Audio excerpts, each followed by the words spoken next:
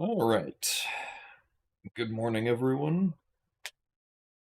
Hello, Vinix Div, Nanotyrannus, Shark Eater, Cloverfield, Ace, and Zopiad.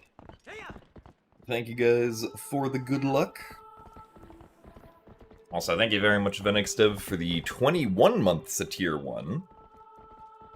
Thank you very much for your continued support of me sometimes going fast in 3D Zelda games. Also, thanks for the good luck as well, Moogle Knight. And hello, Camdog. And Curtis. Thank you guys for the good luck also. Hope that everyone is doing well today. And hope that we can get some good attempts going. Also, thanks for the good luck as well, Apes. Because, yeah, yesterday we had a pretty good run. What was it? Up to Elden Vessel? And then we lost a lot of time to enemies being dumb. But then that run got lost to early Snow Peak anyway, so...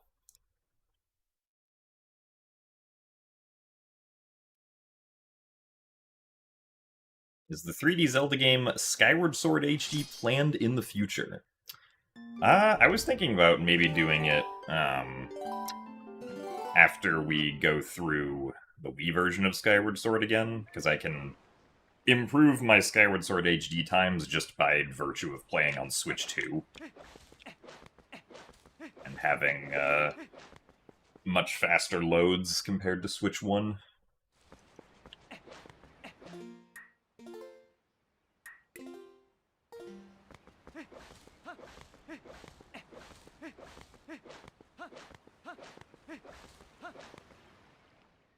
Also, thanks for the good luck, Nintendo.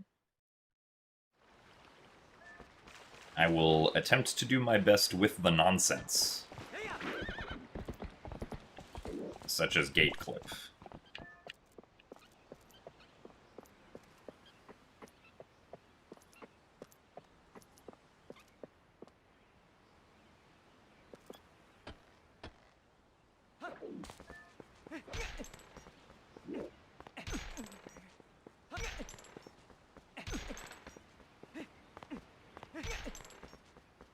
Mean to side hop there.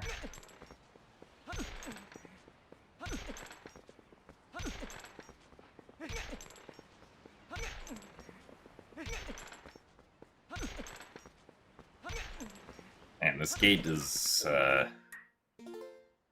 really solid that time, apparently.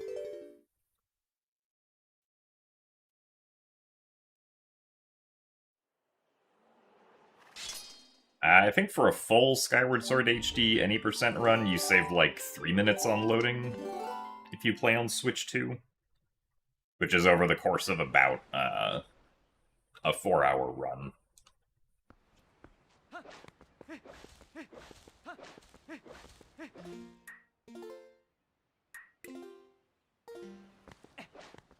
I do have the Skyward Sword themed Joy-Cons, yes, but I would not use them to speedrun, because I would instead... I would instead use the Switch 2 Joy-Cons, which don't really have many varying options.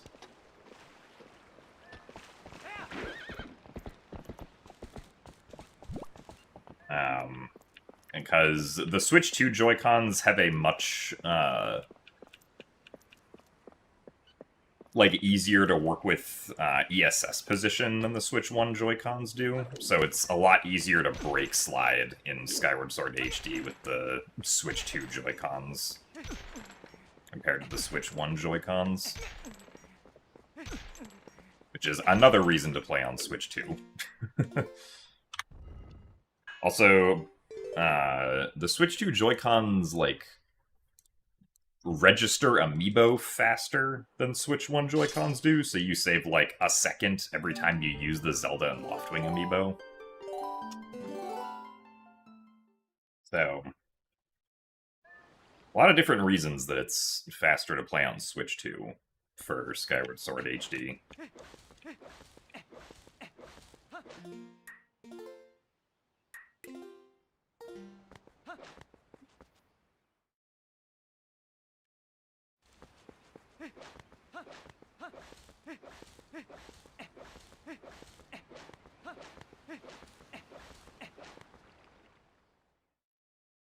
Also, thanks for the good luck, SVB. Will drift become an issue all over again? I don't know. I have not experienced any drift yet on my Switch 2 Joy-Cons, but I also don't really use them for much of anything. I really only used them for, like, doing a test run of Skyward Sword HD, which is where I, like, did the loading time comparison. Nice.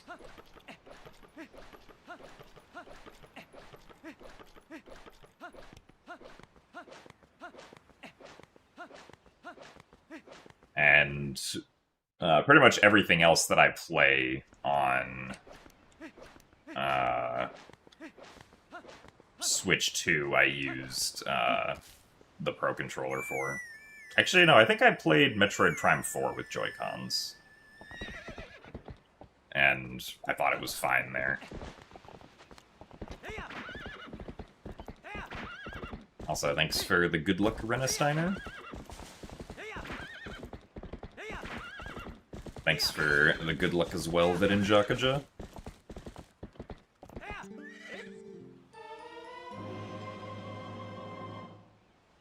What game am I going to submit for GDQ this year? I mean, I usually submit, like, a number of different things. Like, GDQ allows you to submit up to 5 individual games and up to 4 individual categories per game. So technically you can have 20 submissions to GDQ if you have 4 submissions per game.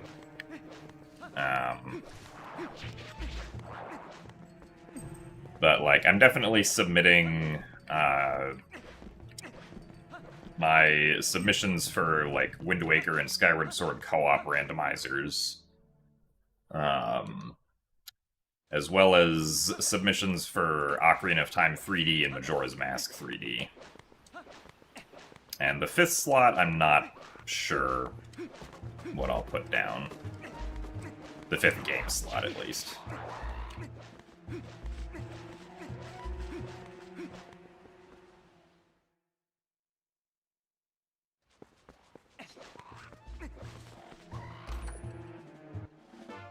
Also, thanks for the good luck, Z-Linky.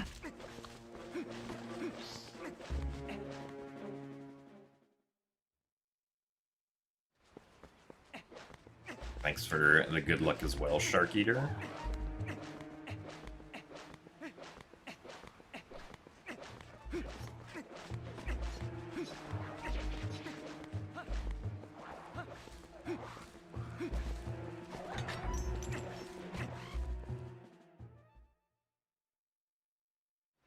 I mean, if Twilight Princess, like, was remade again for the Switch 2, it probably wouldn't be on the same leaderboard as this game, unless it was, like, a direct port of just this game as it currently is. Which I don't imagine would be the case if they did something like that, but if it was, then it probably would just be faster to play on Switch 2, I imagine. Just due to, like, reduced loading times even further.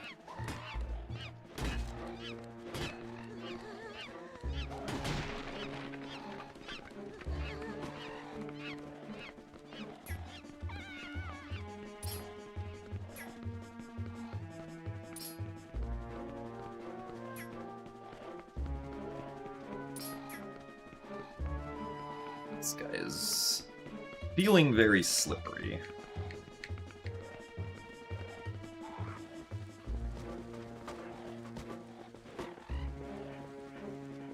Of course, you don't have a gamepad with touchscreen controls on a theoretical Switch 2 version, but I don't imagine that pausing to equip items would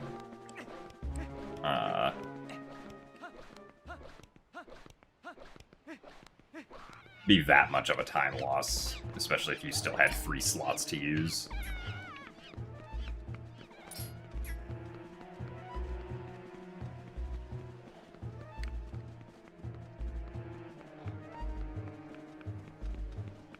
Nice.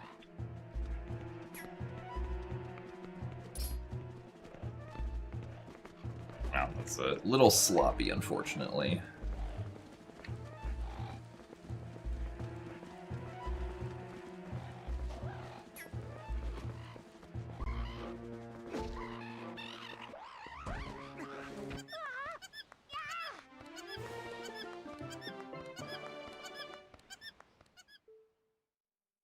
Zelda fans are punished for the 40th anniversary?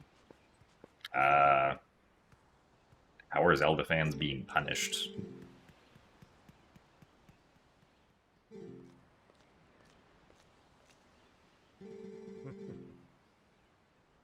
So for GDQ, I don't think I would submit Twilight Princess this time, since Twilight Princess was just shown off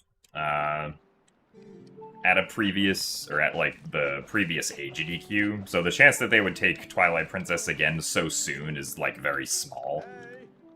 Despite the fact that there have been new developments in Twilight Princess. Those developments are not particularly significant enough to, I think, warrant being, like, immediately shown off again, right? That would only really be the case, What? Seriously? My guy. Ow. I'm greedy, so I'm resetting.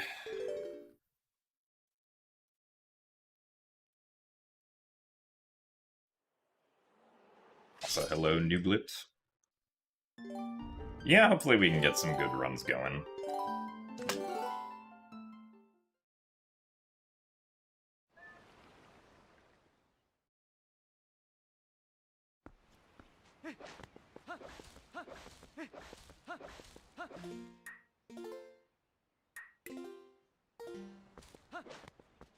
I mean, I wouldn't really expect any sort of,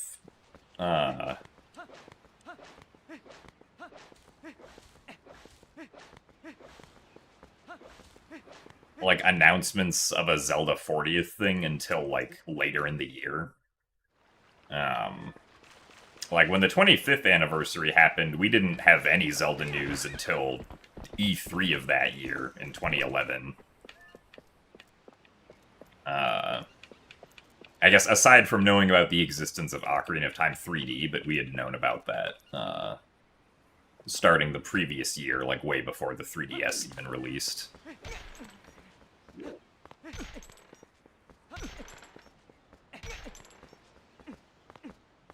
Keep on side-hopping there.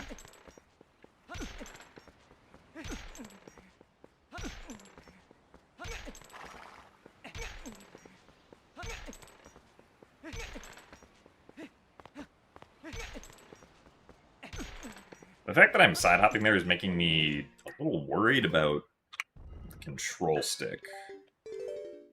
The input is, like, sticking or something like that. Also, thanks for the good luck, Jellyaya. And thanks for the good luck as well, RXB.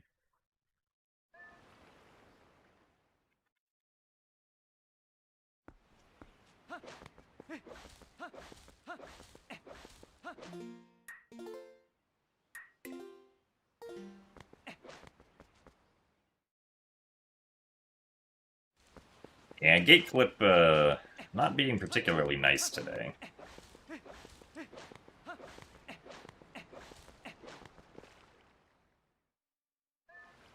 Also, thanks for the good luck, Sandwich Savant and Cat Cantaloupe.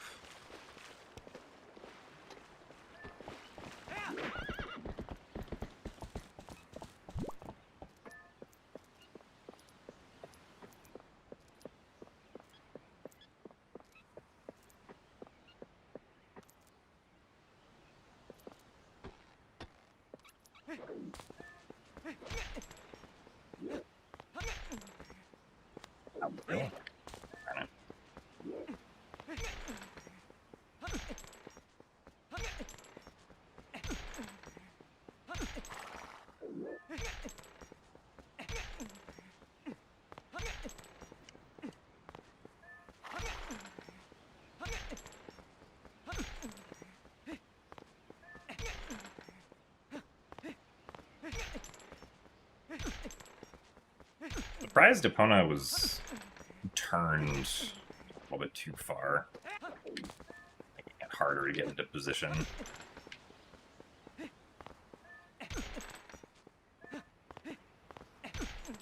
I also stop side hopping, please.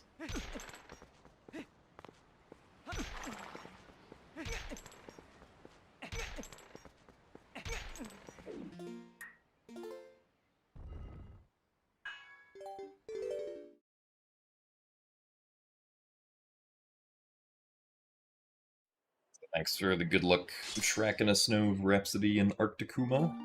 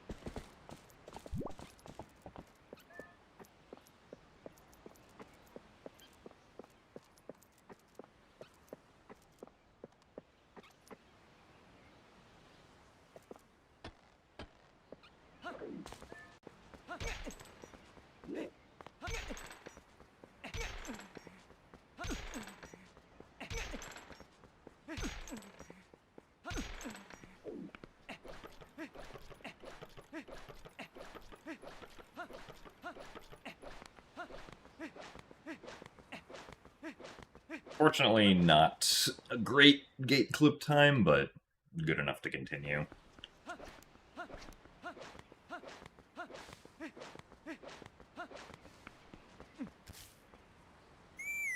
Also, thanks for the good luck Fubuki-ni.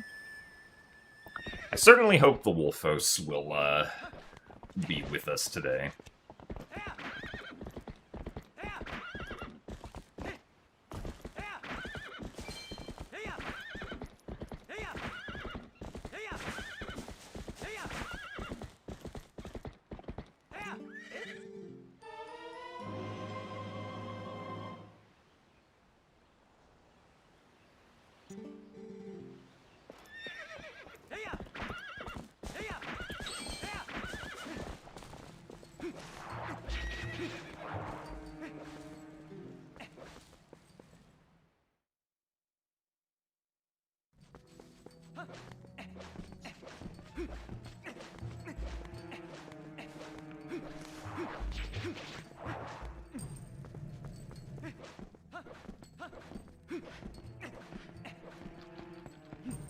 So thanks for the good luck 64-bit link.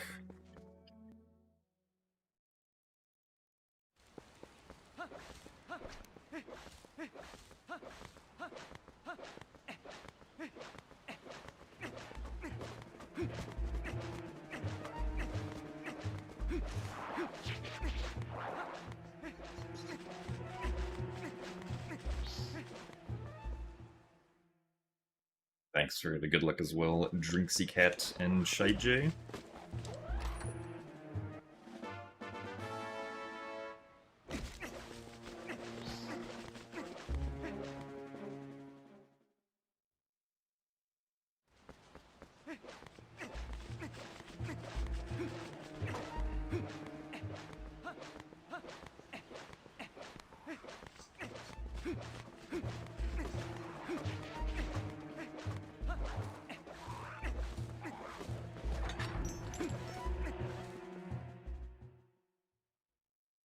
So thanks for the good luck, Joash and Jackie-chan. At least it's not Isa 1 skip. I mean, the problem with Isa 1 skip is that it's 3 hours into the run. Right? If Isa 1 skip was, like, at the beginning of the run somehow, then it probably wouldn't be a huge deal.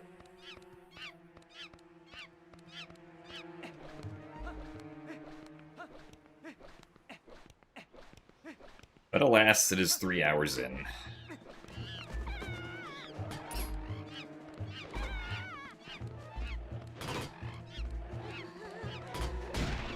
Okay, that works.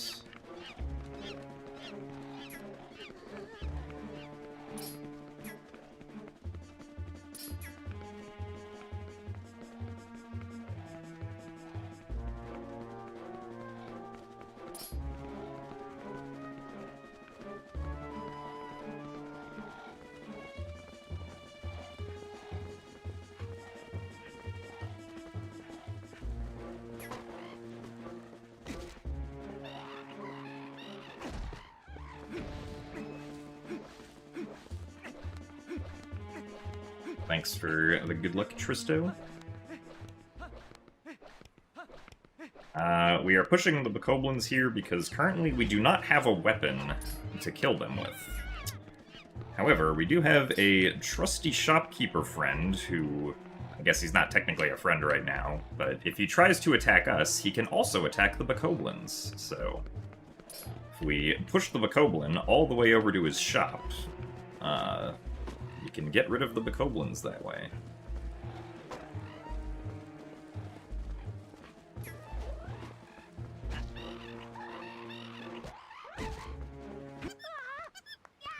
Alright.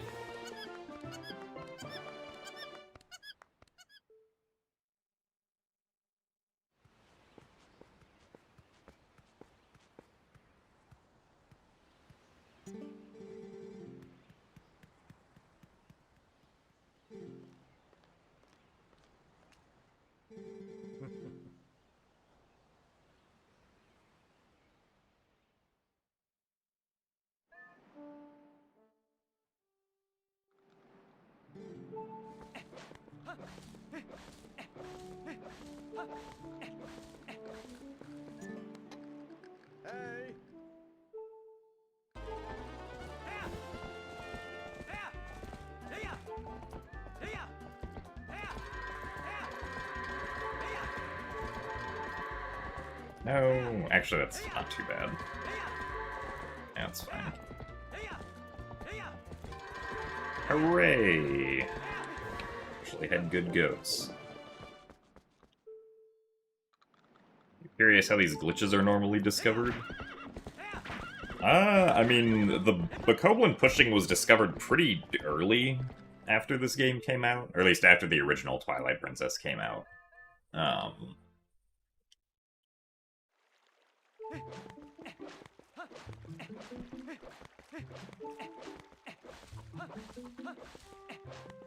I think someone just put 2 and 2 together that if Trill can attack Link, then Trill could potentially also attack the Bokoblins. Which I guess actually is kind of unique for this game, because for the most part, like, friendly fire doesn't really exist between enemies in this game, but I guess it does in that case.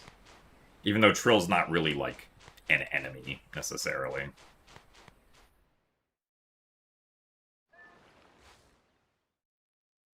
So, hello, Rinekusu.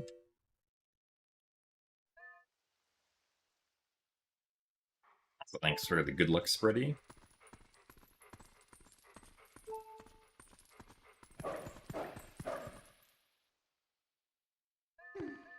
And hello, Joshi. Thank you very much for the best of luck.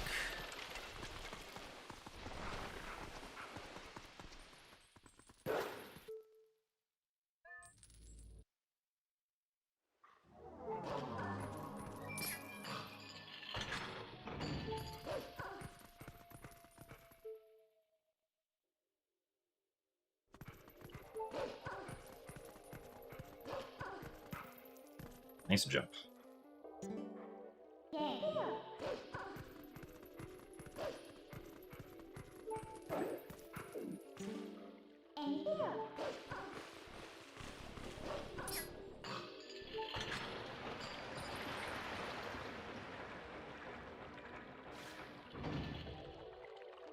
HD using the GameCube game or the mirrored Wii?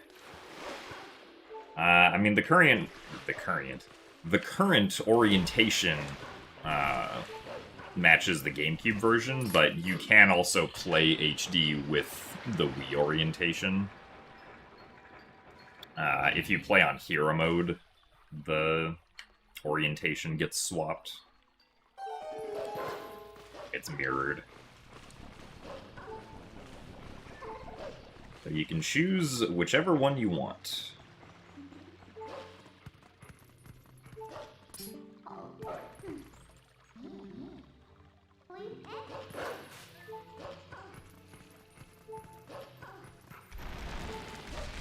Alright, good text skip.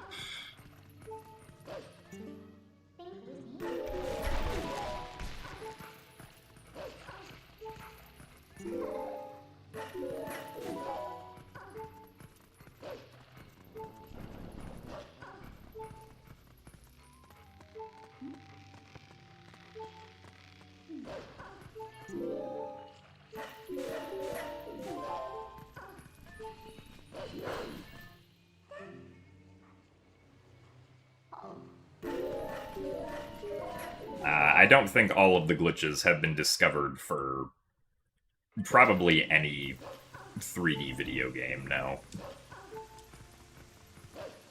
Like, any video game that has any sort of complexity to it, it's not really possible to prove that all of the glitches have been found. Though, there are still more to discover. I would be extremely surprised if somehow there were not.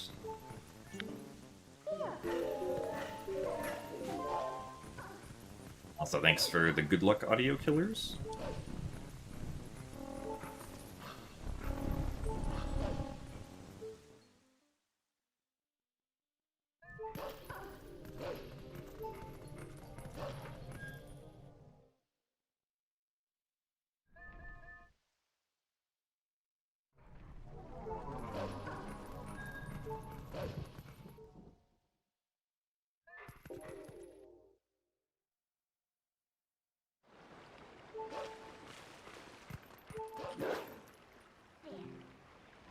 Will give me $5 if I can solve the halting problem in computer science. Alright. Whenever I whip up my formal proof for solving the halting problem, I'll be sure to contact you and get my $5.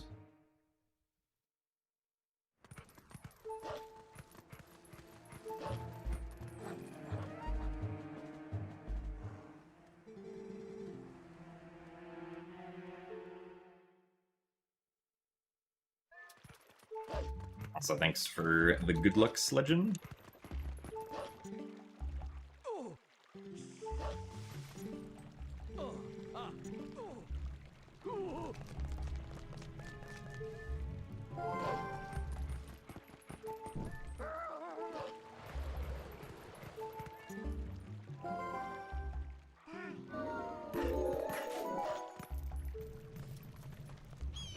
Thanks for the good luck as well, Elizabeth Marcini.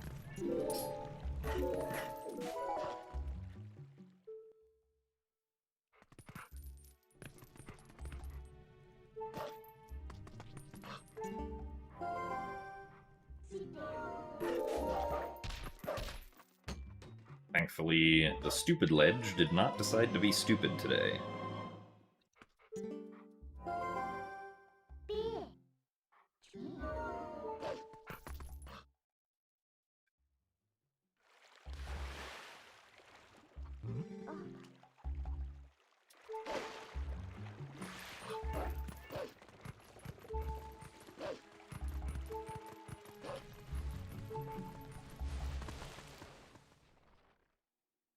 We get a Howard %.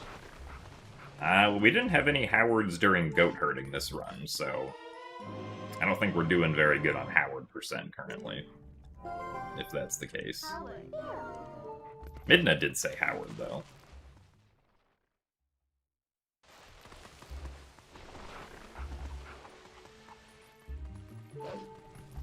Thankfully, we did not talk to the Cucko. I was worried that that might happen with how close the Cucko was.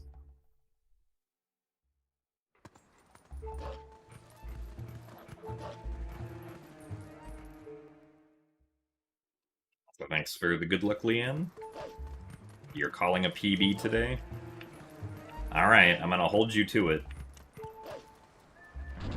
If I don't get a PB, I'm gonna blame you.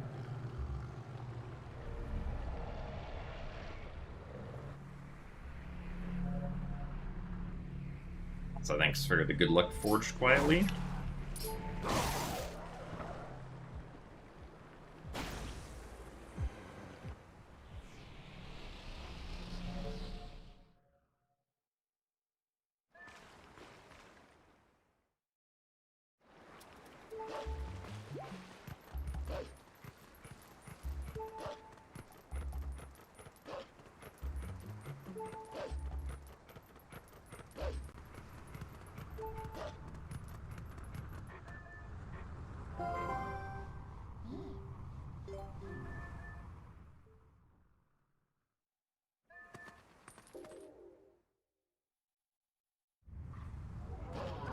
So thanks for the good luck as well, Rine Kusu.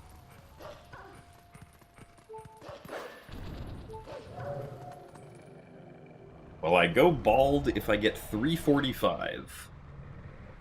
I don't think I will go bald if I get 345, no. I'd also be genuinely surprised if I got a 345 with current strats.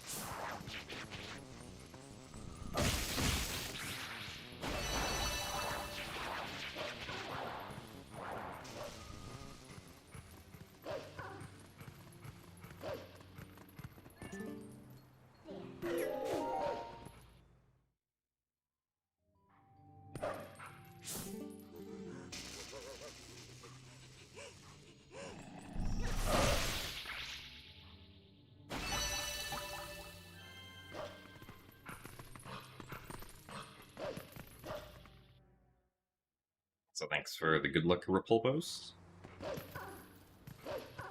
Load Danny music. Is indeed another day, another stream.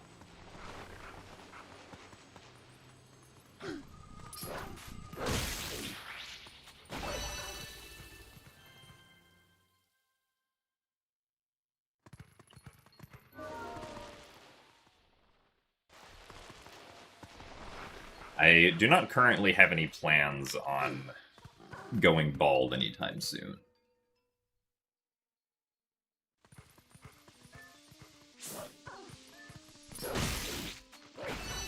As far as I can tell, I don't think my hairline is receding at all, so I'm probably good on that for now.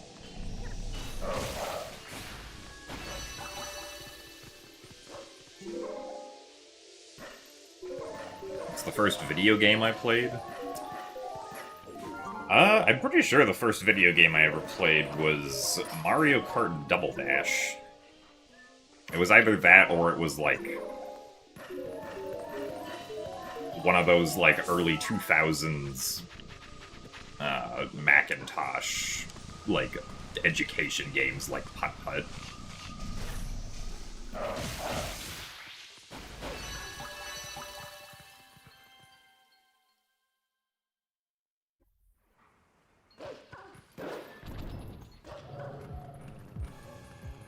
Wow, the terrible positions for those two. So thanks for the good luck, Kelsey and Jasmine do. Thanks for the good luck as well, Cyndaquil Elo.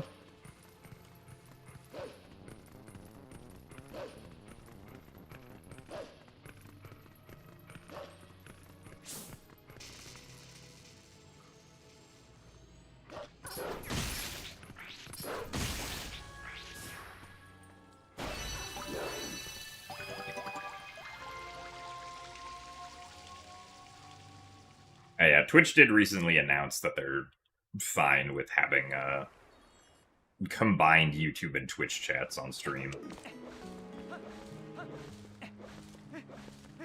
I'll probably set that up sometime like tomorrow, if I remember to get it set up.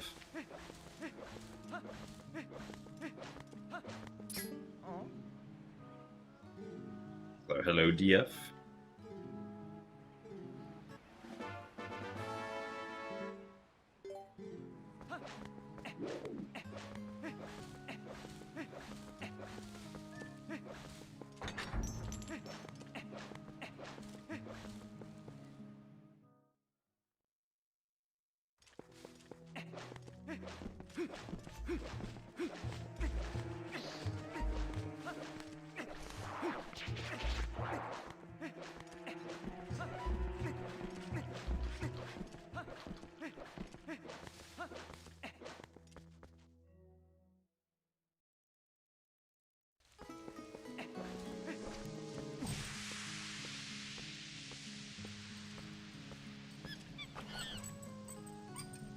So thanks for the good luck, Cowcat.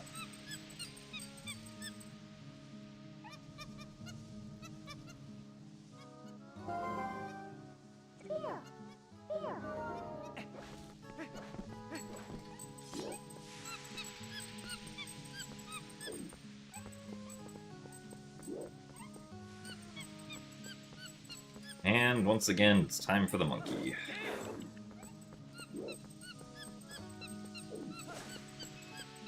Alright, the rupee.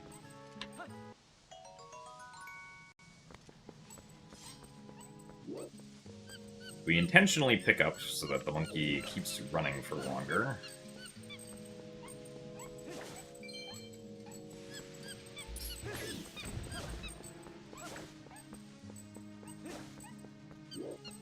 Darn it, really? Well, we got a slow swing here, unfortunately.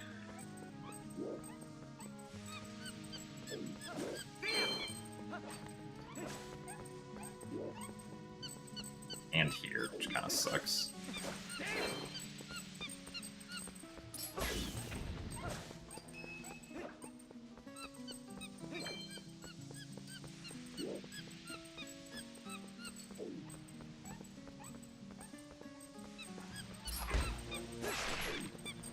That swing was fast, though, so that's nice. And this one was fast, which is nice. And the last one was fast. Alright. Cool. Faster than average monkey, and we got rid of the blue rupee text.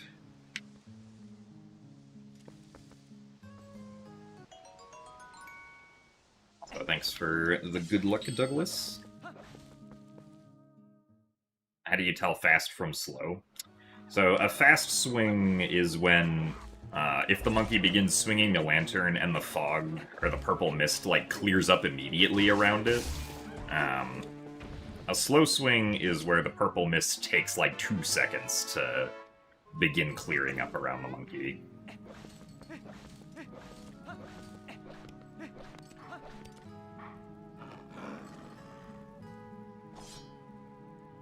Thanks for the good luck, Shireen.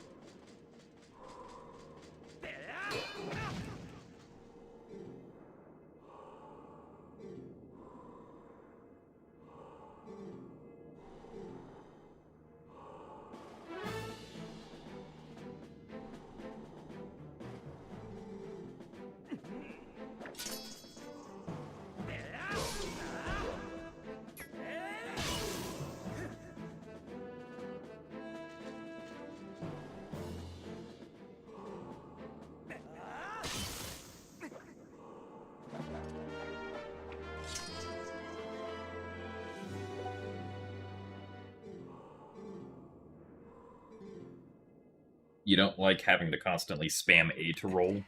I mean, that's fair. Casually, at least, like, you're not required to roll everywhere. There's only very specific instances where rolling is required, but it does move you faster, so...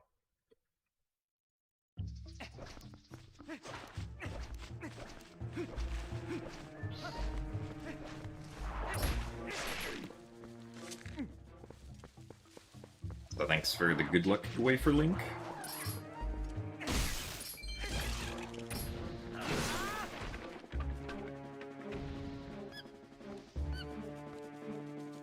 But yeah, between, I guess, like, specifically Wind Waker and Twilight Princess are, the games where it's faster to just roll constantly everywhere for the most part. In Ocarina of Time and Majora's Mask, you actually backwalk through the longer sections. Assuming just, like, regular movement options. But then you also can't see where you're going.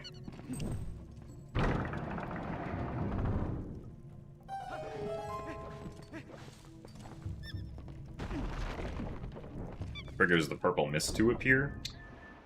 I mean... I don't know what the exact trigger is, but I would imagine it's just, like, entering Faron Twilight for the first time, maybe? Or maybe when Link gets turned into a wolf for the first time or something. Changes the state of the map to have the mist. As far as, like, an in-universe explanation, I don't think we're really given one as to why the mist suddenly appears there.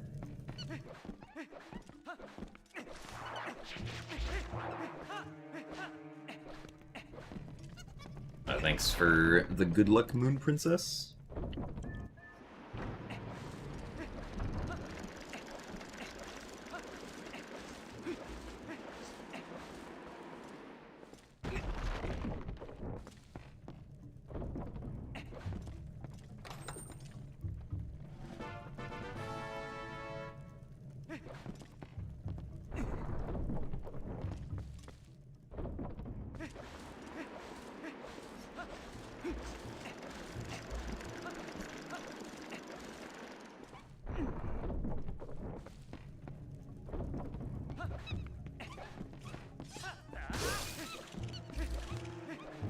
Because the mist also, like, never clears up at all. Like, even after you beat Forest Temple, the mist is just always permanently there.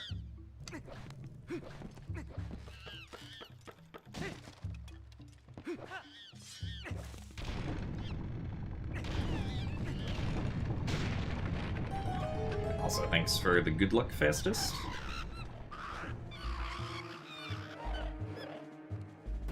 Do I have a favorite dungeon in this game?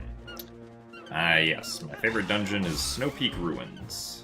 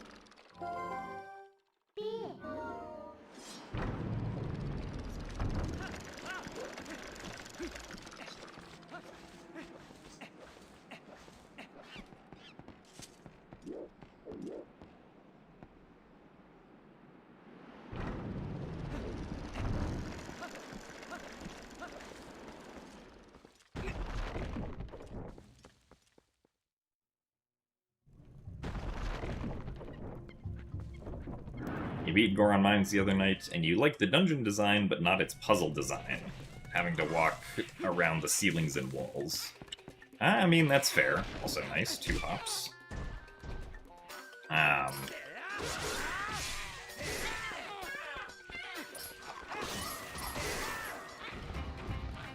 2, 3... Alright, only 5 hops. Very good. Because, yeah, in Goron Mines, the walking on magnetic surfaces can kind of get old with how much they make you do it. In the speedrun, we get to skip most of it. But casually, it is there quite a bit.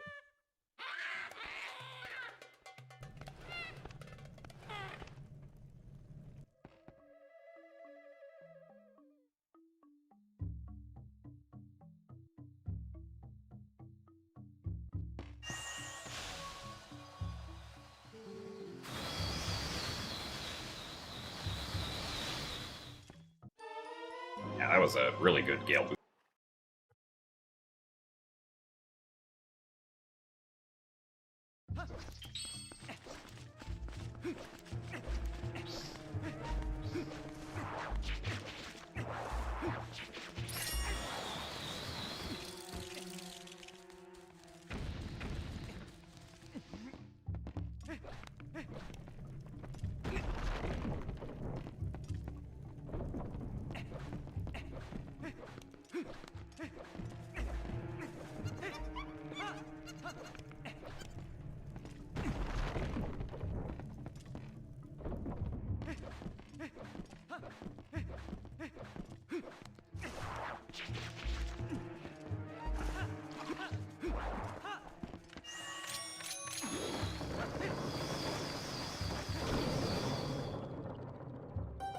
Little too close.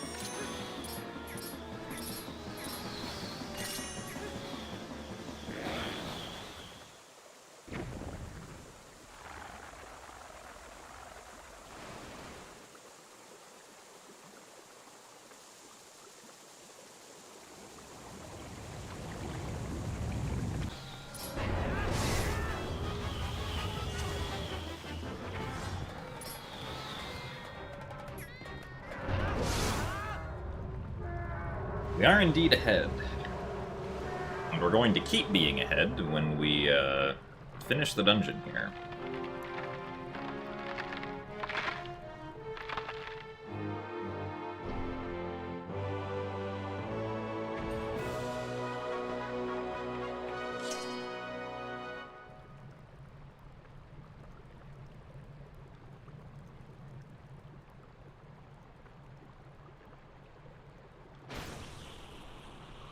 We saved the second monkey because That's the only way that we can access the west part of the temple from the hub room. So, like, from the room where we have the two, like, ways that we can swing with the monkey. If we only have one monkey, that one monkey will only allow us to swing on the right side to go to the east side of the dungeon. So we have to collect a second monkey for being able to access the west side on the left rope.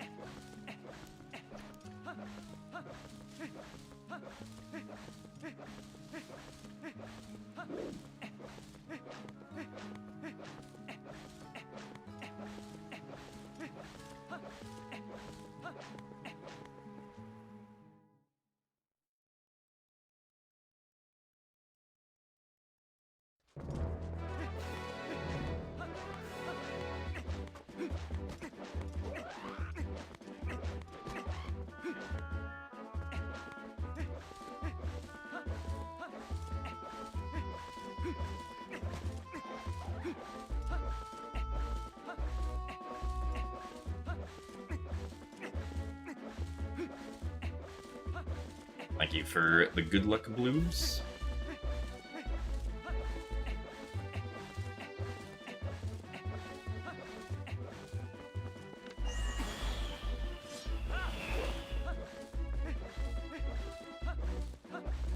Yes, there is indeed a monkey in the room where we do the bridge clipping to get to Ook early.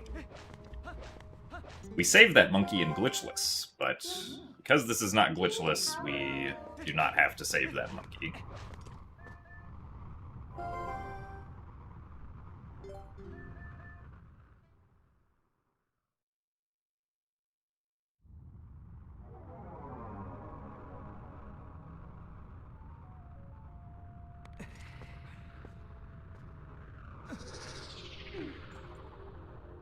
So thanks for the good luck, Asher. Pokemon is turning 30 tomorrow. What's my favorite and why? Favorite individual Pokemon is Lucario because I only played up to Gen 4, and Lucario is cool.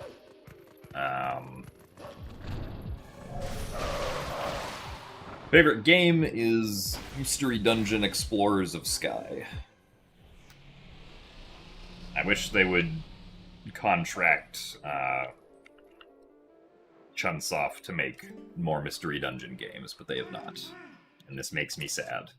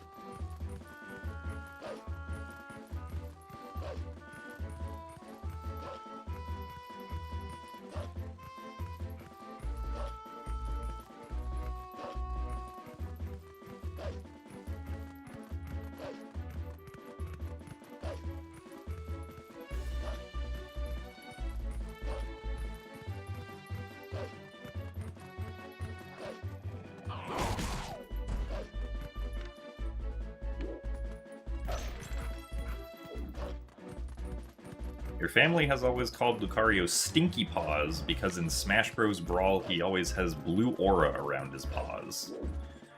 I mean, Lucario do be all about the aura.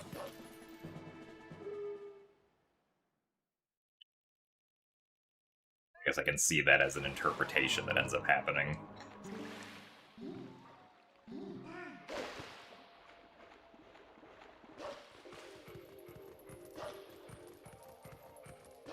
You've never played a mystery dungeon, but you feel like you probably should. I mean, I think the Pokemon mystery dungeon games are fun. I definitely have a lot of nostalgia for the Rescue Team games and the Explorer games. I wouldn't say that they're, like, for everyone, though, because the actual gameplay can get fairly repetitive, but I always thought they were fun.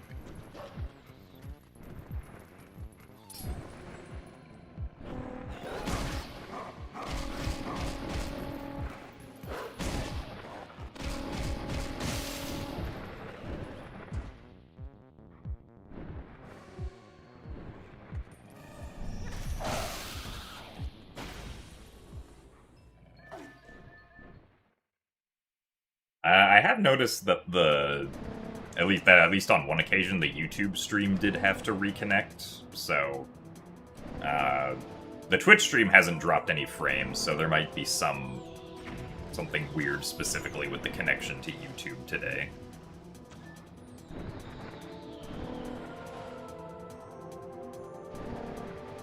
Shadowjack.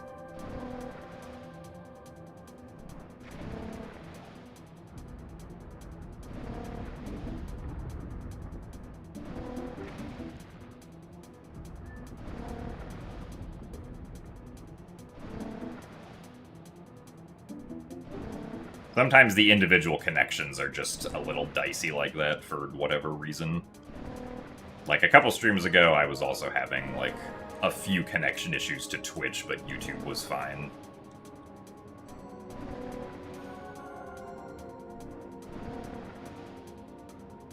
So Fire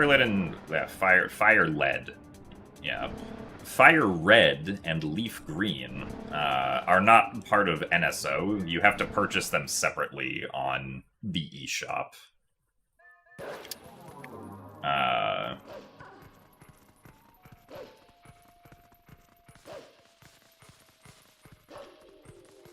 For, like, your Switch or Switch 2. So they're not included as part of NSO.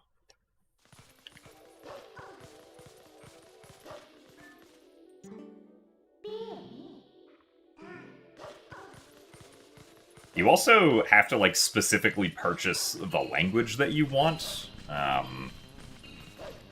For some reason, like,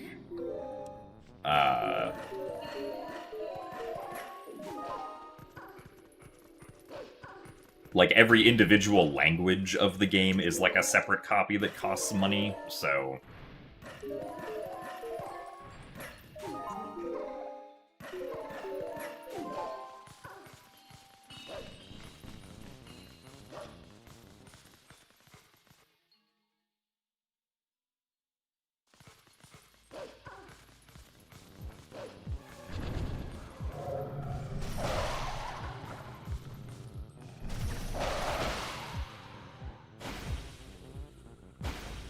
if you want to get it, you'll have to make sure it's the language that you want. Also, thanks for the good luck parallelograms.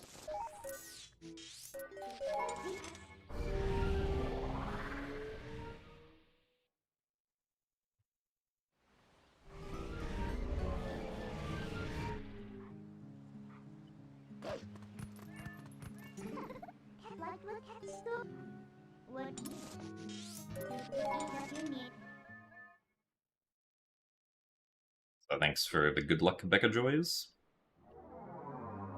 This run's going pretty well so far, I'd say. We had a very nice Gale Boomerang segment, which is why we get to be ahead here.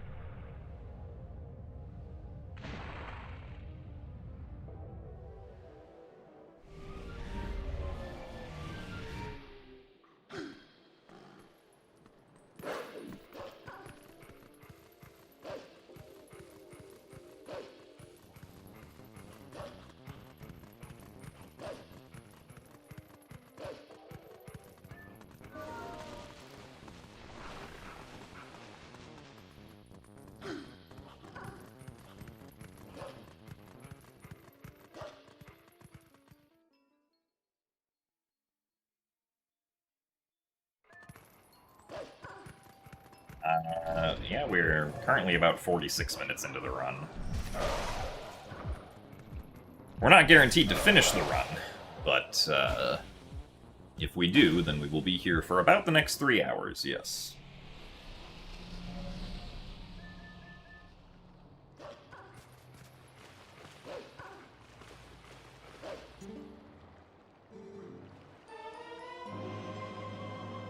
Alright, only losing 2 seconds there is pretty good. Because that segment is basically a best in my PB. The YouTube connection just reset itself again. That's weird. Don't know what's up with it today.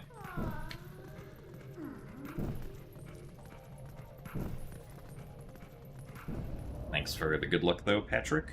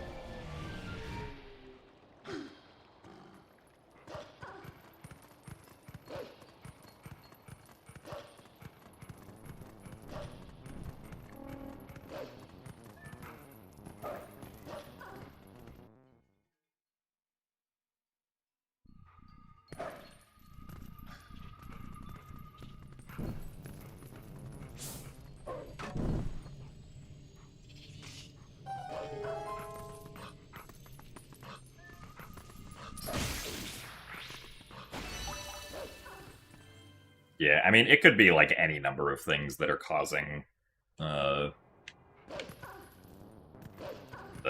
connection interruptions to YouTube.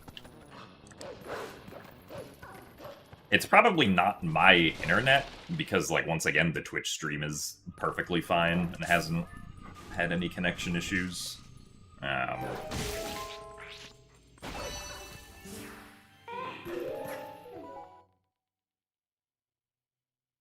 It's kind of not possible to, like, diagnose the exact issue with the information that we have of just the connection is currently a little shaky.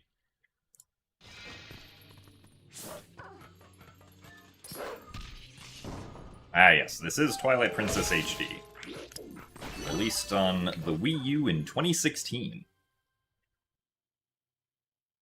So thanks for the good luck, Carlos Raven.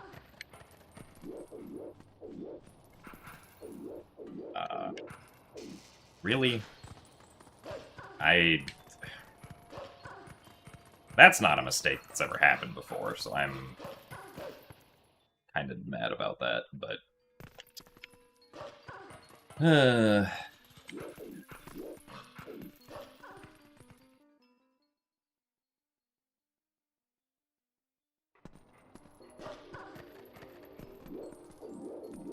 Been slightly further away.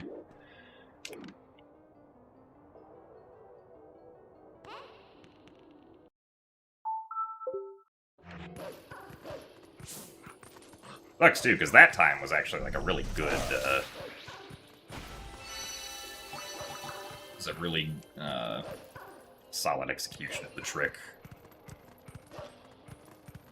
Oh well.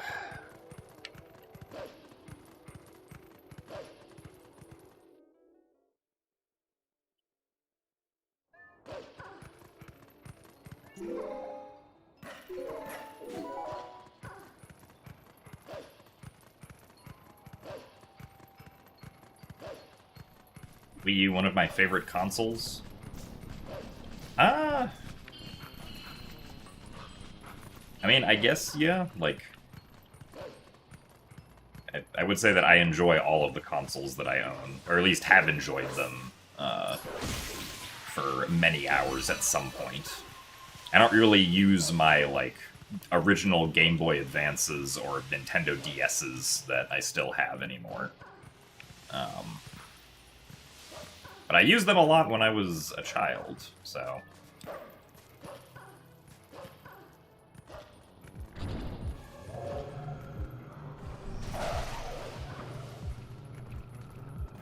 Really? Alright, well. I don't think we're getting the fast vent cycle, unfortunately.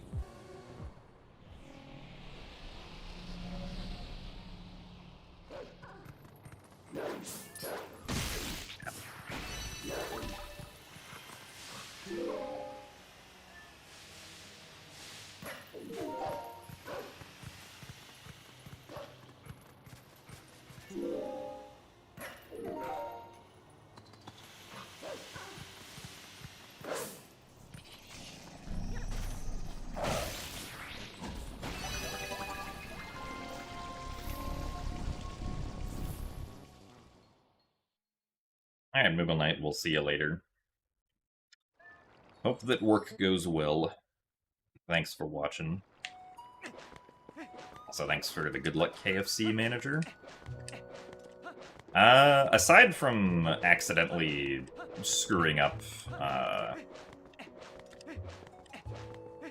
Wolf Bombhouse skip, this run has been pretty good so far. Like, if the rest of this segment, goes well, we'll only be, like, at worst 20 seconds behind on Lineru Vessel, which isn't great, but, like, it's perfectly acceptable for, like, being 20 seconds behind at that point.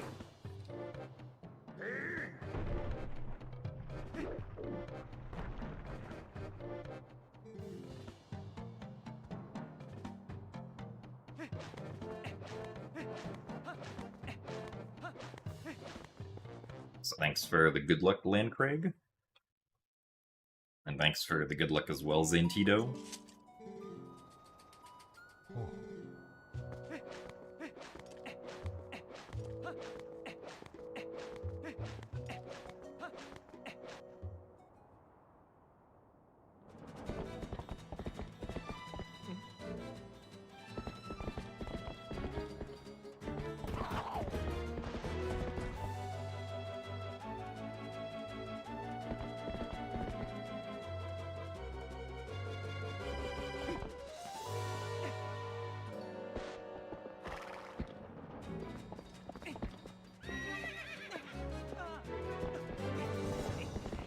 I wouldn't say that the Gale Boomerang is more broken than Storage in Wind Waker. Storage in Wind Waker is pretty broken and allows for a lot more things than just, like, it's a lot more versatile than the Gale Boomerang is in Twilight Princess.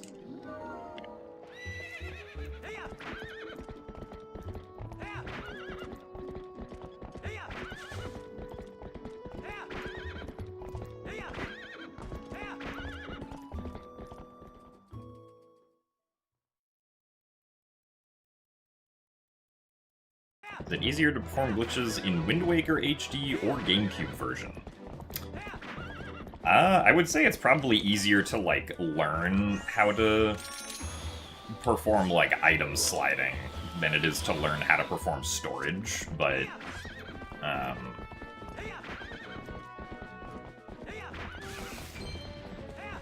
item sliding has a significantly higher, like, skill ceiling than storage uses do, typically.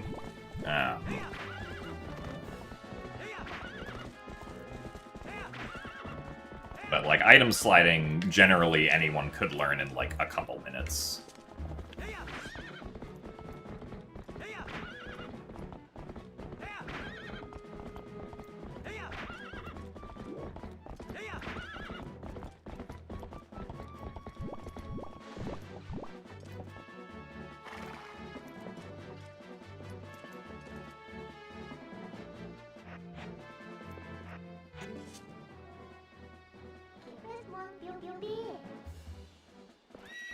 Is it possible to crash the game while using storage in Wind Waker?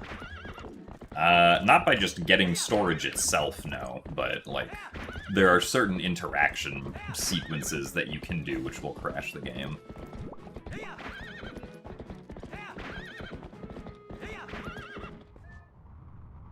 Like, if you get storage and then, get eaten by a Baba in Forbidden Woods and then attempt to open a door to another room, that'll crash the game.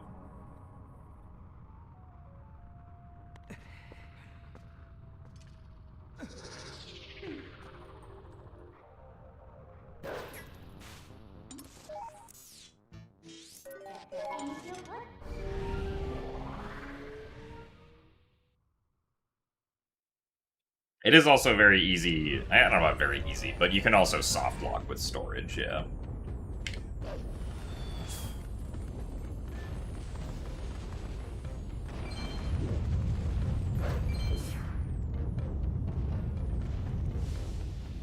I think barrier skip is the most legendary break in all of Zelda. I mean, it's a pretty big one.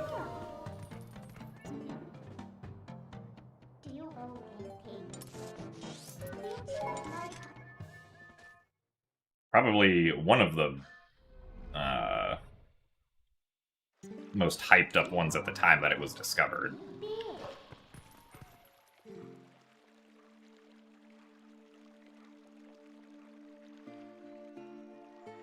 The Espeon and Umbreon pre-orders are now processing. I mean, I'm sure you'll be fine, Blue.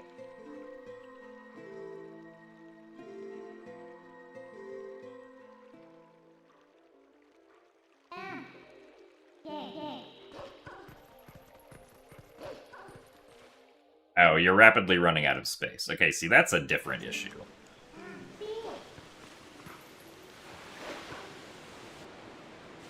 Are they also life-sized, like a lot of the other ones are?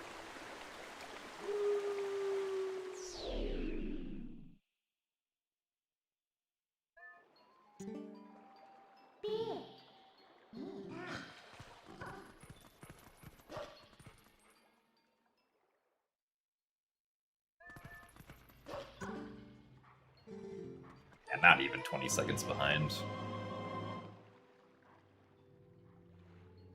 So the way that barrier skip, or like the fundamental exploit that allows barrier skip to work in HD and GameCube is basically the same. Like, it's just displacing Link a certain speed value or higher with the correct velocity in the correct position. But the way that each game achieves that velocity is very different, because Wind Waker HD has item sliding, which allows you to go pretty much however fast you want to. And GameCube Wind Waker does it either through like a roll stab or by dropping a bomb behind Link to displace him forward.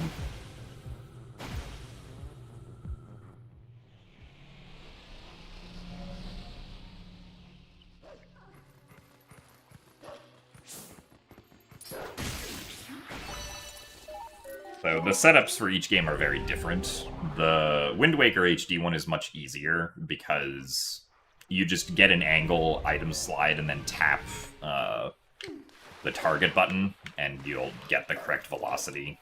Because I think the angle lineup isn't, or like hasn't been manual for a long time now. Like there's some quick and easy setups to get the correct angle. Whereas for the GameCube one, you have to either drop the bomb or do a roll stab frame perfectly when you actually get to the position that you want.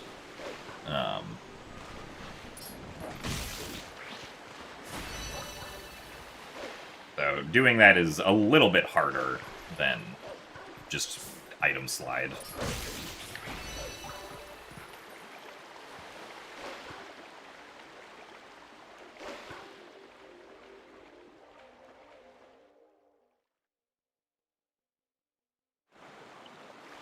True. Wrong warping, and specifically Ganondorf in Ocarina of Time, is also, like, fairly legendary.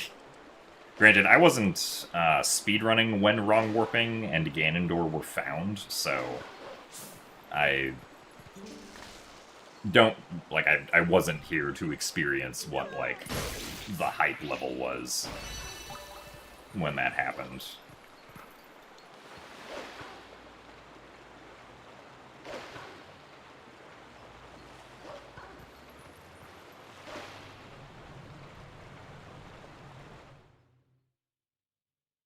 Am I a gymnast? I was a gymnast when I made the username at 12 years old. But then I stopped doing gymnastics when I was 14, so... I have not been a gymnast for 13 years.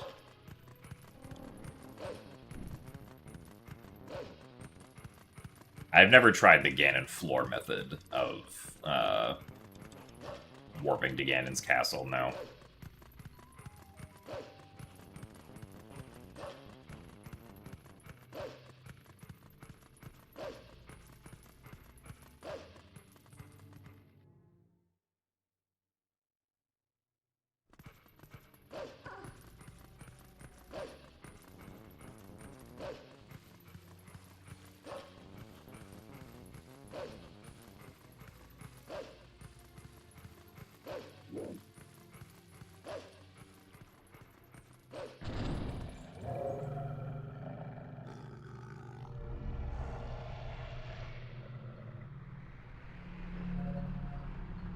The current world record, I think, was back in...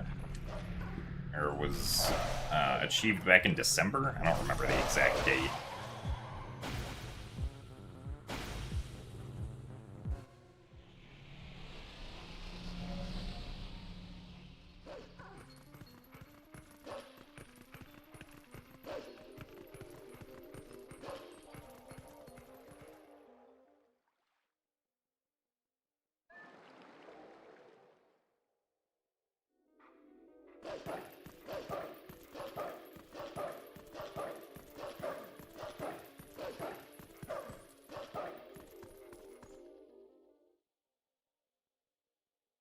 I think about novelty categories. I mean, I think the novelty categories can make for, like, interesting TASs or LOTADs. I feel like novelty categories, a lot of the time, I don't see people doing actual runs of.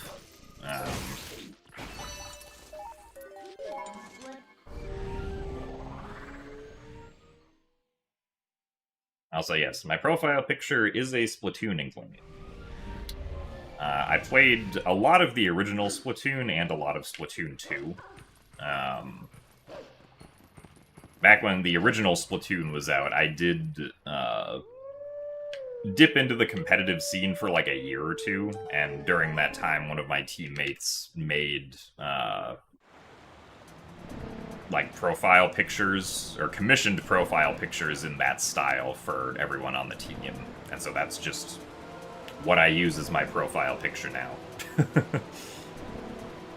Despite the fact that I have not played Splatoon in, like, at least a couple years at this point.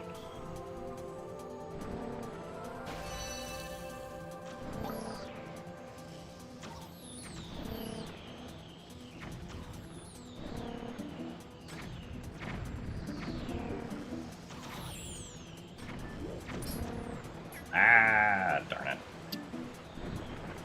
This is awkward.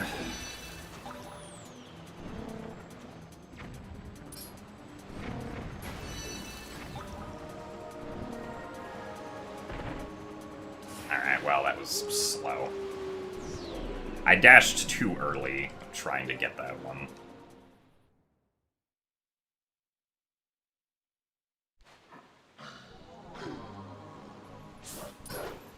Really? Get down here.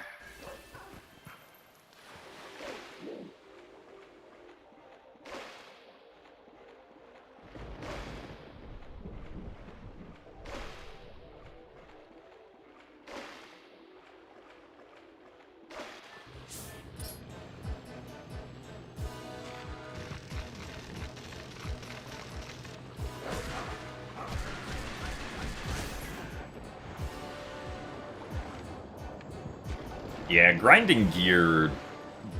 in Splatoon 1 it was pretty bad, because it was kind of just RNG.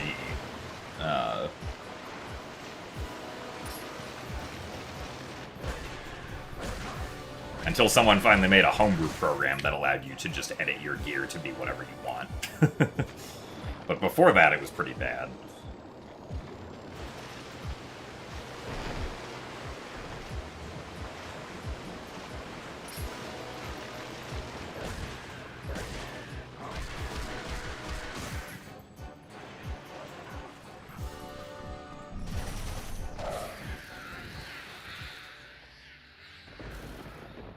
Also, thanks for the good luck Mad Monk magic.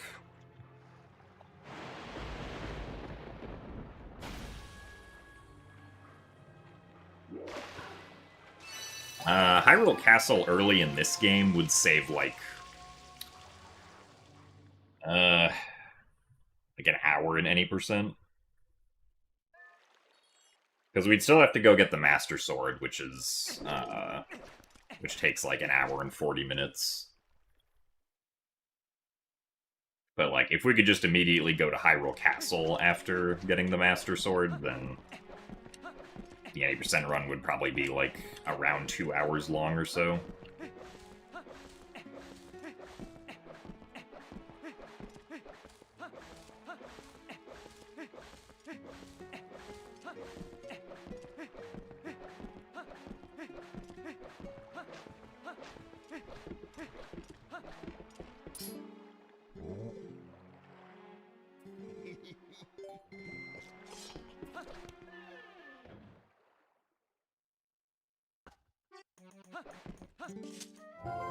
No, the game, as far as I'm aware, the game never manually sets Link as having the Master Sword unless you actually pick up the Master Sword.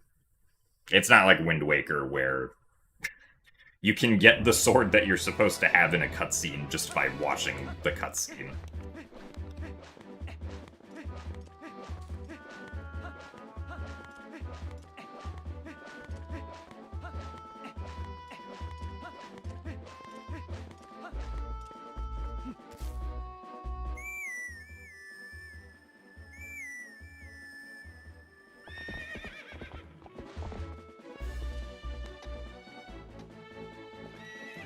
No, in the GameCube and Wii versions, there's a sequence break called Early Master Sword that you can do to get the Master Sword early. But that sequence break currently does not work in HD because they put up invisible walls to try and patch it.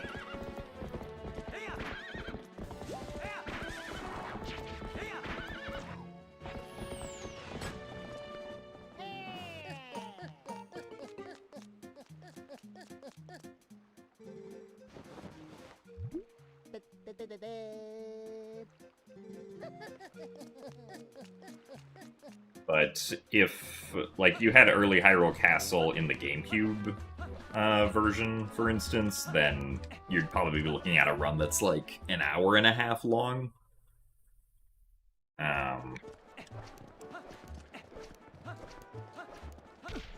Nice.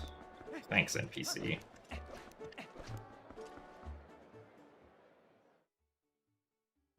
Because you still have to go get the Master Sword, obviously, like we just mentioned.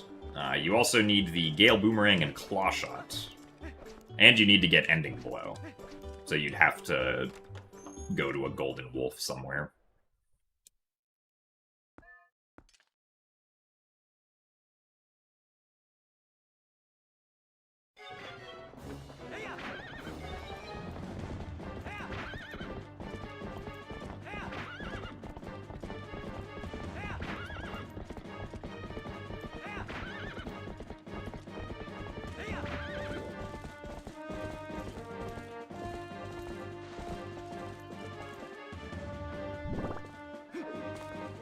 This is okay. Okay.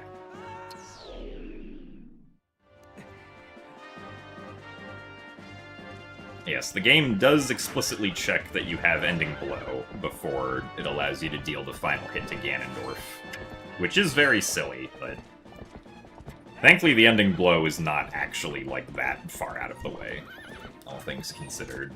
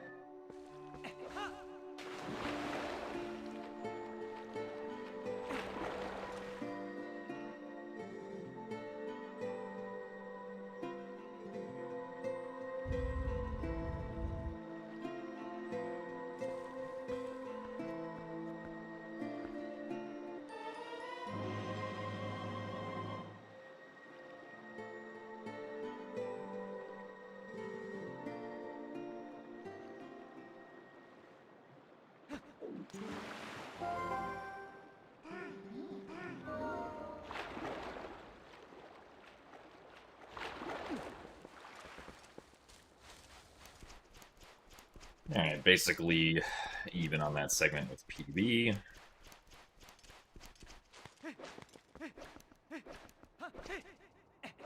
Now we get to go see if we'll lose time to Bow.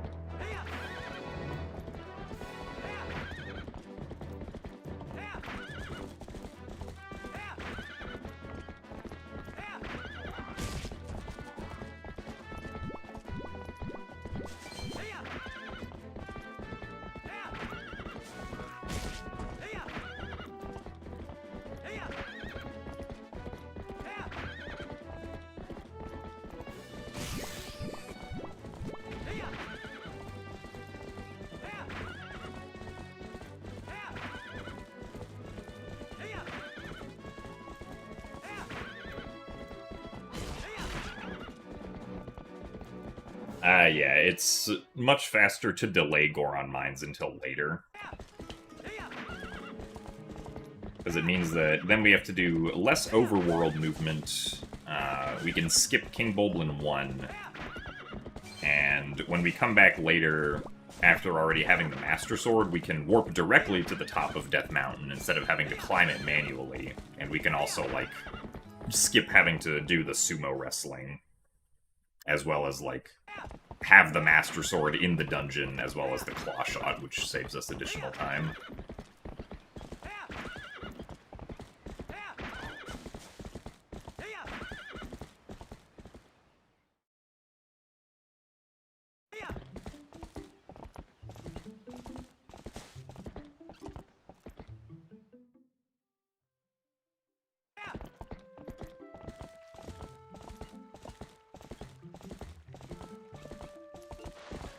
Darn it, really? No, stop it. Oh, I wanna do this. There you go. That was really slow.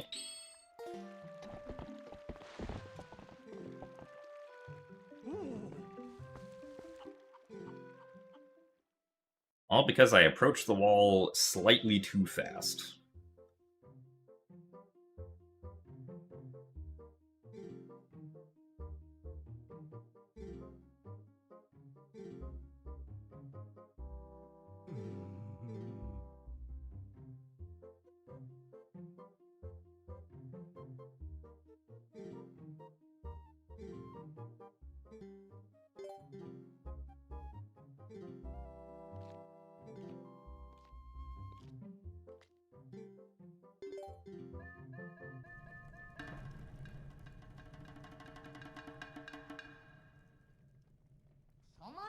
Alright, Bo. Alright. Bo decided to do nothing, which is very good.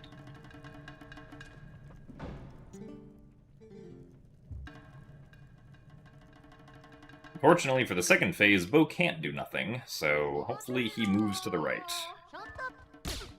1 slap, 2 slap. Okay. Only 2 slaps of time loss. Which is not that bad. Though I do have additional time loss from accidentally taking... A while to get the orange rupee.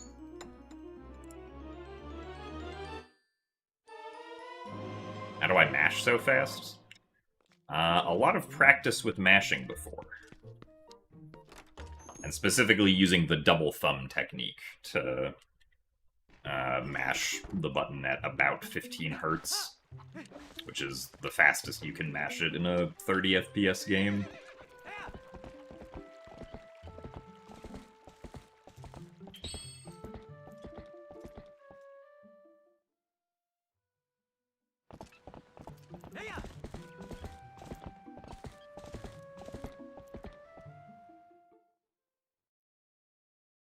I crazy at Mario Party. If the game of Mario Party, or if the minigame purely just involves mashing, then yeah, I tend to do pretty well. But most minigames are not just mash a button as fast as possible.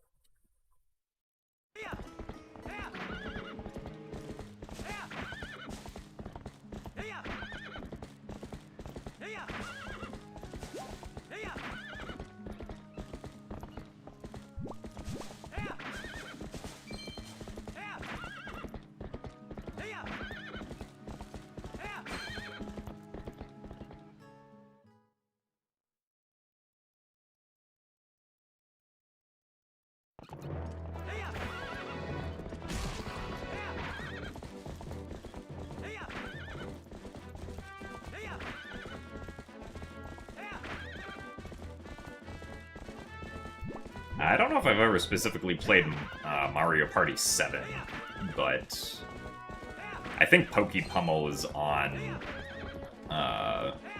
like the newer Mario Party games on Switch, so I think I've played it there before.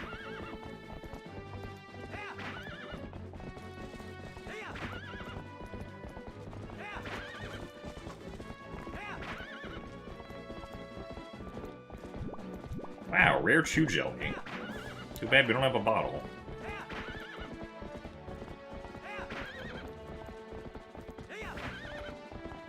So thanks for the good luck, Orion. I wouldn't say that my single-handed mashing is, like, particularly notable, but, like, I can single-hand mash if necessary, right?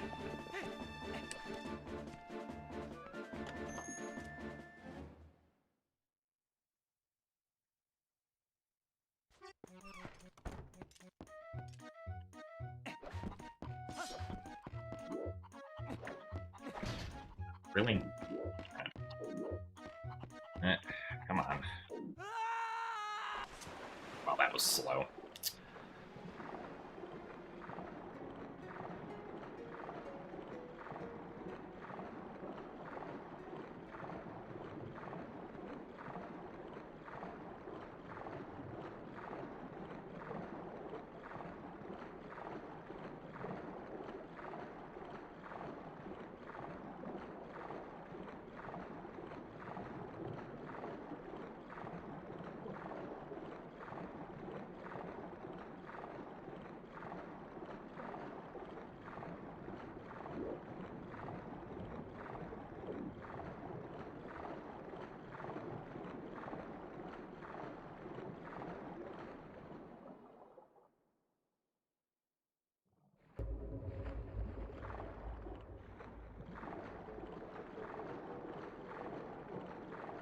Thanks for the good luck, Paichimi.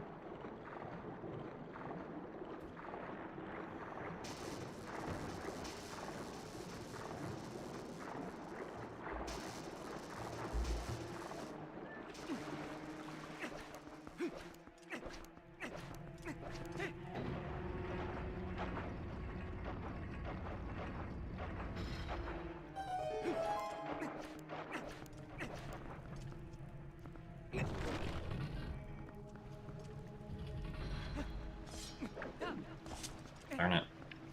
It's not what I wanted to do, actually.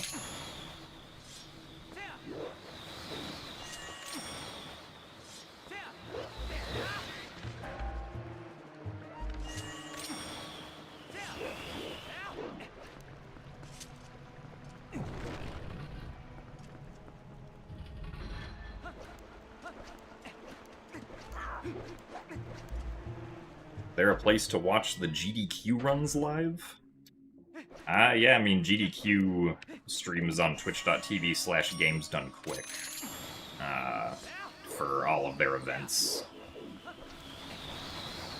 I think last event they also began streaming on YouTube, which they're also just Games Done Quick on YouTube.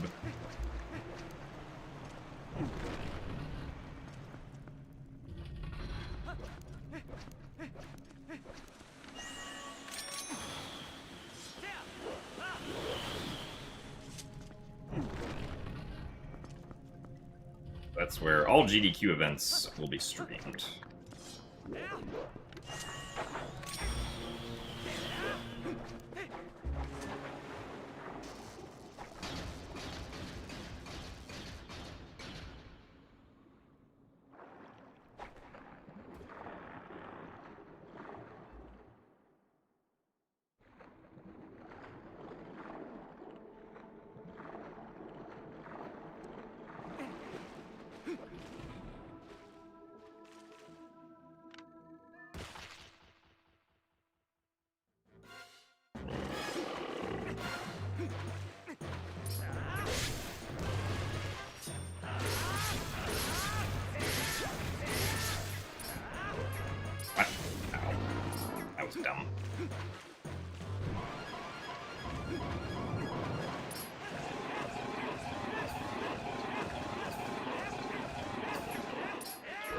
Wait, what? Oh no, yeah. That should have been fine.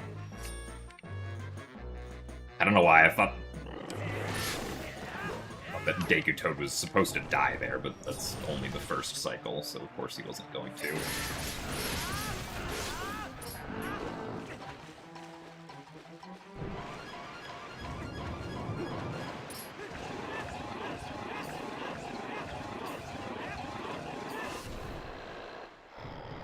So we're losing a little bit of time here because of the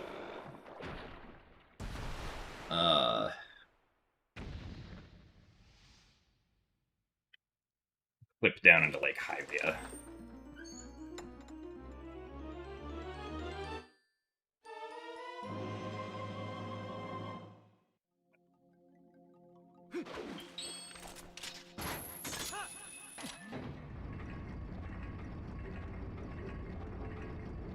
How many hours am I at the gym? I do not currently go to the gym, so I spend 0 hours at the gym.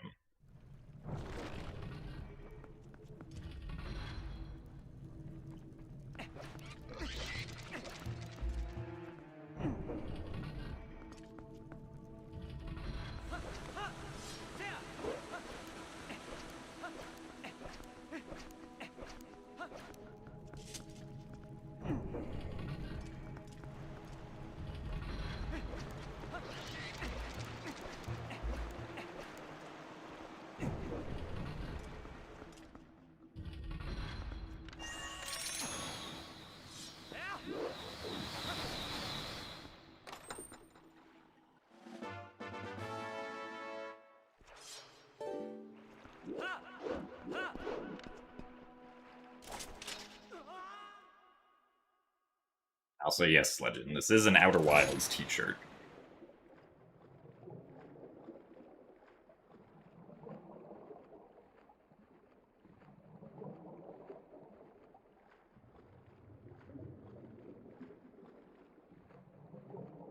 The stream to YouTube has been a little shaky today, Keepsake, so I think it's something on YouTube's end is not entirely happy today.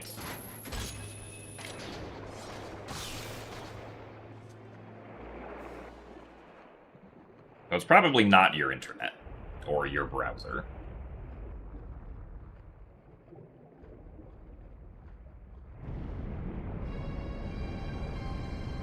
What's the difference between this and normal speedrun?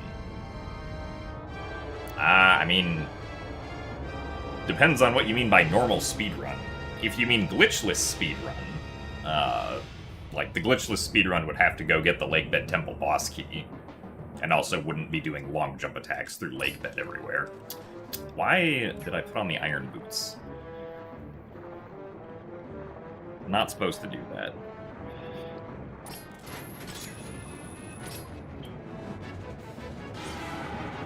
I don't know why I still have, or why I thought I still had the iron boots on. And now this segment is very slow. This kind of sucks.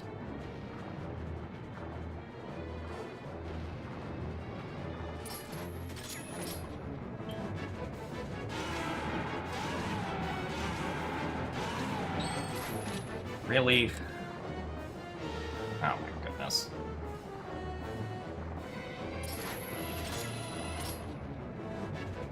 Well, unfortunately, we lost quite a bit of time there.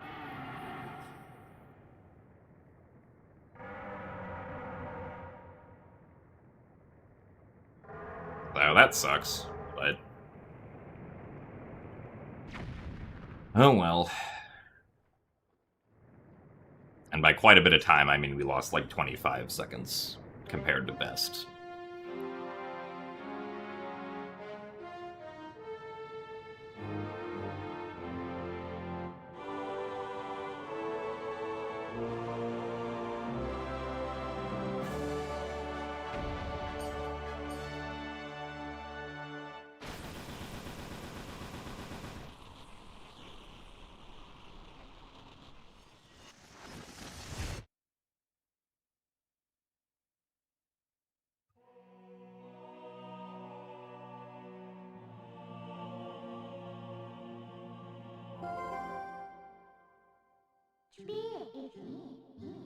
Also, thanks for the best of luck, Keiru.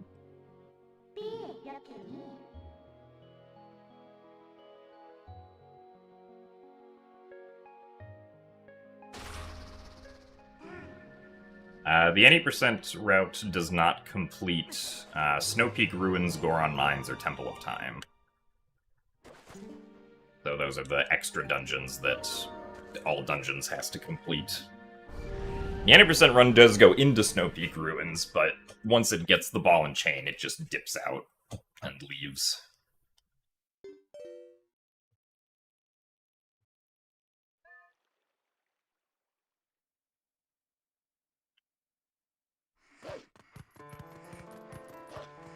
At least in Twilight Princess HD, Lakebed Temple is not,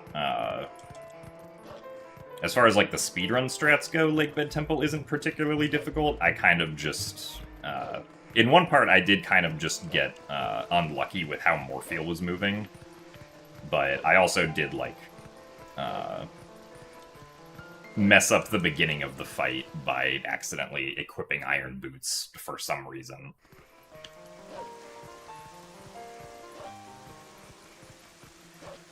But the GameCube version is much more difficult because you have to fight Morpheal without Zora armor, which can be pretty tricky to learn.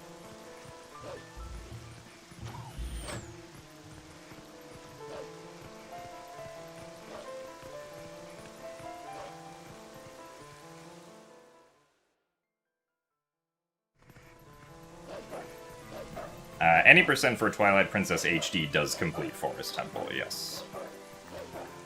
For GameCube and, at least for GameCube, any percent Forest Temple doesn't get completed, though. But in HD, we have to complete Forest Temple because otherwise we don't have a way of getting to, Kakariko Village during Elden Twilight.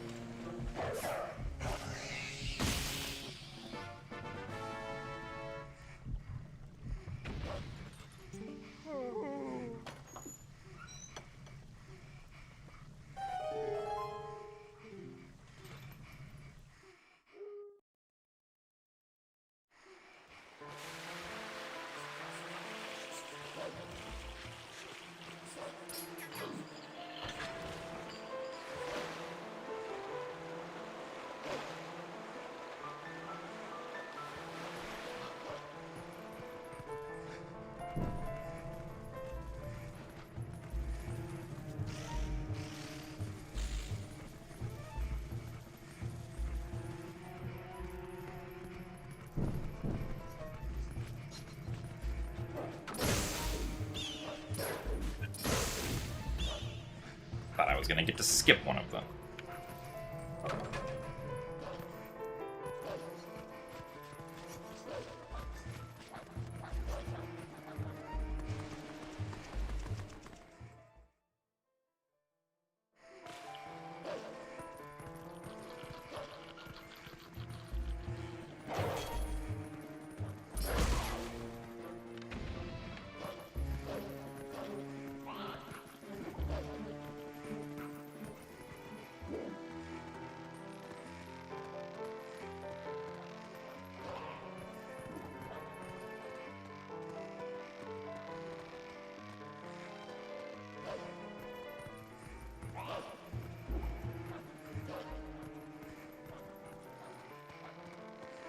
I think the most likely course of action with this game from Nintendo about, like, making it available in the future is probably just going to be putting the GameCube version on GameCube and SO, if I had to guess. Nice. Okay. Too late on that B attack.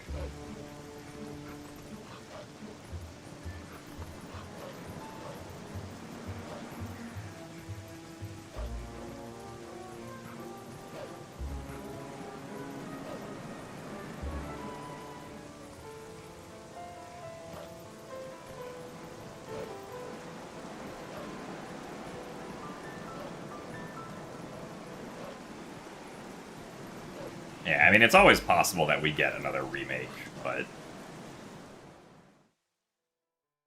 if they were going to remake a 3D Zelda game again, I would kind of expect them to do Ocarina of Time again first. But who knows?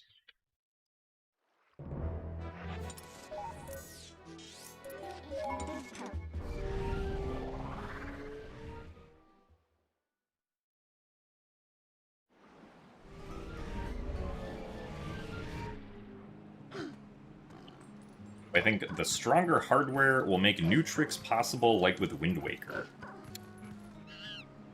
I mean, I don't think... If you're talking about, like, Wind Waker on NSO, Wind Waker on GameCube NSO doesn't have a new trick just because it's being run on different hardware. The reason that, like, specifically Dungeon Chest Reload works is due to an emulation choice that was made and not, like, specific to the hardware that it's being run on.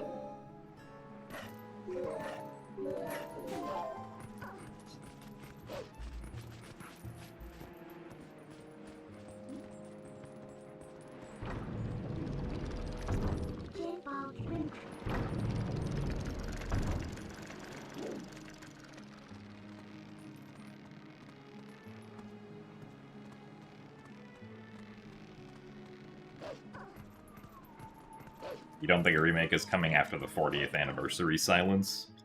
I mean, I don't think that Nintendo, like, not saying anything about Zelda on the literal 40th anniversary day really means anything. Like, if they were planning on, say, having some new Zelda remake out this holiday, right? That probably wouldn't be announced until, like, June or so, at the earliest, given Nintendo's current pattern of announcing games, like, a couple months before their release dates, generally.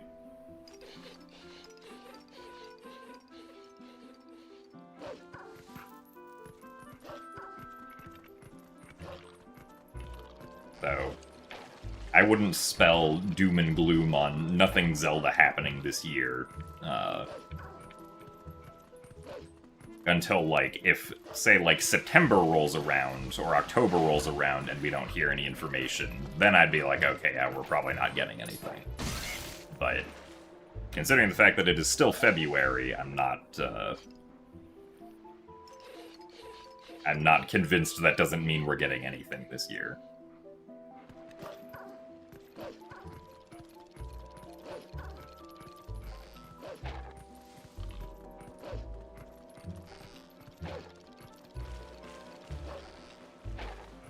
Also, thanks, Rixo. Glad you enjoy watching the streams.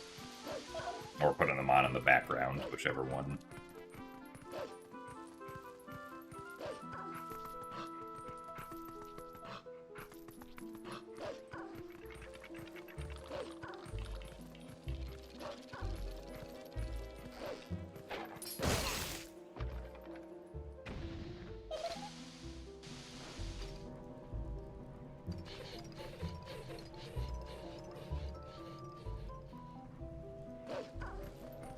Wand of Gamelon HD. I mean, if that's what they want to do, I wouldn't be surprised at this point. Also, thank you, Skull Kid, for delaying that cutscene unnecessarily.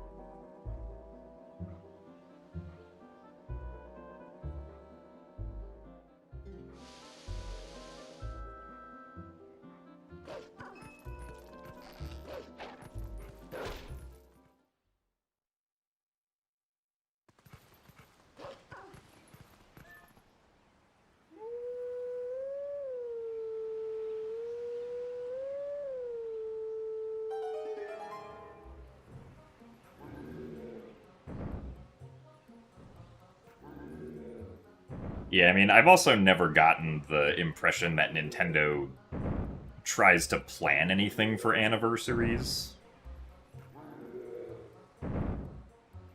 But, like, if things happen to line up development timeline-wise for anniversaries, then the anniversary can be used as a marketing point.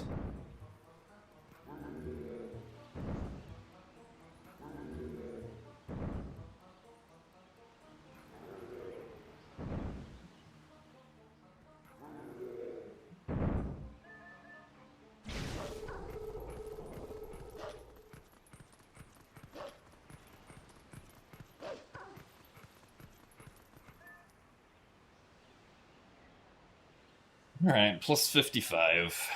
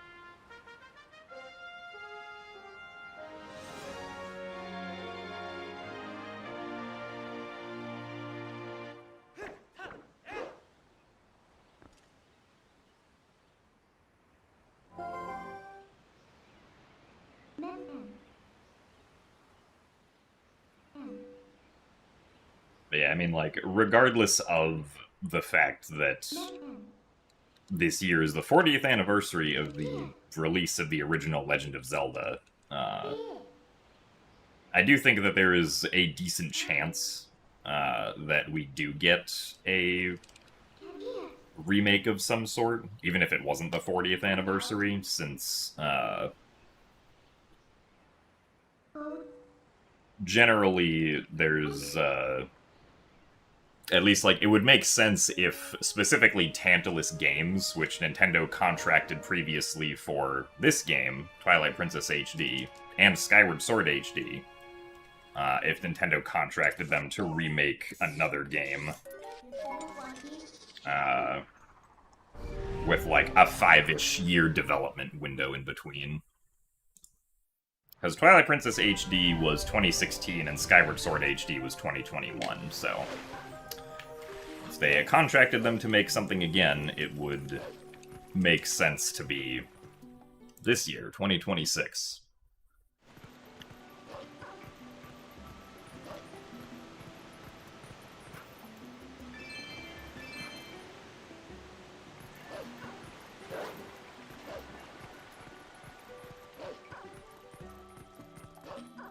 Also, thanks for the good luck, Ryan.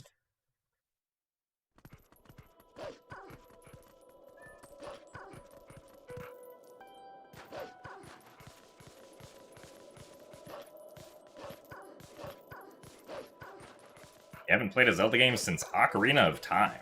Oh wow, that was a long time ago. This game looks pretty cool, though. I mean, in some sense, this game is very heavily inspired by Ocarina of Time, so obviously it's not literally Ocarina of Time, but it takes a lot of the same cues that Ocarina of Time does.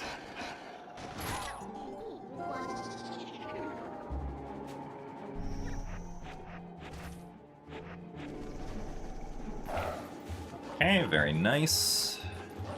This is just about as good as we can hope for early Snow Peak, so we'll happily take that.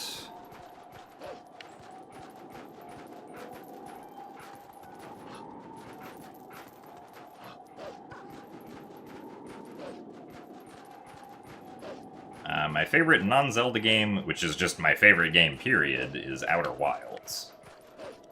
Outer Wilds is very good. I wish I could play it for the first time again.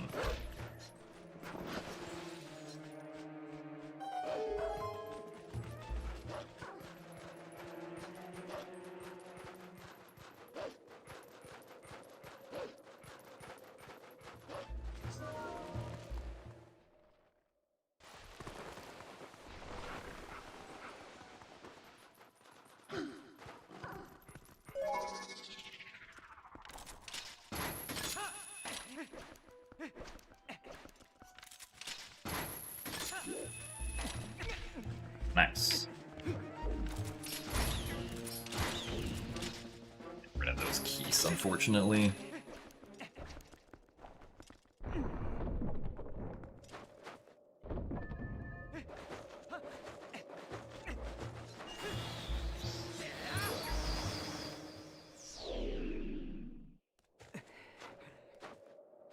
I don't remember where Twilight Princess is in the official timeline, because I personally don't care about the official timeline, but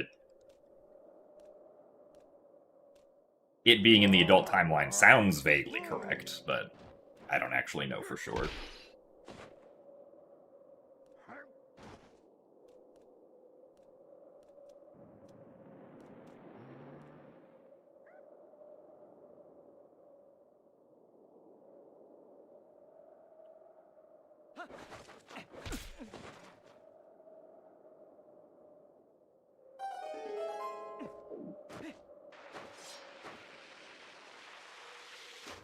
Oh, child timeline after MM? Okay.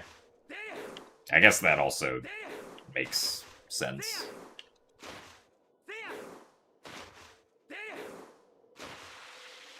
Okay, hopefully I don't screw up getting the rupees here.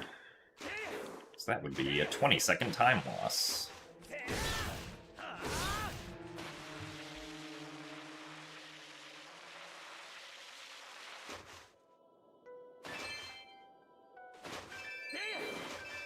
Okay, very nice.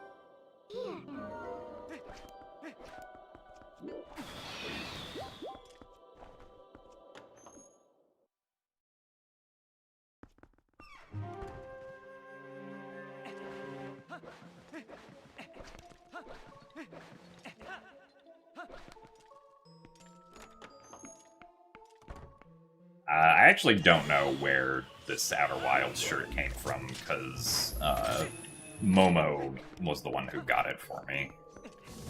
So you would have to ask her.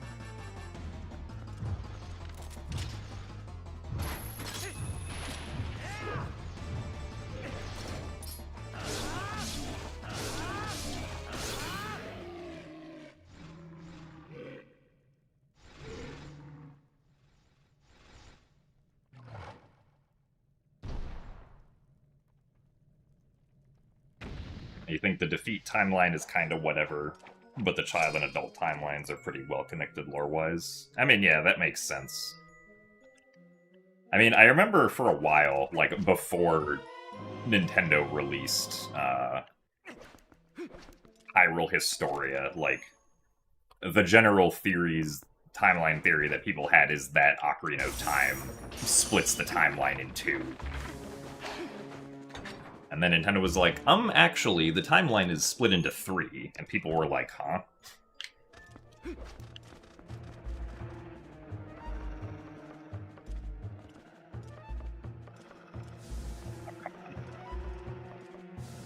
Really?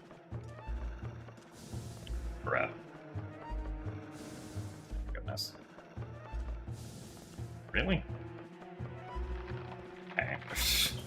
That took way too many attempts. Like, 7th try or something.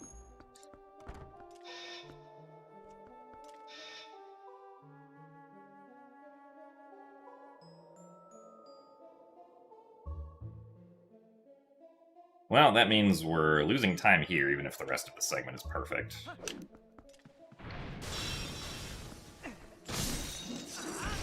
Really? Well, at least I got hit into a red rupee, I suppose.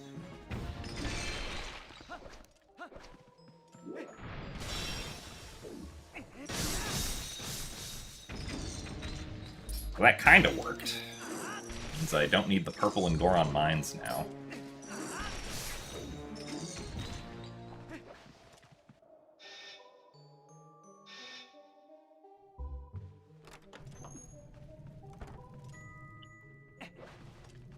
No, the ladder climb's not RNG. I just have to climb the ladder and then fall off of it on a specific frame, but I kept on falling off of it one frame after that specific frame.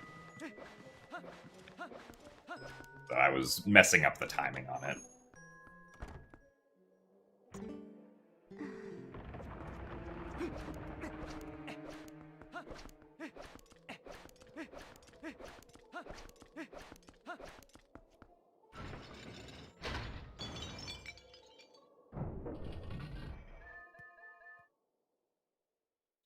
Yeah, we're losing, like, at least 15 seconds here, best case scenario. Which kind of sucks.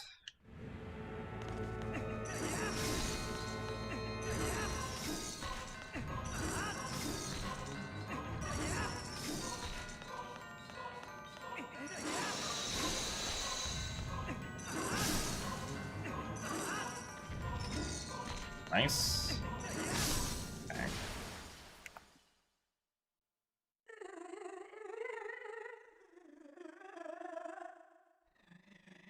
Also, thanks for the good luck, Chris Winnix.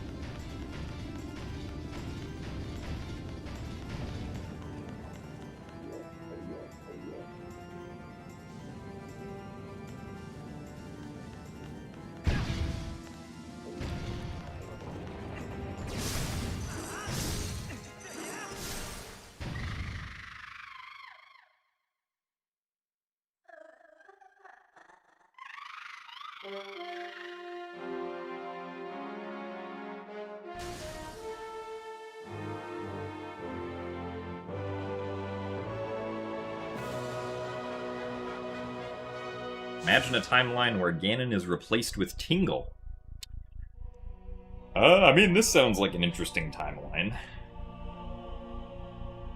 Maybe we'll finally have Tingle as the villain of a game.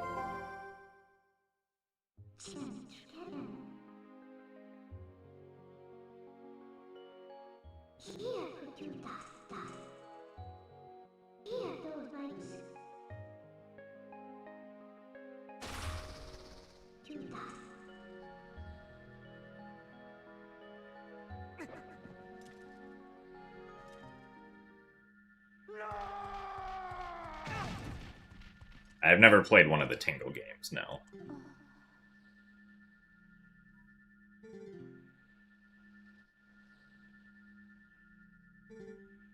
Look into eyes of Yeto. Their true beauty.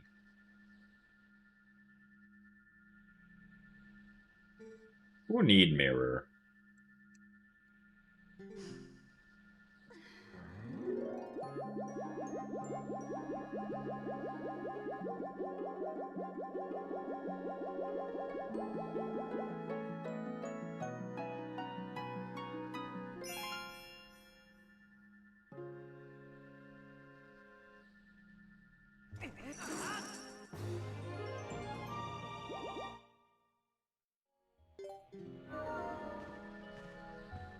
20 seconds.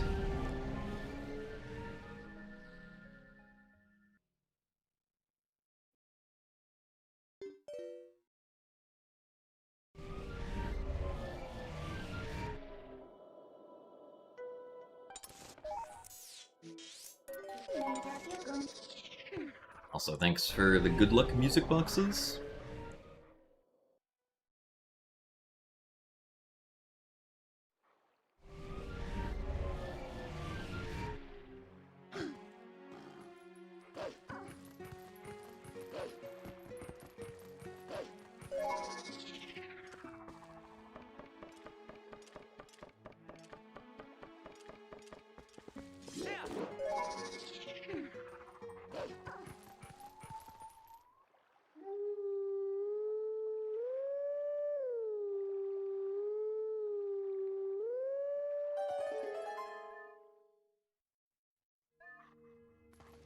Into the eyes of Tingle, their true despair.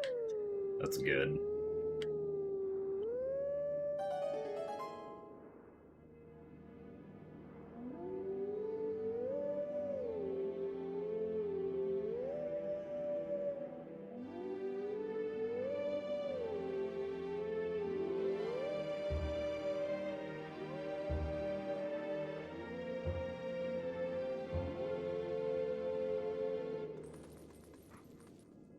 Hello, Matt. It is nice to see you too.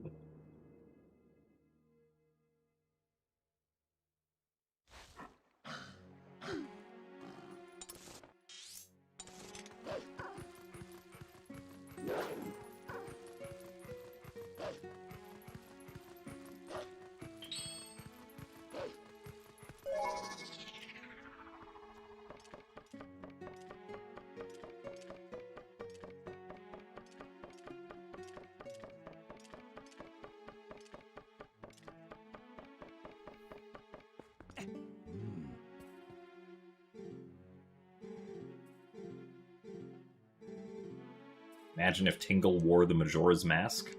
Now we're talking. Now we've got a true supervillain.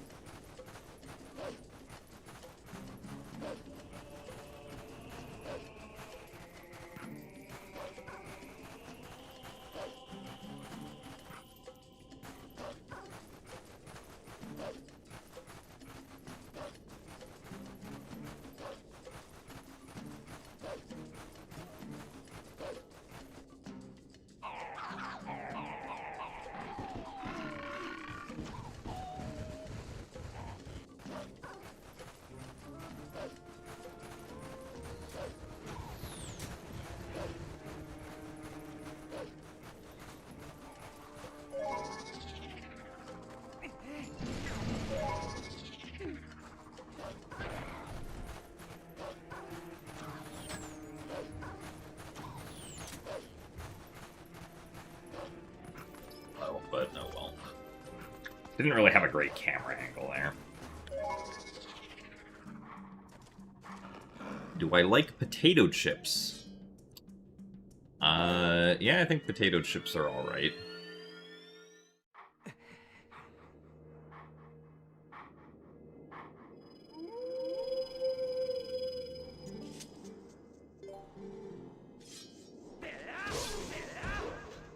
popcorn. I think popcorn is alright also.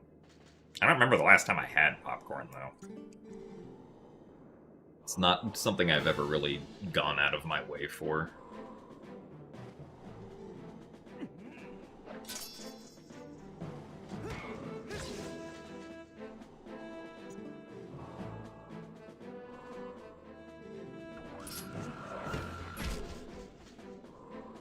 If I ever had popcorners. I can't say I know what popcorners is, so I don't think so.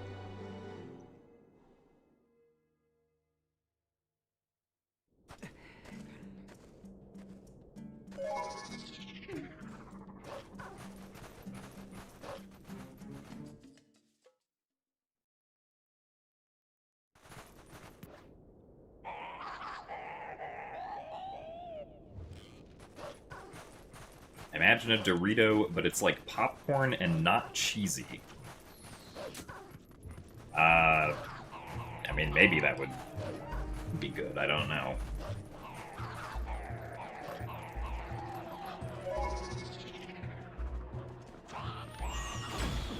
Darn it. Really?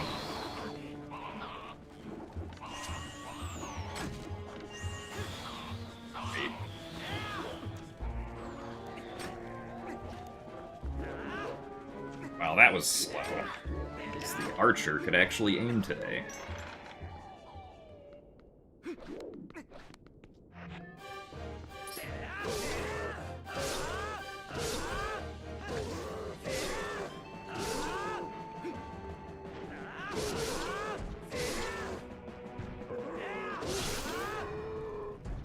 Well, unfortunately, we're not saving time here either.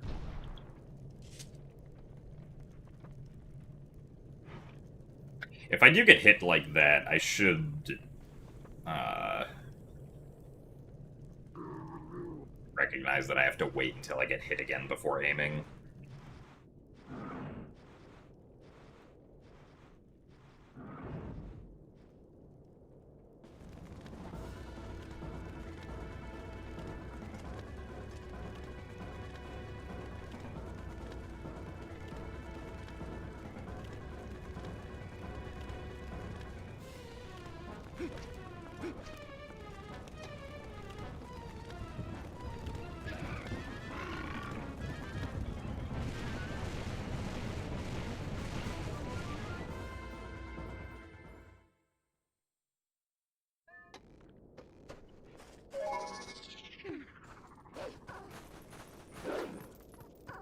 Because normally that archer isn't successful at trying to hit us, so... Sucks that he was successful that time.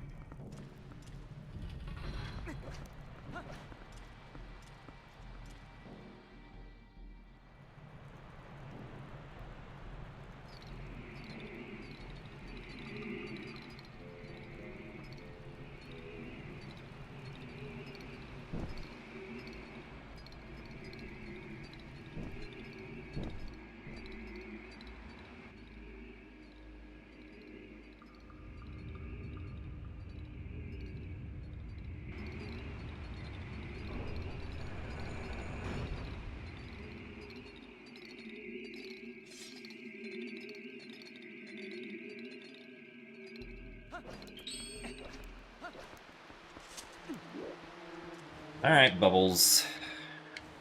Can we get through the wall quickly today, or are we going to misbehave?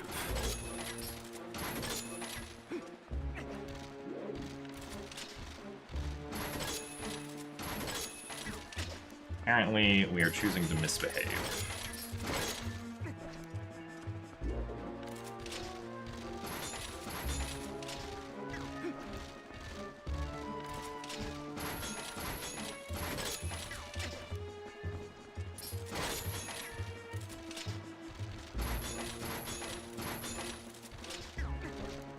Man.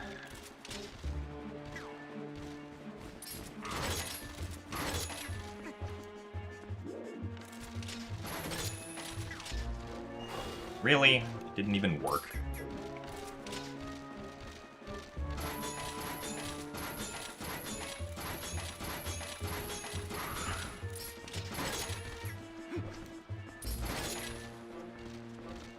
Well...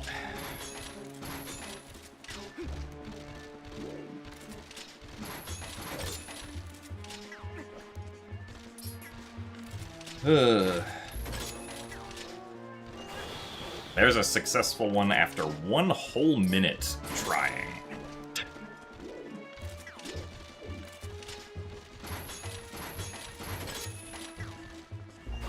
Really? It didn't work again? Bro, what is happening?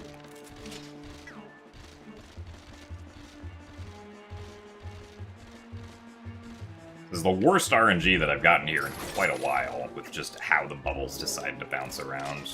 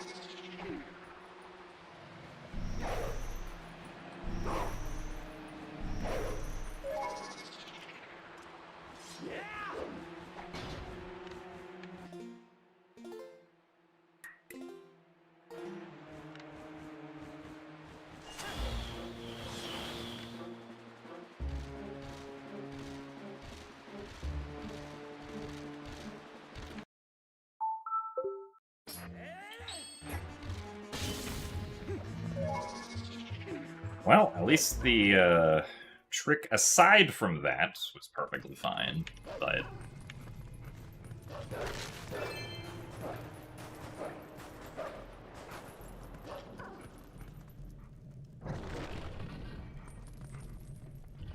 Yeah, this will probably be a reset, but I'll go until Spinner. Just to practice the rest of this stuff.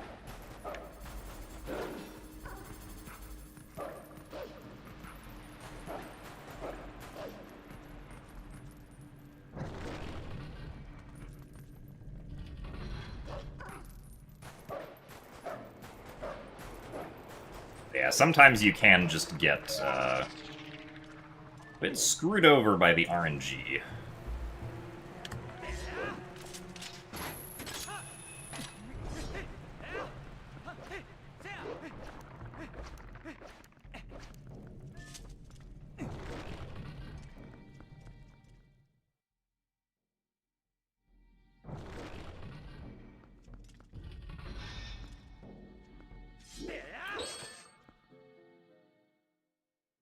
Thanks for the good luck, speediers.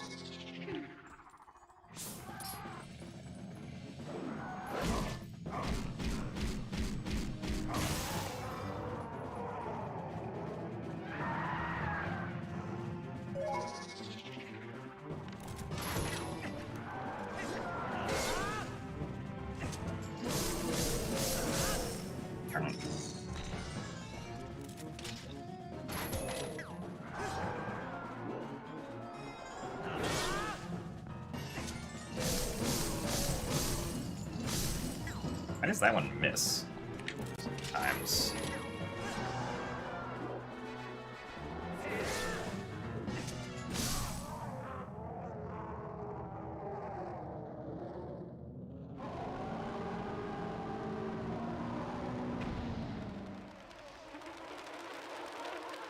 So thanks for the best of luck, Bacon.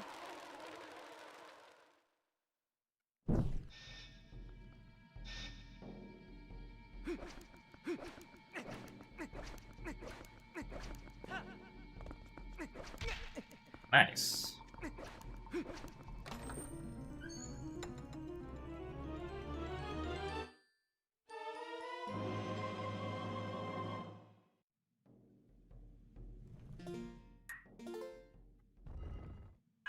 We'll also take a short break before beginning the next attempt. Also, yeah, Pachimi, there's a new way to do Pogate skip on the GameCube and Wii versions, but that method does not work on the HD version, unfortunately. But we still have to do the older method of Pogate skip, which kind of sucks.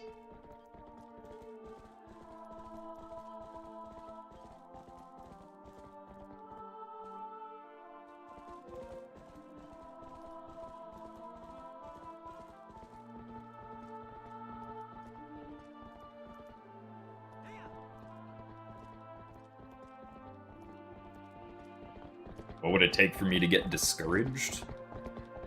I mean, as far as, like, speedrunning goes, if I, like, lose a very good run, I can just try again. Like,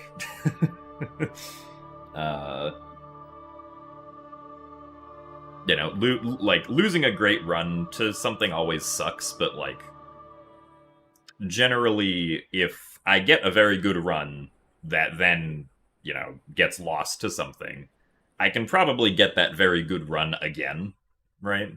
Not, like, immediately, but, like, it's possible to do again, right? And so just, you know, being able to retry again, and also understanding that, like, generally, at least with the games I run, there is not going to be a run that, like, is somehow unbeatable, right? So I just do the best that I can.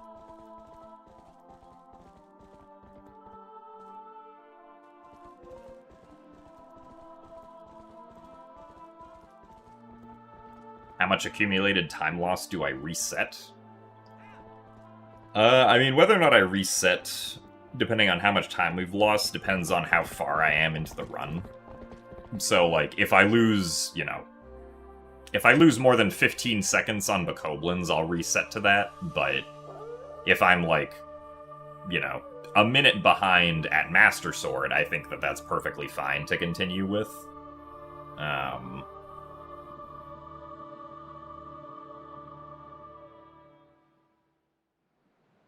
So it kind of depends on how far in the run we are, and also how much time we've lost to my sum of best.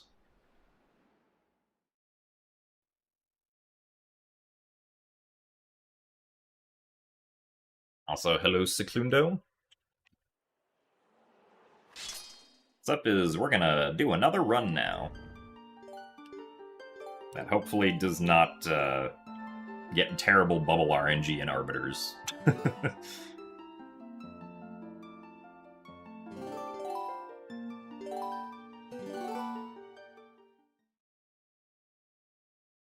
Feel like speedrunning is discouraging when you don't know why you're failing a trick? That can definitely be true, yeah. If, like, if you don't understand why something fails, then, like, it's one of those things where it's like, okay, well, if I don't know why it fails, then it's kind of just,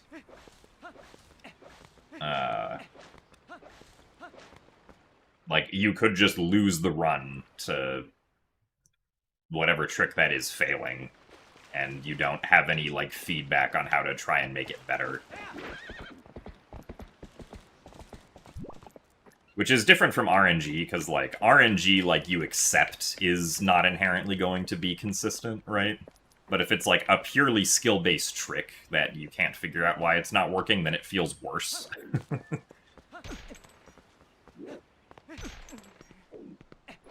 Also nice.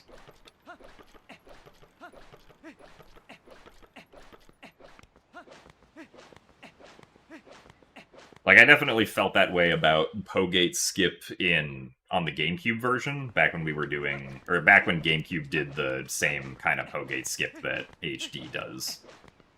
Thankfully, GameCube doesn't do it anymore, but, like, whenever I would fail the Moon Boots ending blow on the GameCube version, that always felt bad, because I could not get my consistency up for hitting the A button and then hitting the D-pad 1 frame later.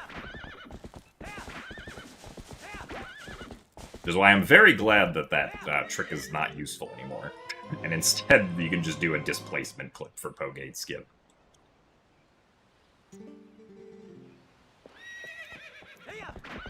Yeah, the first, like, I mean, in general, the first, like, 3 hours of my PB is pretty good. Like, if my PB didn't lose, like, 2.5 minutes in the last 50 minutes of the run, then I probably would have just been completely satisfied with the run that I got then.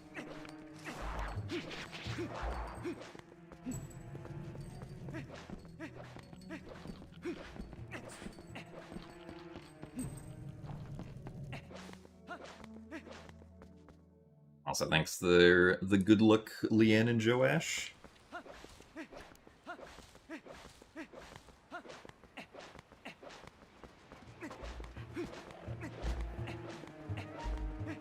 Thanks for the good luck as well, Renesteiner.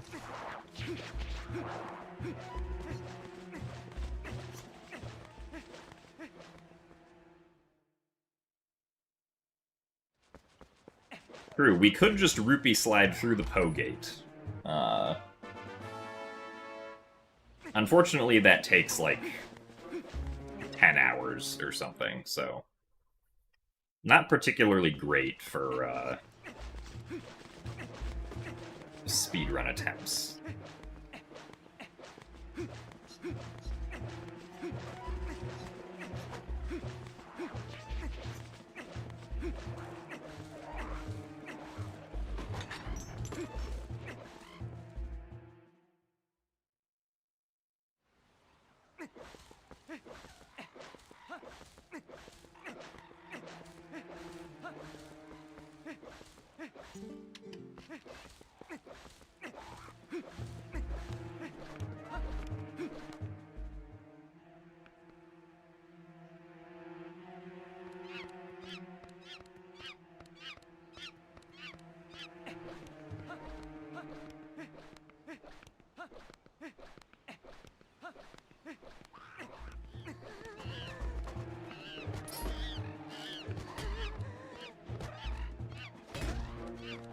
Now, why did this guy come all the way around here?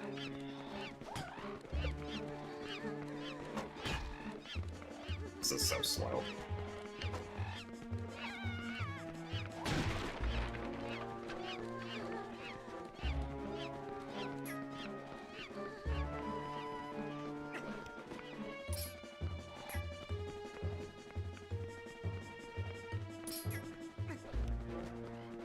Unfortunately, this will probably be a reset, but we'll see what time is.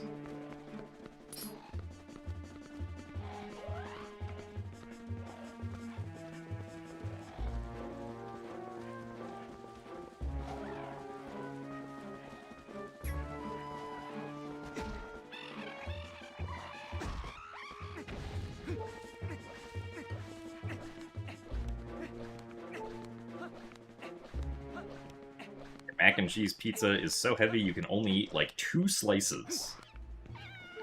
That kind of sounds like it would be a mac and cheese pizza, huh? Well, now you can save the rest of it for a different day.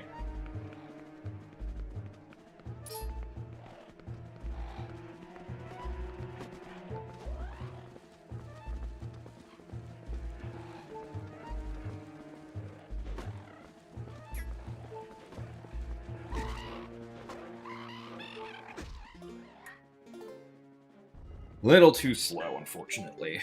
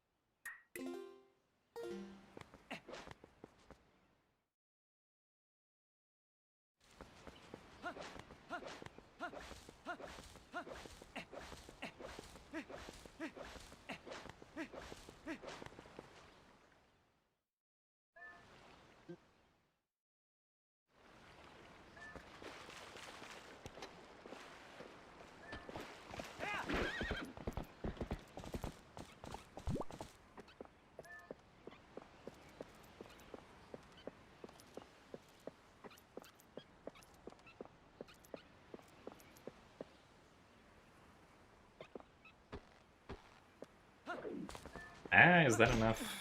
Not sure. Find out. Oh yeah, it was enough. Cool.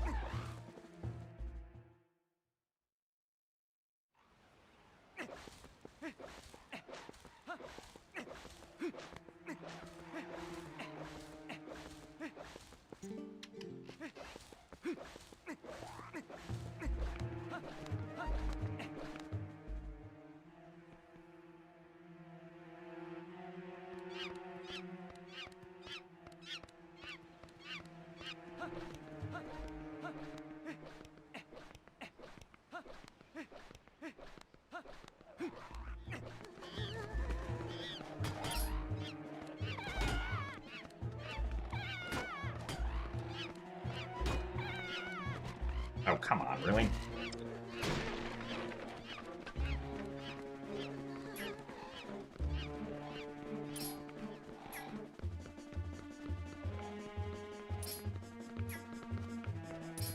Stay against the wall, please.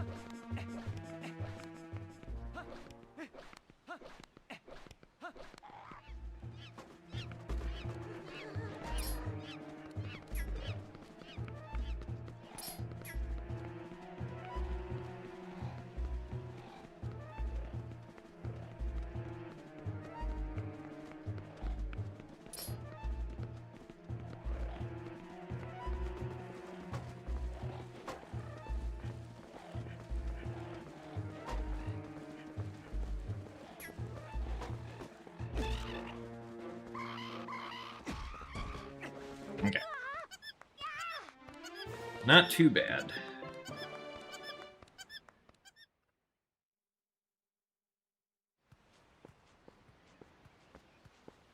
Also, thanks for the good luck positive, Percy.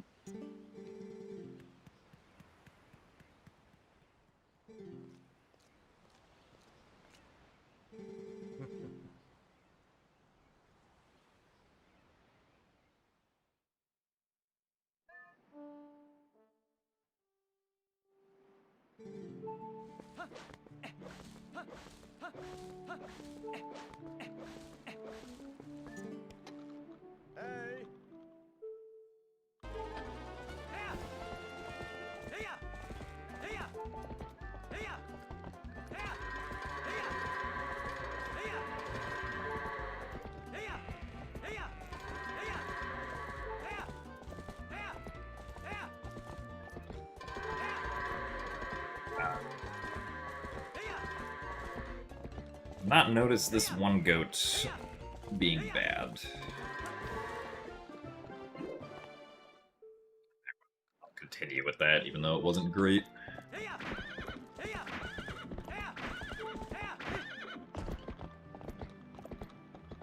Thanks, Howard.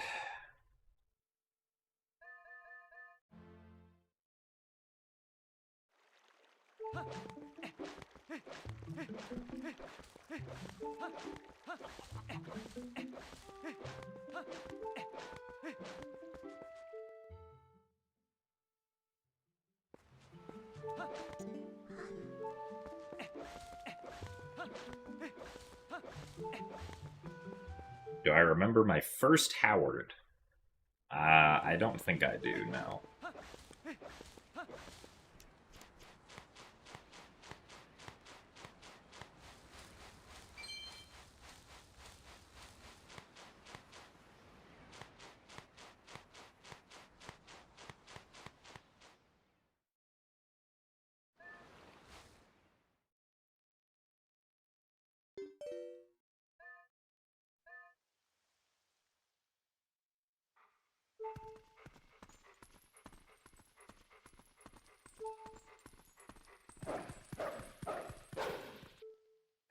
Primarily.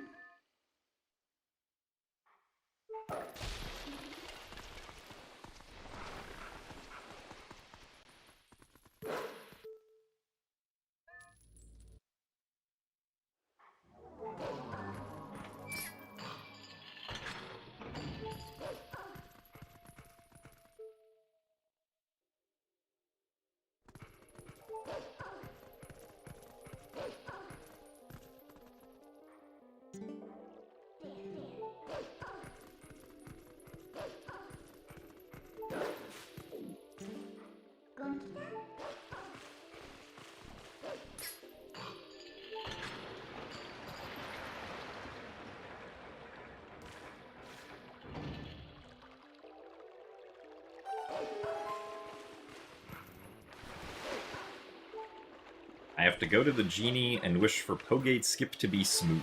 I feel like if I was going to go to the genie for something, I would wish,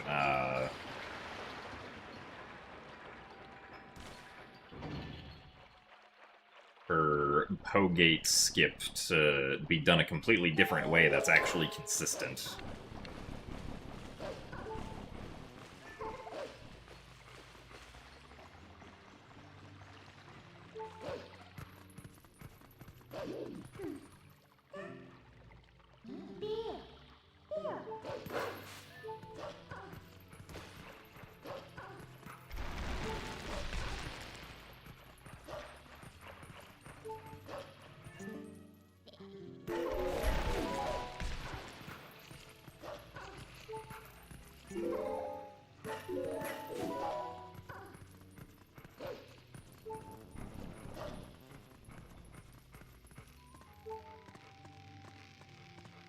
Also, yeah, Leanne, I was like, there's no way you'd wish for me to get a PB.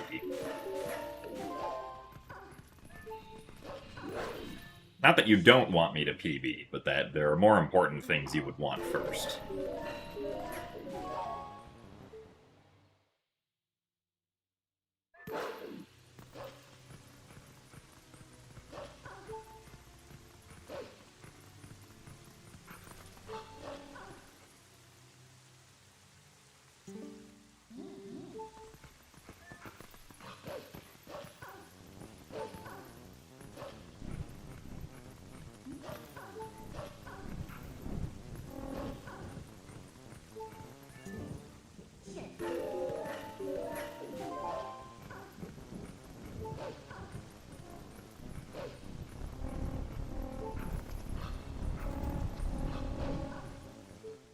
You'd wish for RAM prices to go down.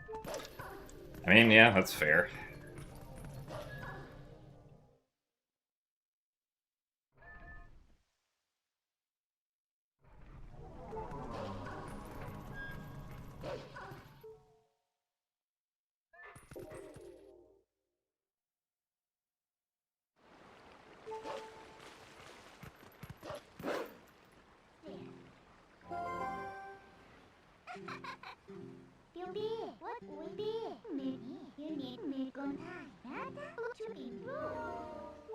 You bought 192 gigabytes of RAM before the apocalypse.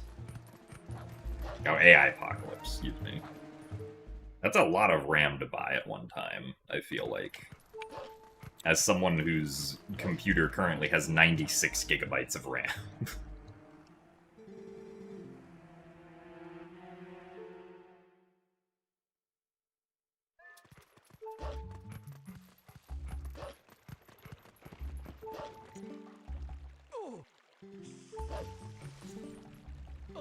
You wanted the most you could possibly put in.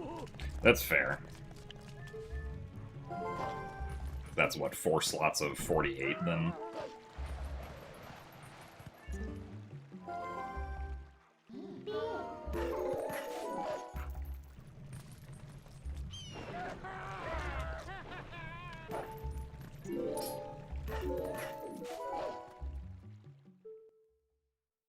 Currently I just use 2 screens. I've used 2 screens for, like, past, like, 15 years, basically. Also, nice. Thanks, stupid ledge. Thanks, stupid ledge. Can we get up, please?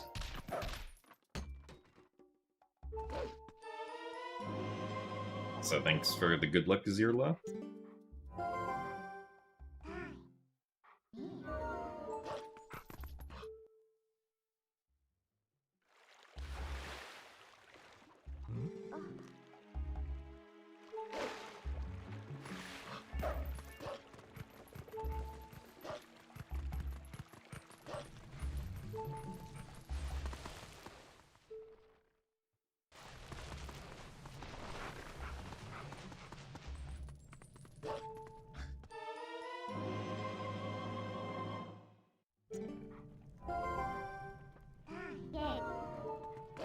So, like, when I'm streaming, I have one monitor for the game, obviously, and then one monitor with, that's, like, actually hooked up to my computer. And then if I'm not streaming and also not playing a console game, then I have 2 monitors for general use.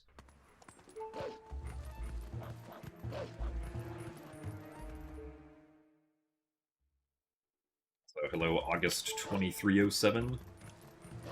Is there any new shortcuts for PB, like, in the last 12 months?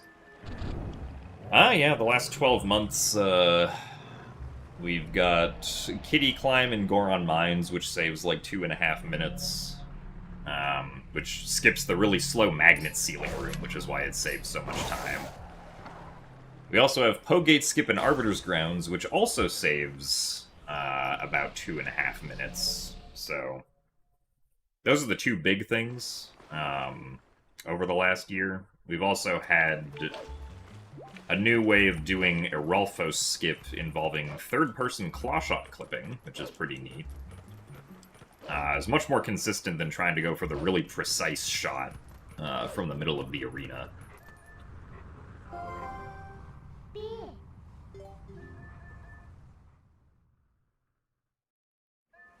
And we also discovered look-through clipping, which saves us about, like, 25 seconds through 2 uses throughout the run.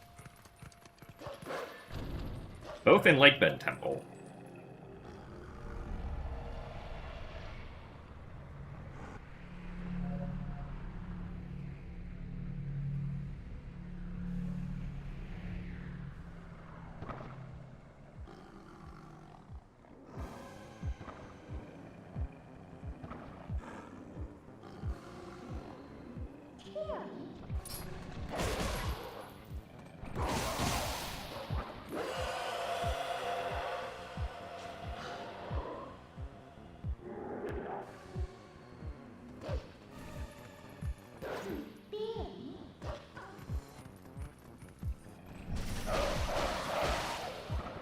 thanks for the good luck, Lucas Steiner. You no longer exist. I'm sorry to hear that, Rino Kusu.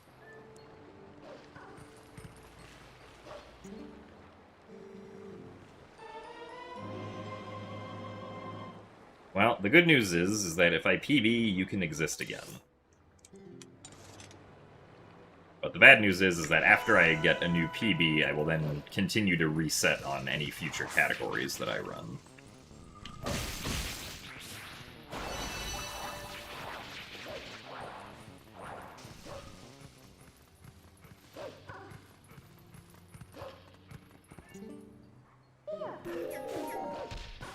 Nice. I love an analog glitch.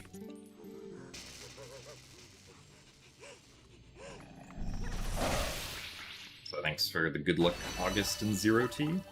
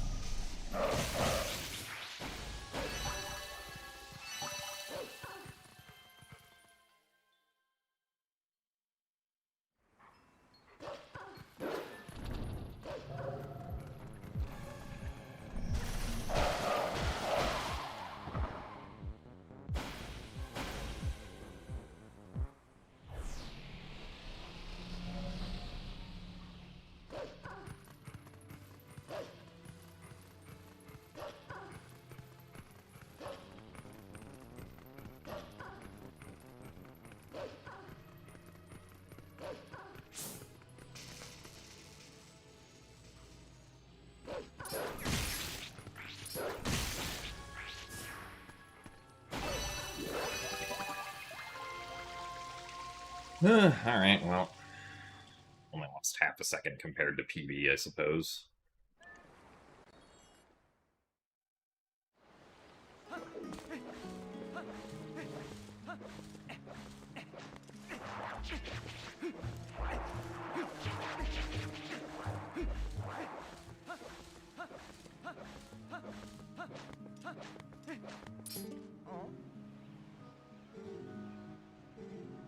So thanks for the good luck, Glacier.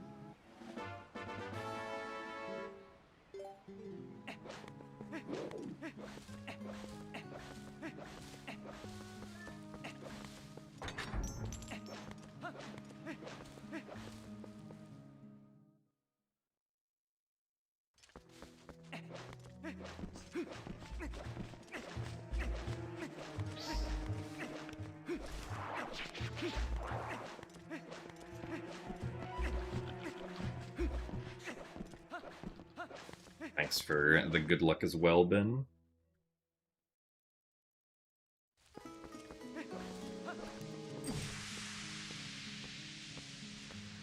That is moving so fast, nobody is going to know you like cookies and cream ice cream.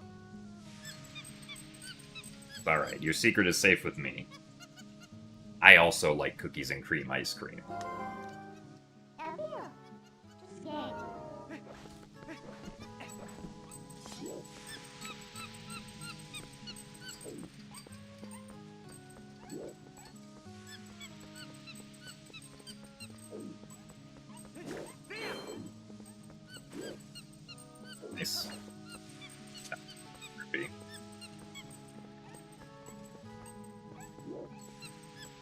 Ooh, fast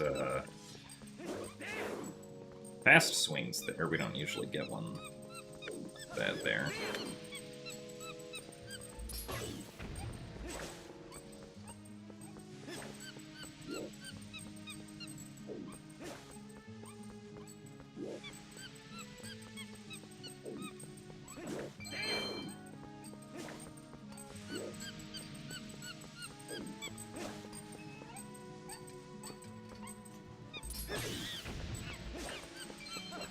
Ah, that's probably fine. Yeah, this one's gonna be slow, though.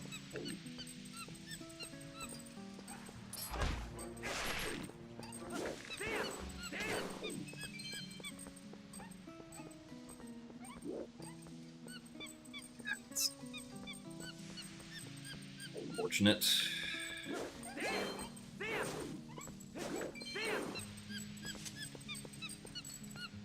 Well, still a faster than average monkey, so we'll take it.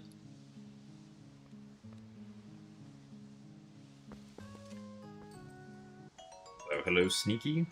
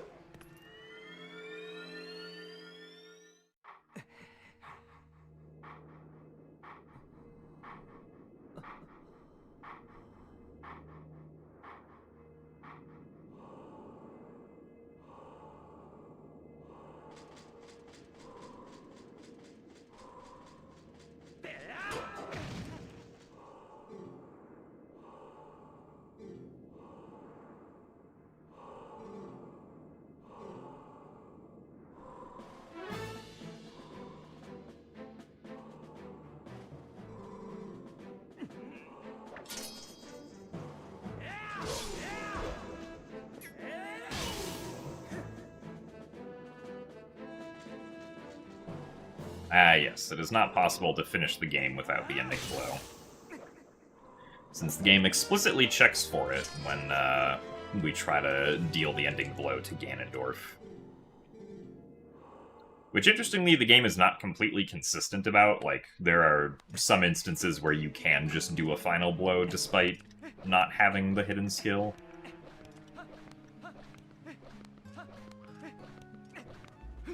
But not on Ganondorf.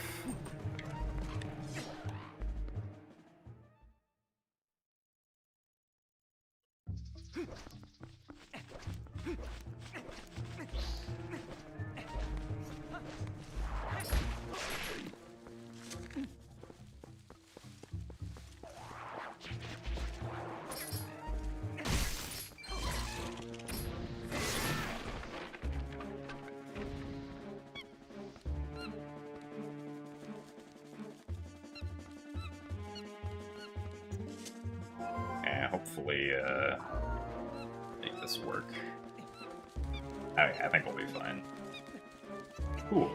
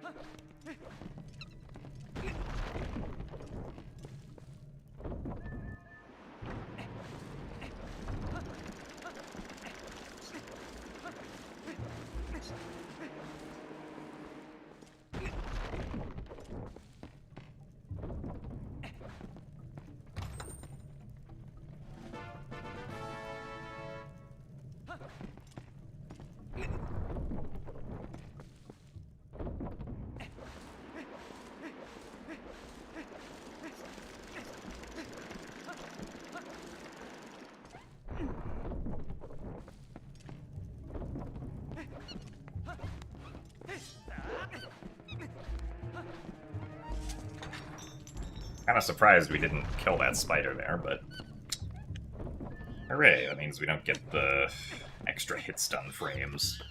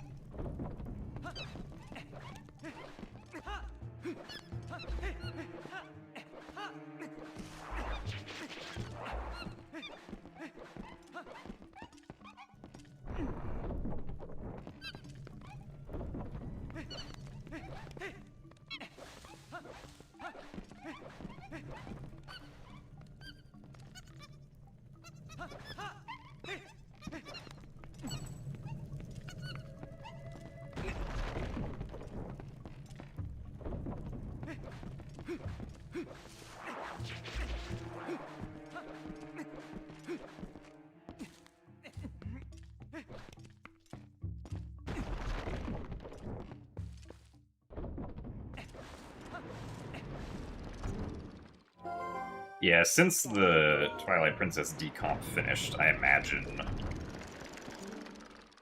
someone is probably trying to work on a PC port of sorts.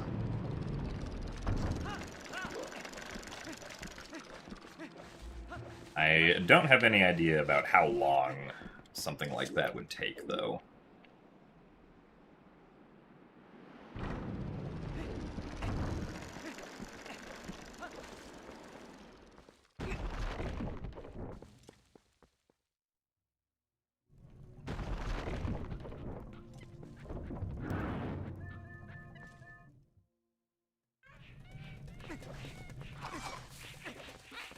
One, two, three.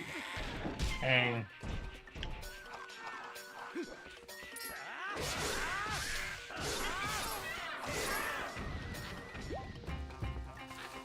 One, two, three. Hang.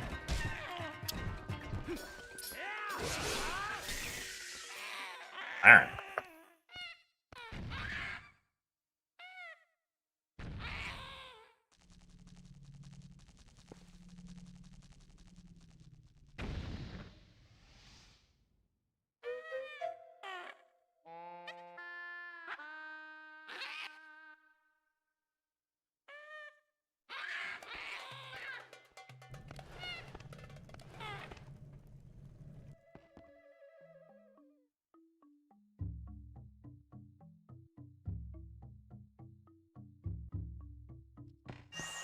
Should be a pretty good segment. It's 6 hops I would still consider to be good RNG.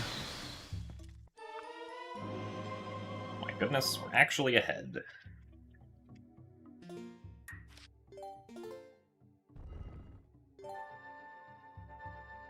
Well, if nothing else, at least the 2 times we've done the Gale Boomerang segment today have both been very good.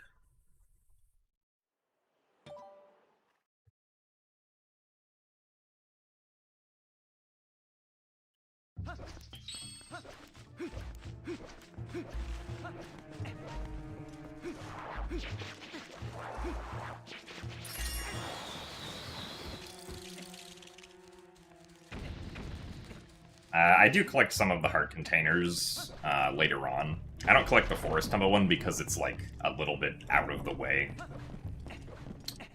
compared to some of the other heart containers. But I will collect the ones for Lakebed Temple, Snow Peak Ruins, Arbiter's Grounds, and City in the Sky.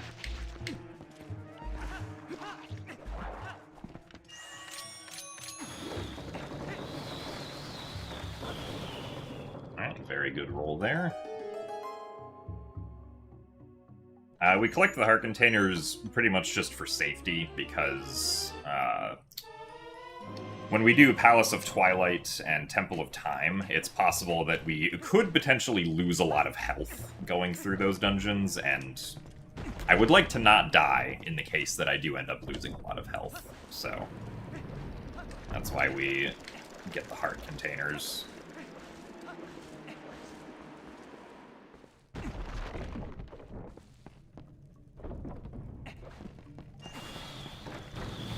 So thanks for the good luck, local transgender.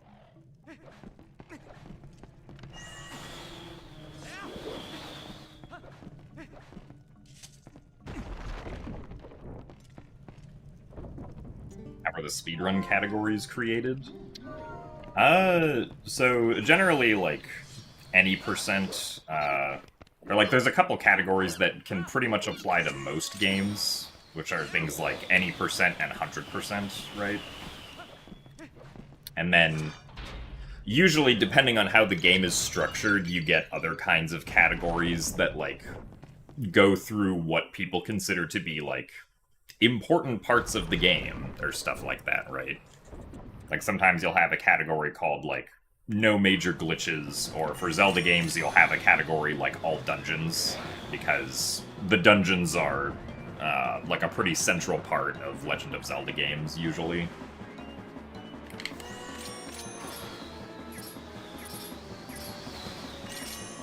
For other games, it might be something like all bosses, right? But it is mostly just, like, whatever the community decides it wants as categories. For older games, it tends to kind of just be, like, whatever the people at the time that the game came out decided that categories should be.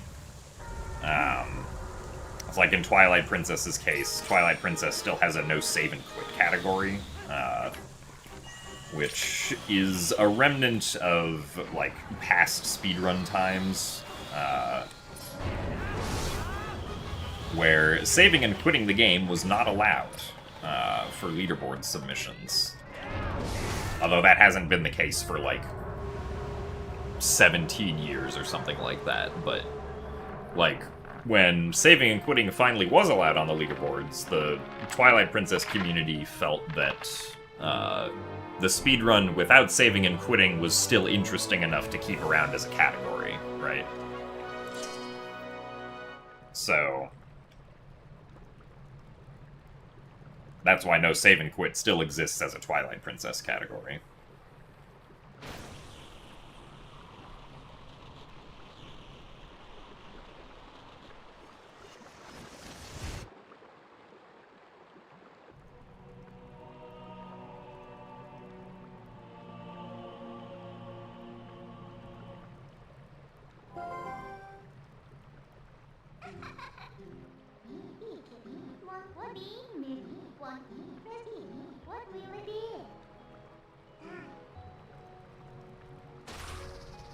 Yeah, and games usually can have something like a low percent category, or for Super Mario Odyssey, minimum captures. So, like, Twilight Princess has low percent also, which historically used to be, like, the category where you would do, 17 hours of rupee slides to finish the run.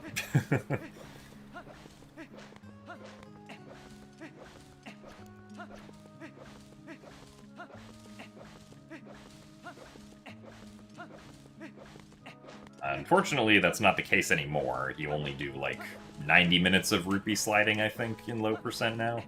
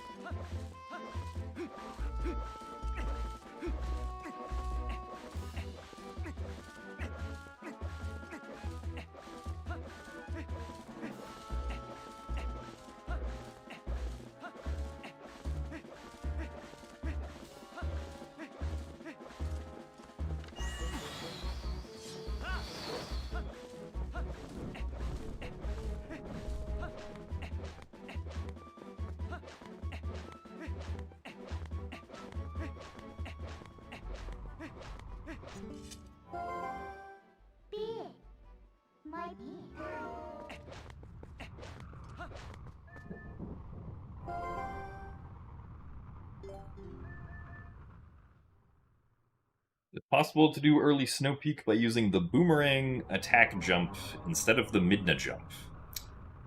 Not really, no. Because, unfortunately, like, the boomerang long jump attack doesn't get you very much height. Like, it can get you to jump a pretty decent distance, but it doesn't go very high. Whereas a Midna jump attack can go very high, which is what we need during that section of Snow Peak if we want to be able to clear the Void Out zone. So, unfortunately, a long jump attack is not going to work there, because it just doesn't get you high enough. My power. Feel the feeling. Anyone on the...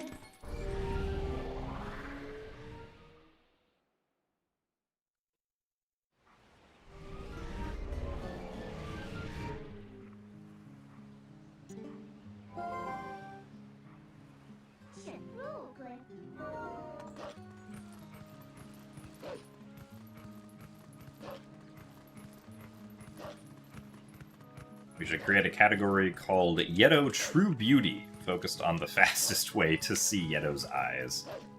I mean, I think that would basically just be, like, the current any % speedrun. Or, like, what the current all dungeons route is up until that point, aside from collecting rupees.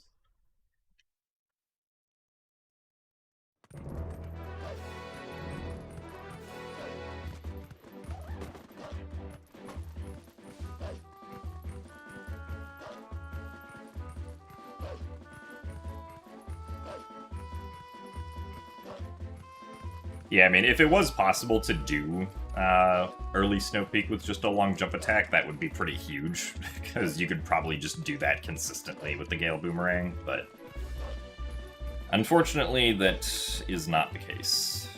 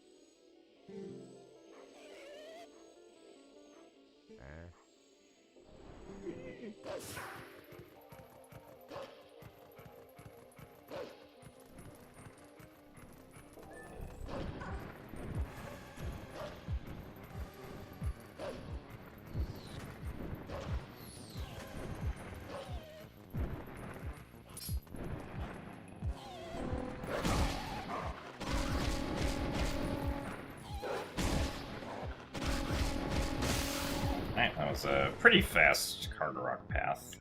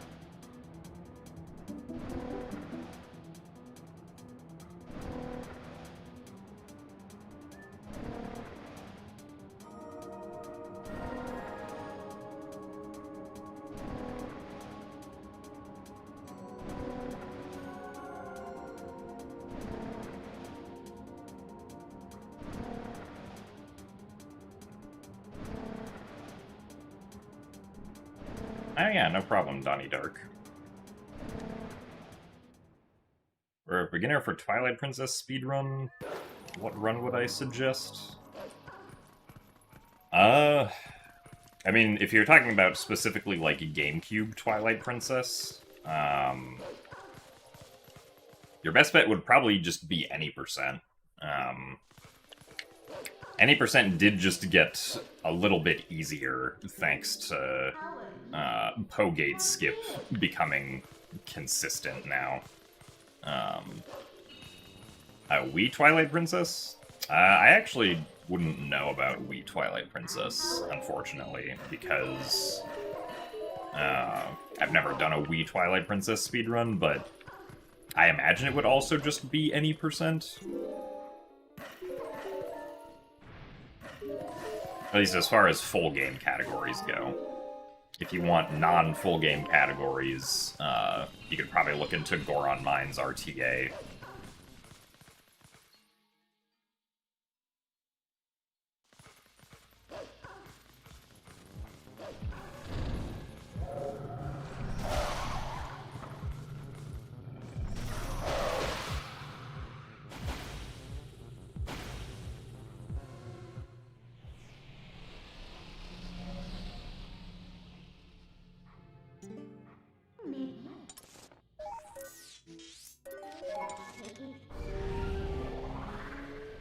Yeah, because Wii doesn't have the boomerang long jump attacks the way that GameCube and HD do.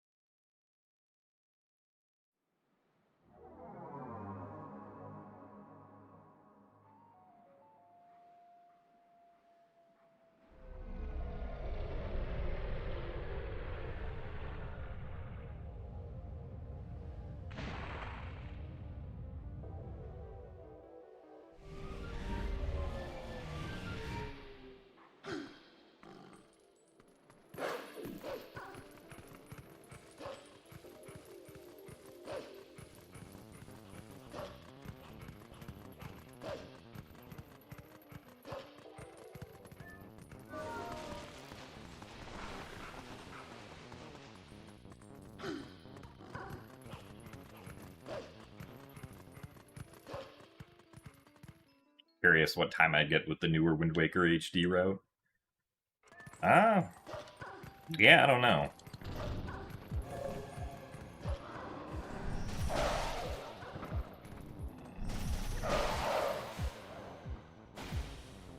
I imagine I could probably get, like, sub 50.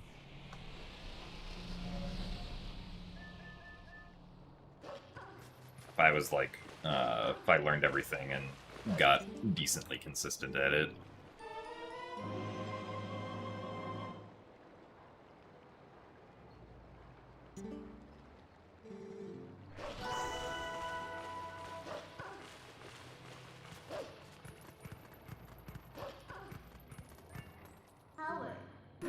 Howard.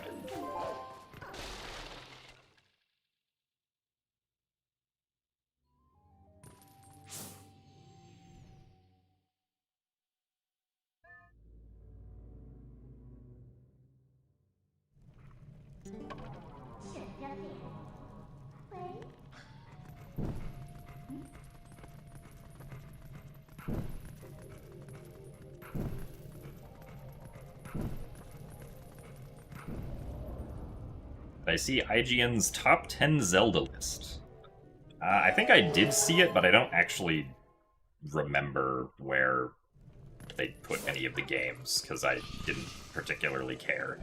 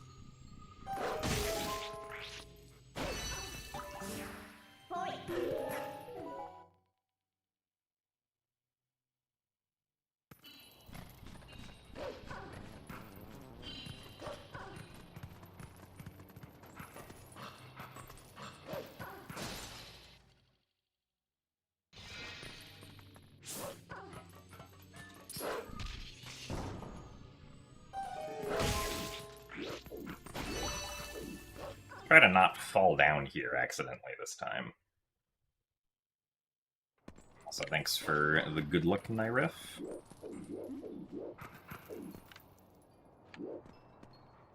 Far over.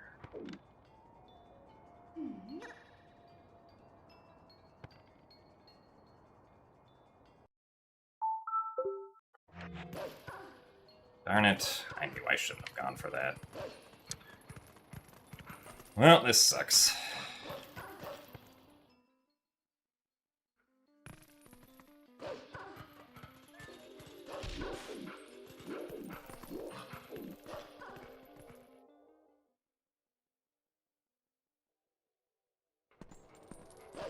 Couldn't have trusted that, because it was too far right.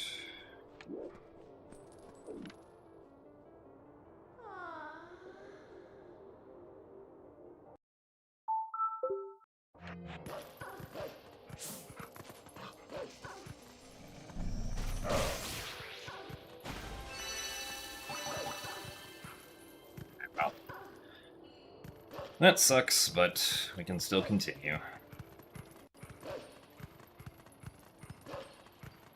My favorite boss in this game is Blizzetta. They put Zelda 1 above Twilight Princess and Skyward Sword. I mean, I'm sure there are real people who have that opinion.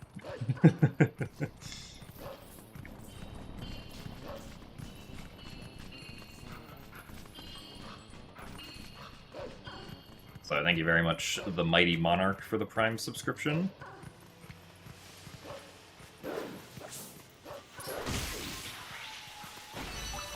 You appreciate the support. Glad you enjoy the content.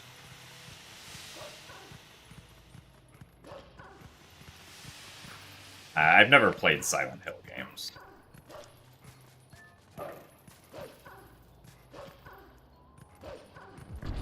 I do not have an opinion on them, really.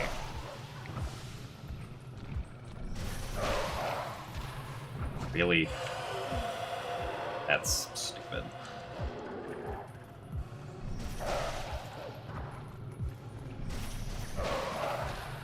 Again? Oh my goodness. Nice.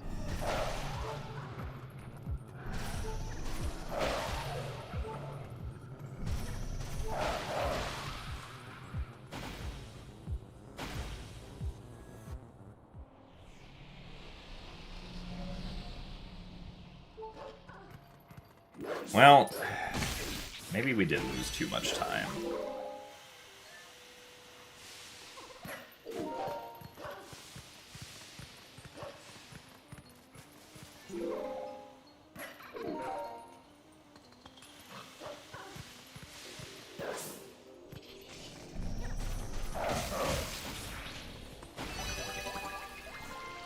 Yeah. Like, I lost over a minute there, so... I think, unfortunately, that one is also going to be a reset.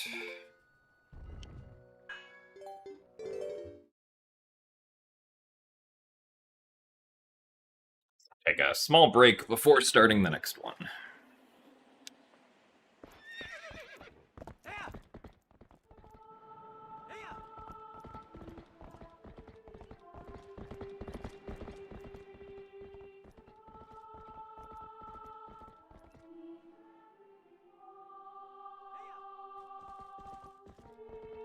If you did a speedrun of a game and got a time that would get you on top 10 but not first, the time would be posted on the Speedruns site? I mean, if you have a recording of... Like, if someone has a recording of a run, regardless of what place it is, like, you can always submit it yourself to, like, a speedrun leaderboard to have it show up. But, like, if nobody submits a time, then it's not going to show up, because it has to be submitted first.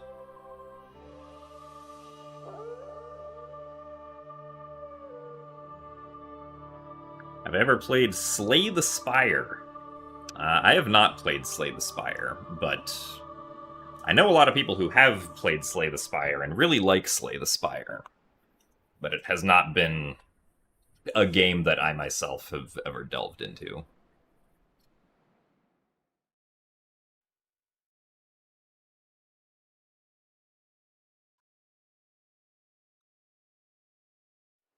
Have I ever lost at Mario Kart? I mean, yeah, I think everyone who's played Mario Kart has lost at Mario Kart at some point. Including me.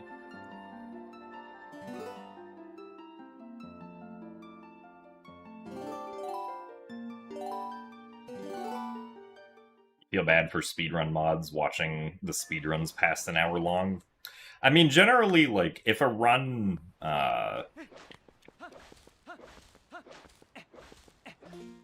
like, if a run is really long and isn't, like, a notable place on a leaderboard, it's more than likely that,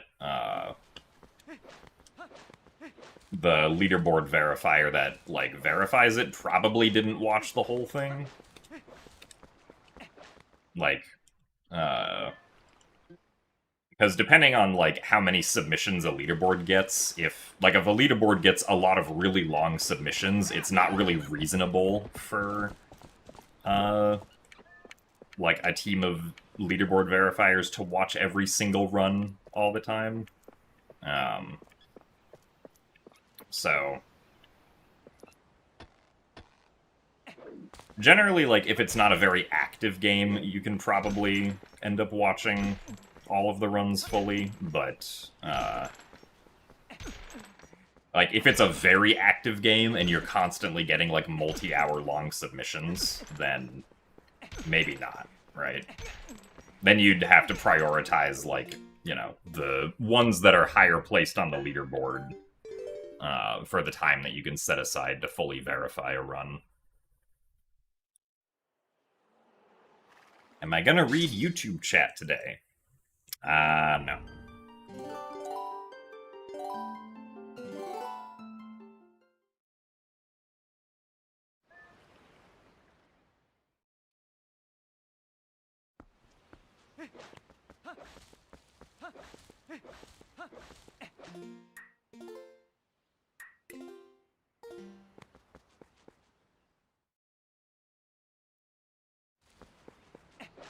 Alright, Mad Monk Magic, hope you have a good time at the gym. Thanks for watching today.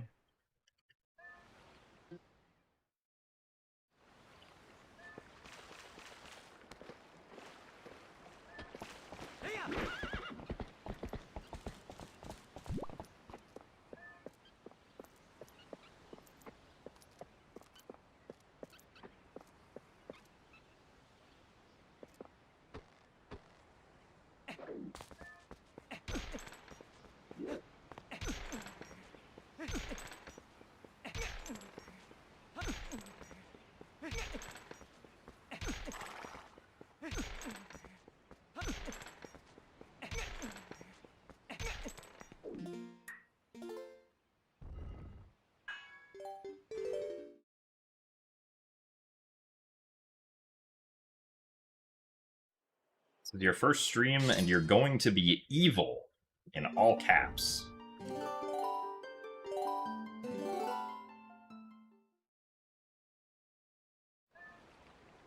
Well, to counter you being evil in all caps, I'm going to be evil in lowercase.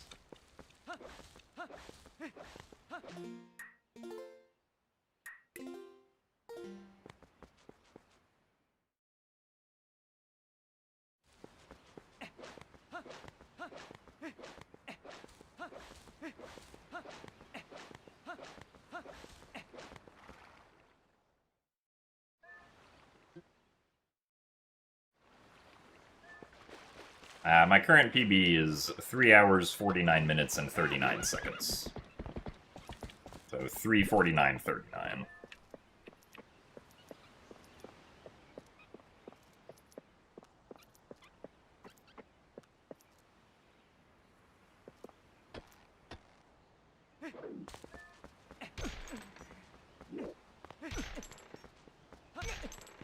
Nice.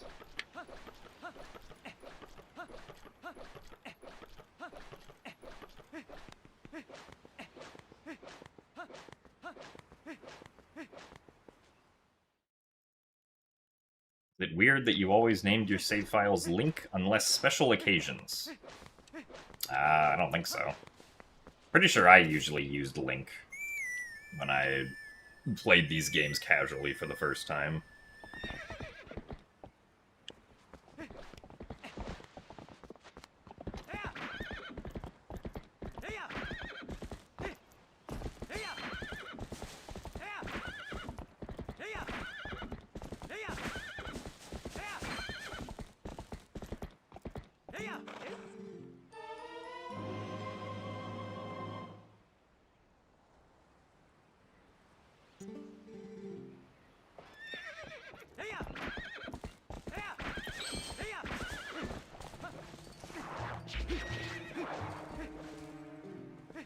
Honestly, kind of surprised I avoided that Baba.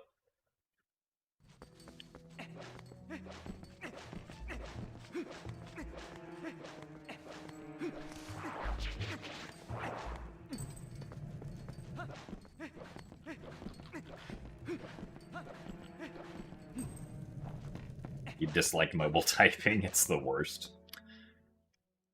Yeah, I wouldn't say I, dislike mobile typing, but I'm definitely much worse at it compared to a traditional keyboard. I make so many mistakes on mobile typing.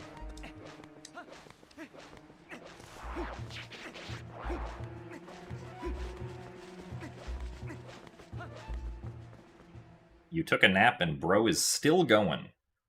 Ah, yeah, I mean, it's only been, 3.5 hours since we started stream.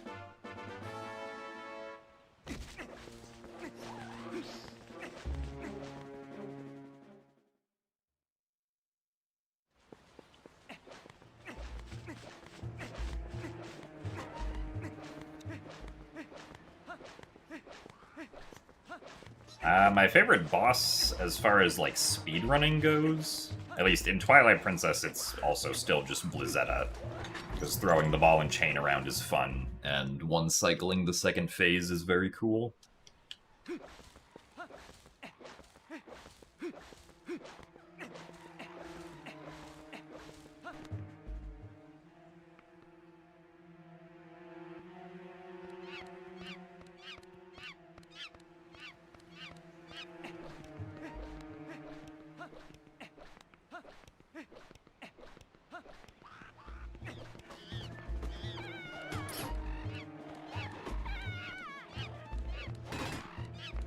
Okay.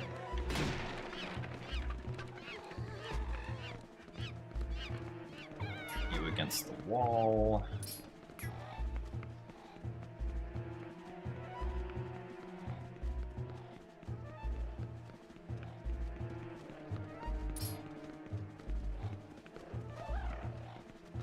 Thankfully, that other guy did not hit us.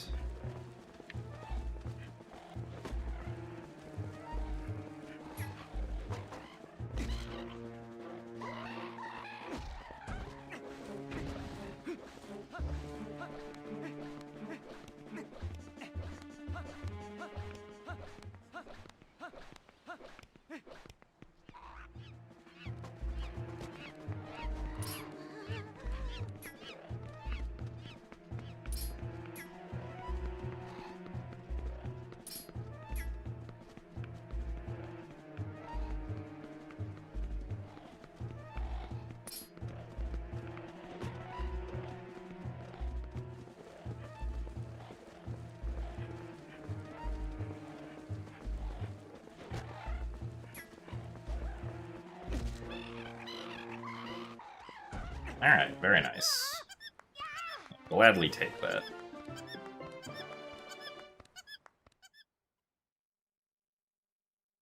Yeah, for the 80% speedrun, the only reason we go out of our way to get the ball and chain is because we need it to stun Zant during the Zant Blizzetta phase.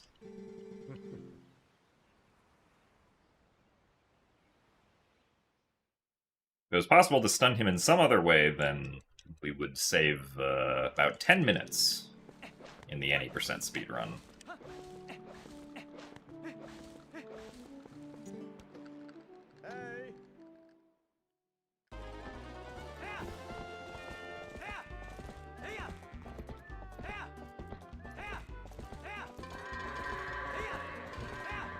Seriously? That one goat didn't notice us at all. This kind of sucks.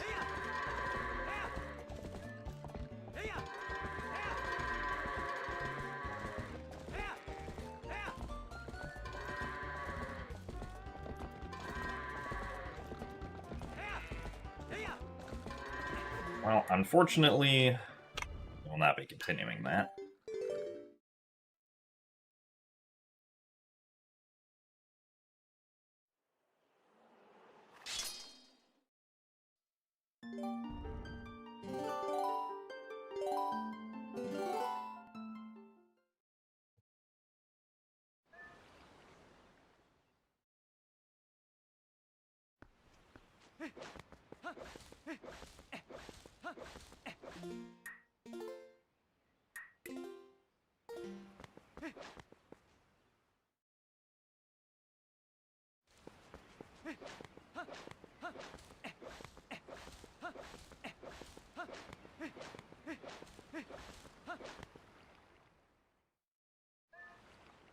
Out previous live streams I've done, and there's much more Skyward Sword than you expected, and so little Wind Waker. I mean, yeah, I only started live streaming on YouTube at the start of this year. And in that time, I've only been doing really, like, Twilight Princess HD speedruns, with occasionally doing a Skyward Sword or Wind Waker randomizer for, like, various tournaments. Nice.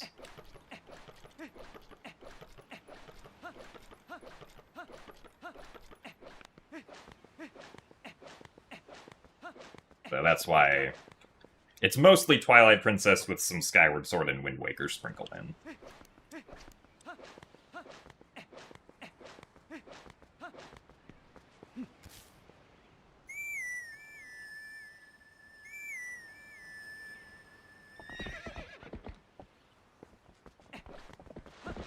File name does not matter in this, no. You could use Queen Lee without losing any time.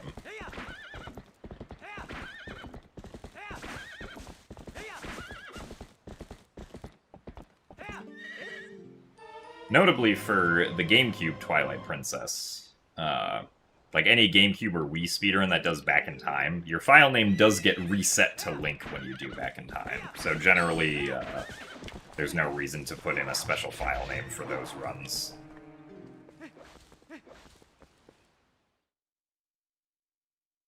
So, hello, Lost Pickle.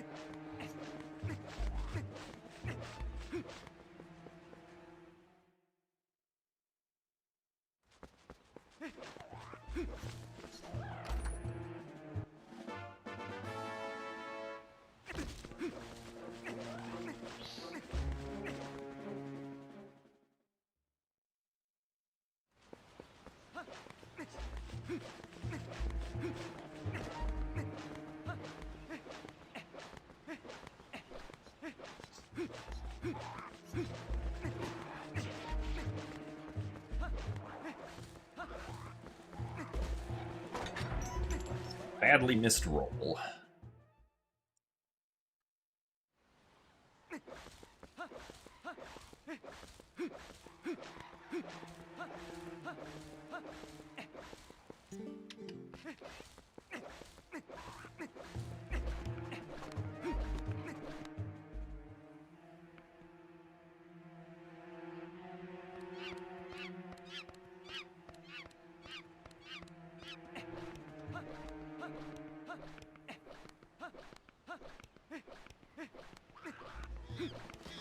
Playing on hero mode wouldn't change a whole lot. I guess you might want to get some additional heart containers, because you'd be taking double damage.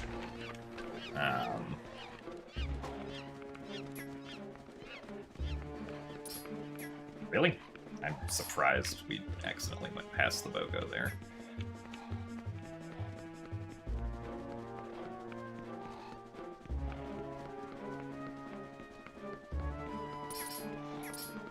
That is not the one that we wanted to target.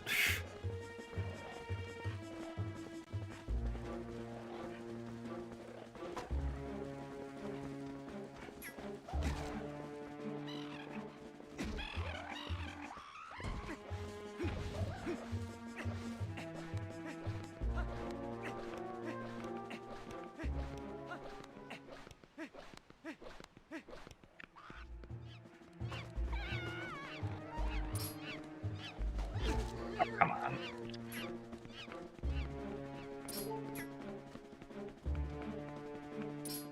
Oh, hello. Stay against the wall, please.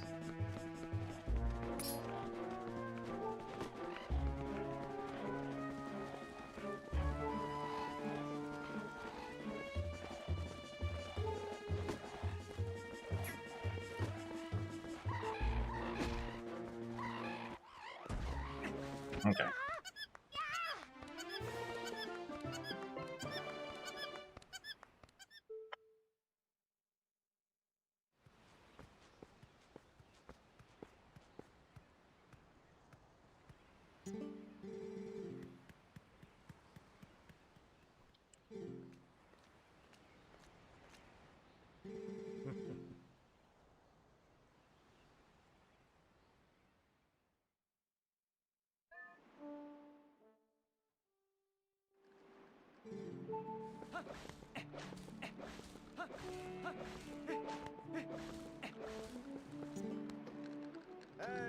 Alright, goats.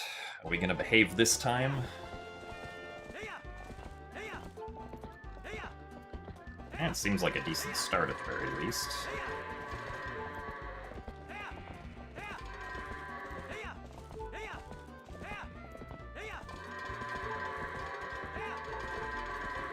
Alright. Took a little bit for them to all get in there, but that's fine.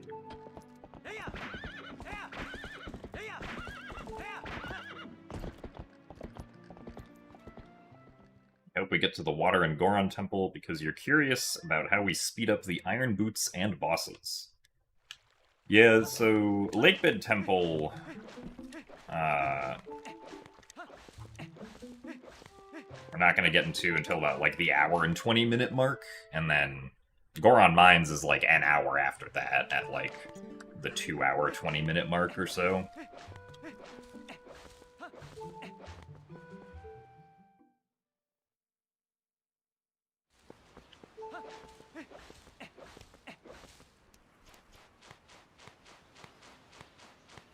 I don't know if I've ever died to the Bokos while trying to do the cage break. It's probably happened like once or twice before, but I don't remember a specific instance.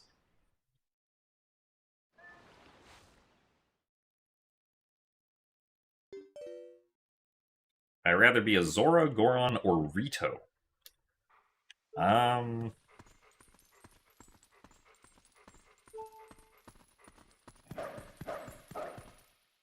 Guess probably a Rito, because flying seems cool.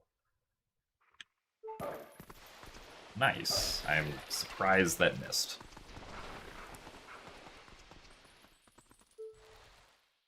I personally would not want to be a Dorito now. That sounds very boring.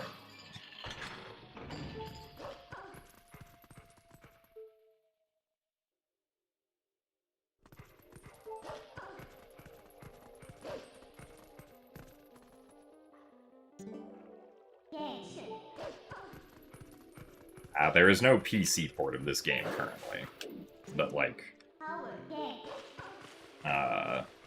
you can emulate it if you want. Dolphin Emulator's been able to play this game for like 15 years or so, probably.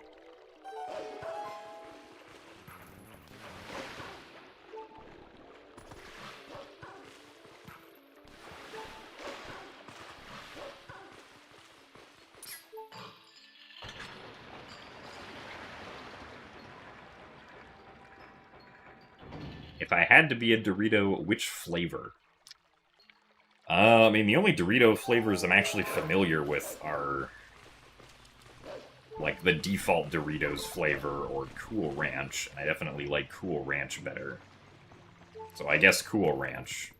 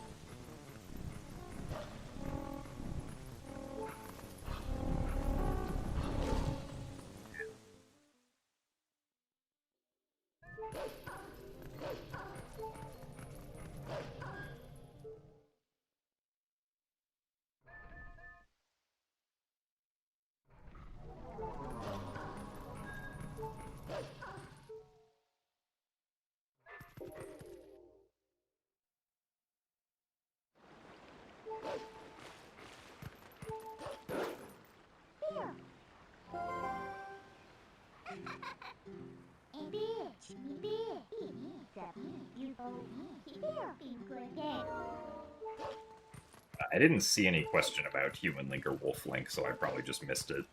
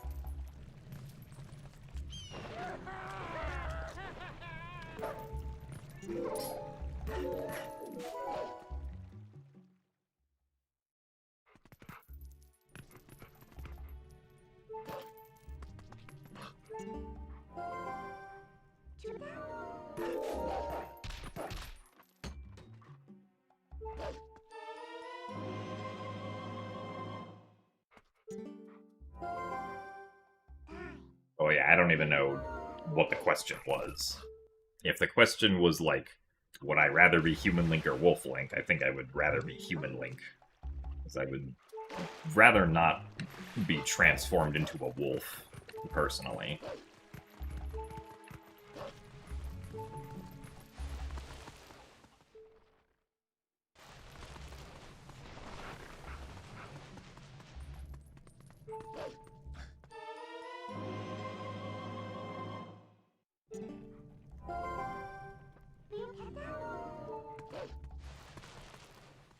About a cat? I don't think I want to be a cat either. Oh, I do like cats.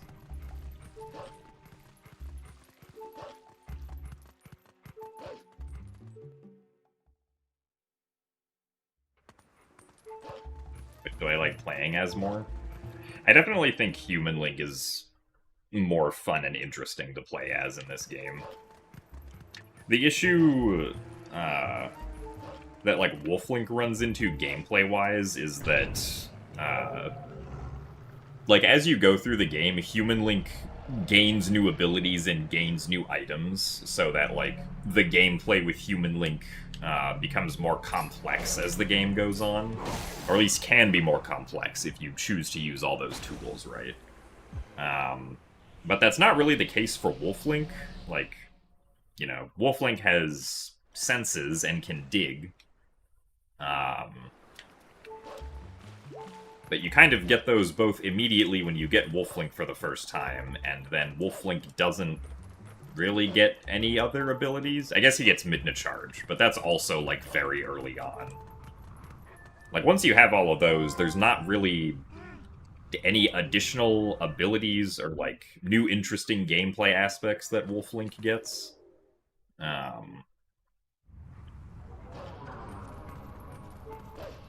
Which I feel like is kind of a missed gameplay opportunity.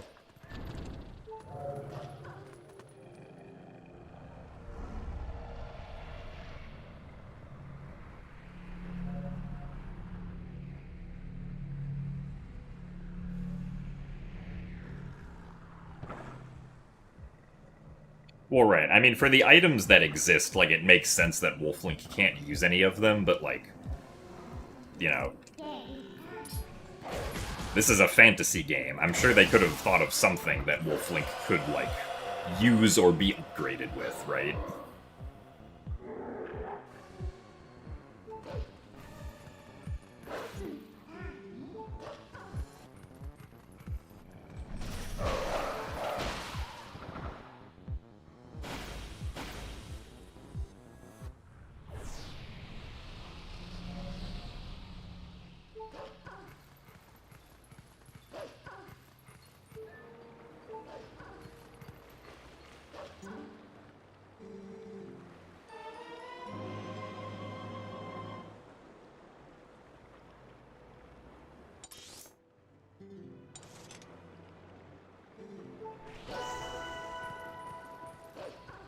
Yeah, like, I'm sure if the creative heads at Nintendo could have thought of, like, you know, maybe 2 or 3 hidden skills that could apply to Wolflink, and then Wolflink combat could be a little more interesting.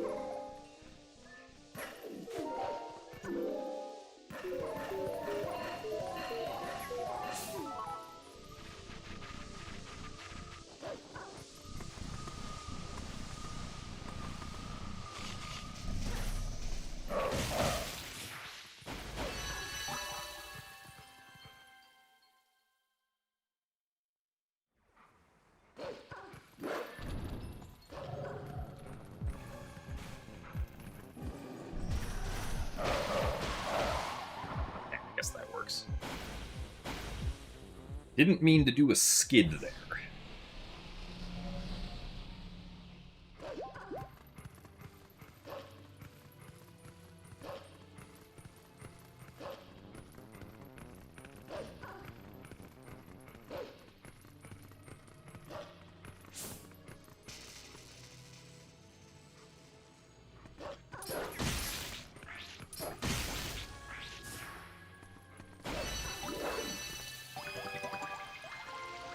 Well, I guess we technically saved time.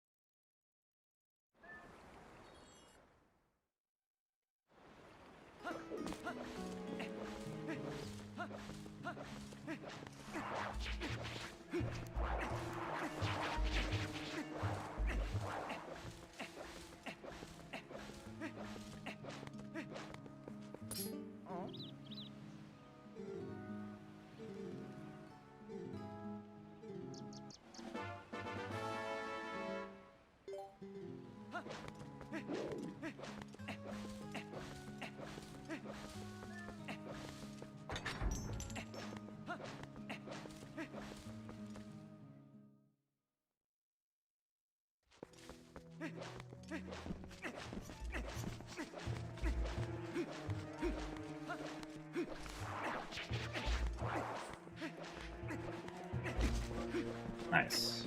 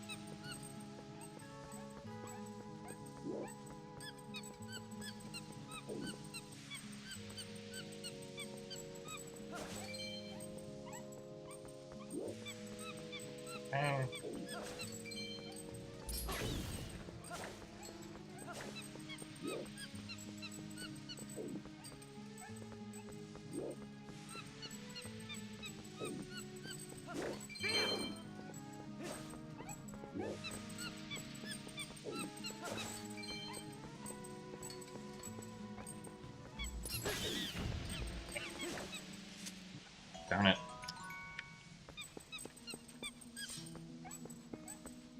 Well,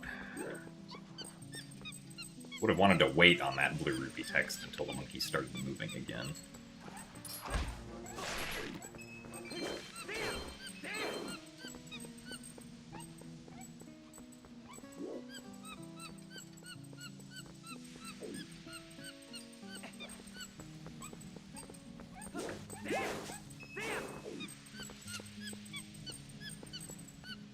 Alright, well. Got rid of the blue rupee text, I guess, but slightly slower than average monkey.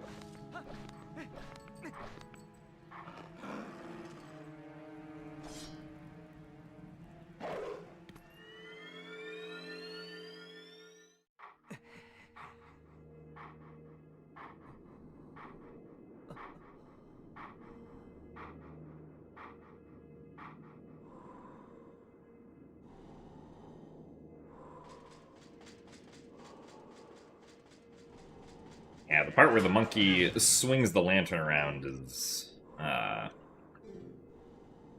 very dynamic, complex gameplay at work.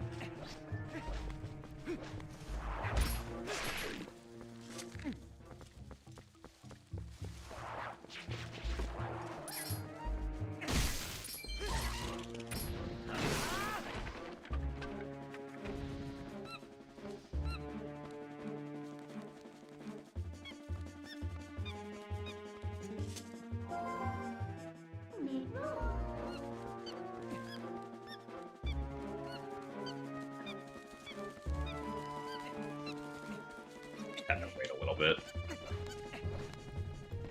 Still faster than killing it.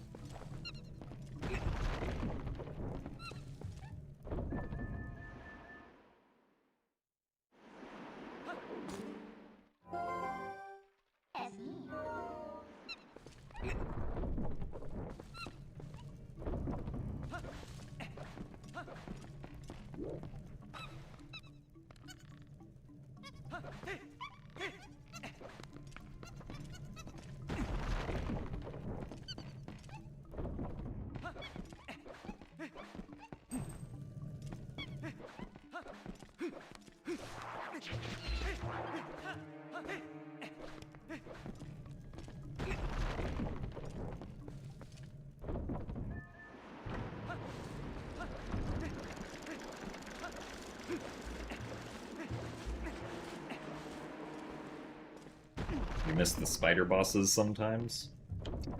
I mean, this game has a pretty prominent spider boss. We don't get to it until, like, the very end of the run, but Almagoma is just Big Spider.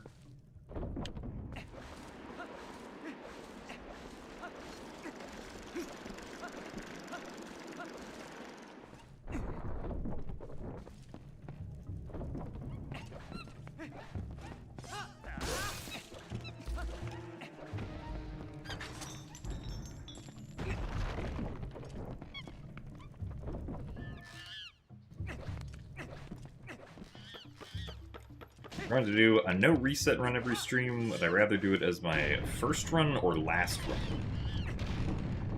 Probably last run. I was gonna do a no reset each stream.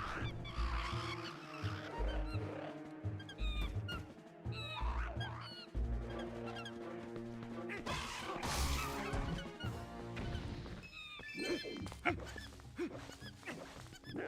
did already collect a blue rupee.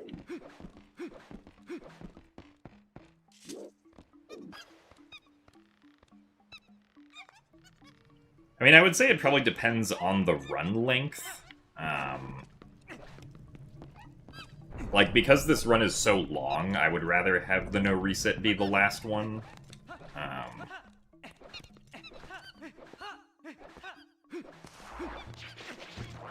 Because if the no reset was the first one, then I feel like usually I feel like I played best within the first few hours of doing attempts.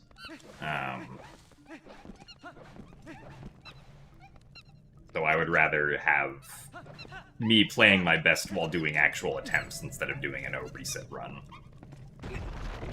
So thank you very much, ZSR, for the raid. Welcome to me trying to go fast in a game that I don't think has been on ZSR for a very long time. Twilight Princess HD is not a game that people race or play randomizer of. Because there is no randomizer.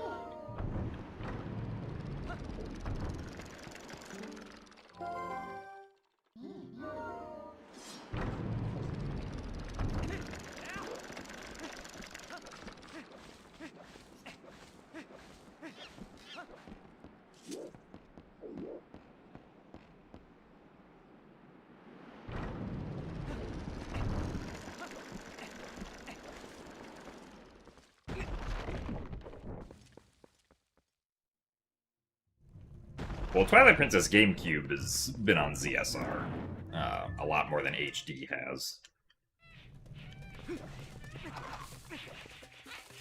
1, 2, 3, 4. Okay. 4.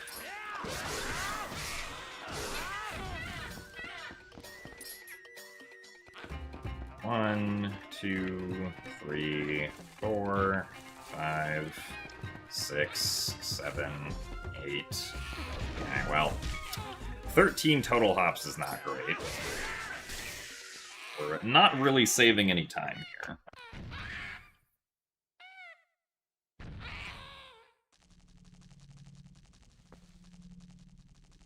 Will I read YouTube chat today? No.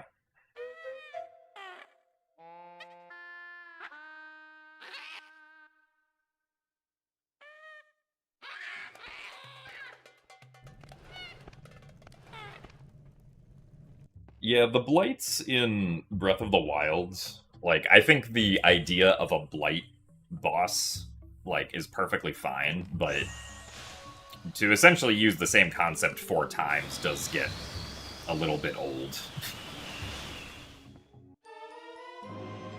Guess we're still ahead.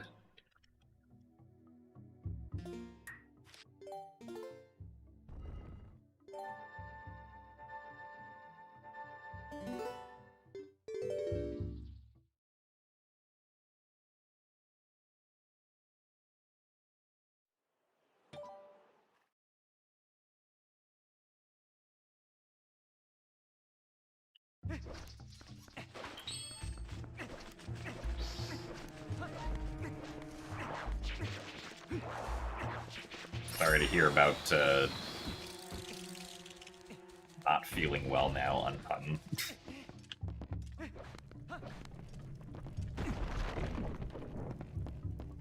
I guess maybe next time we don't get the mac and cheese pizza.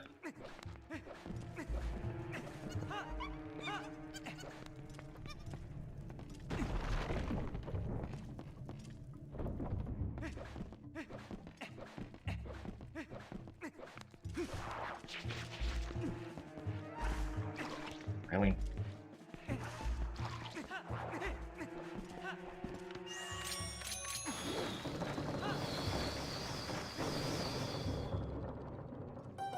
Sloppy.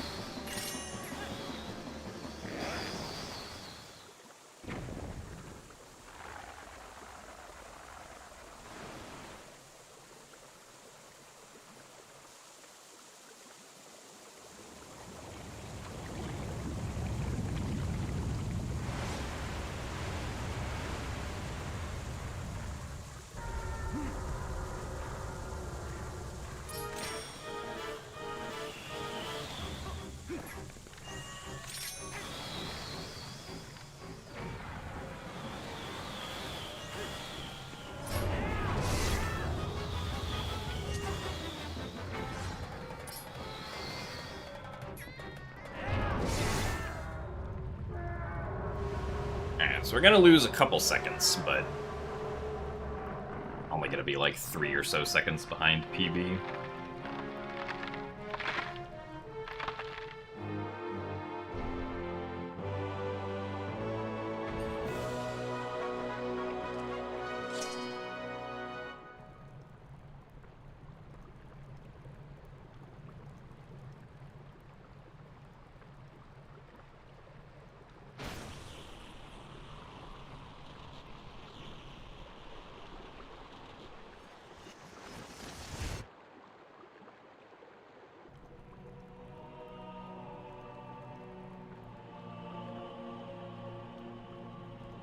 I wouldn't say that the Diababa fight is, like, hard. Like, once you practice it enough, you can do it very consistently, but it does take, like, effort to learn how to do the Oopless strategy. Though it's not, like, easy either. It's, like, medium difficulty, I would say.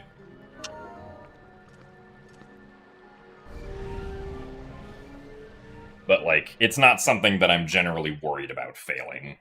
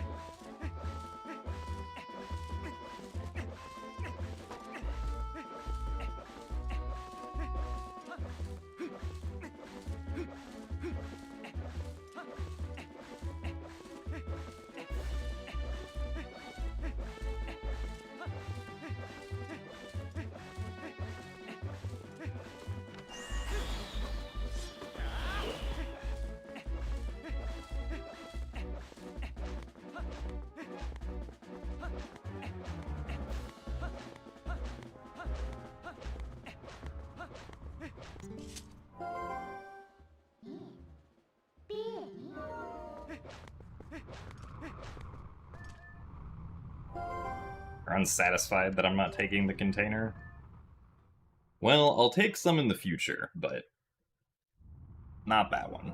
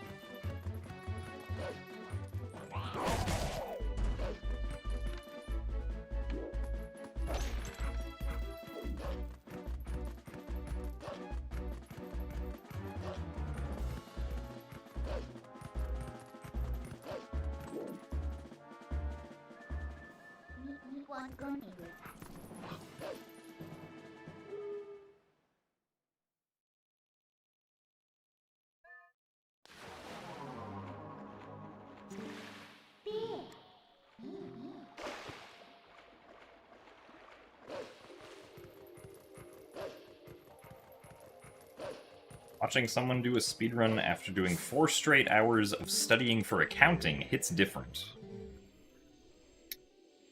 Yeah, that's probably a change of pace.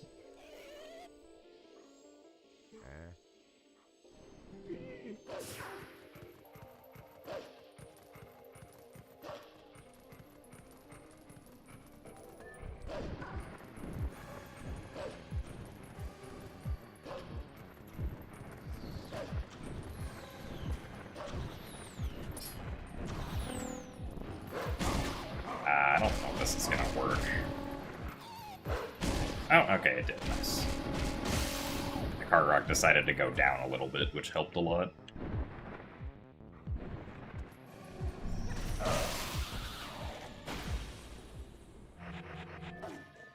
Pretty early, apparently. Are there any tricks I don't do for better consistency, or do I try to go for every one of them? I don't think there are currently any tricks I don't go for consistency reasons. I'm trying to think.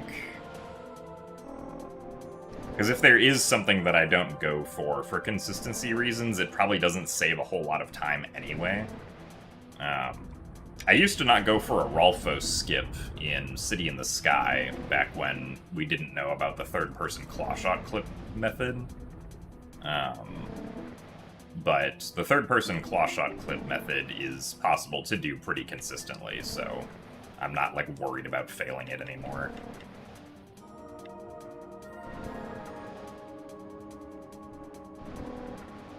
A Rolfo skip, or I guess Death Sword skip I don't do, because Death Sword skip doesn't save a huge amount of time.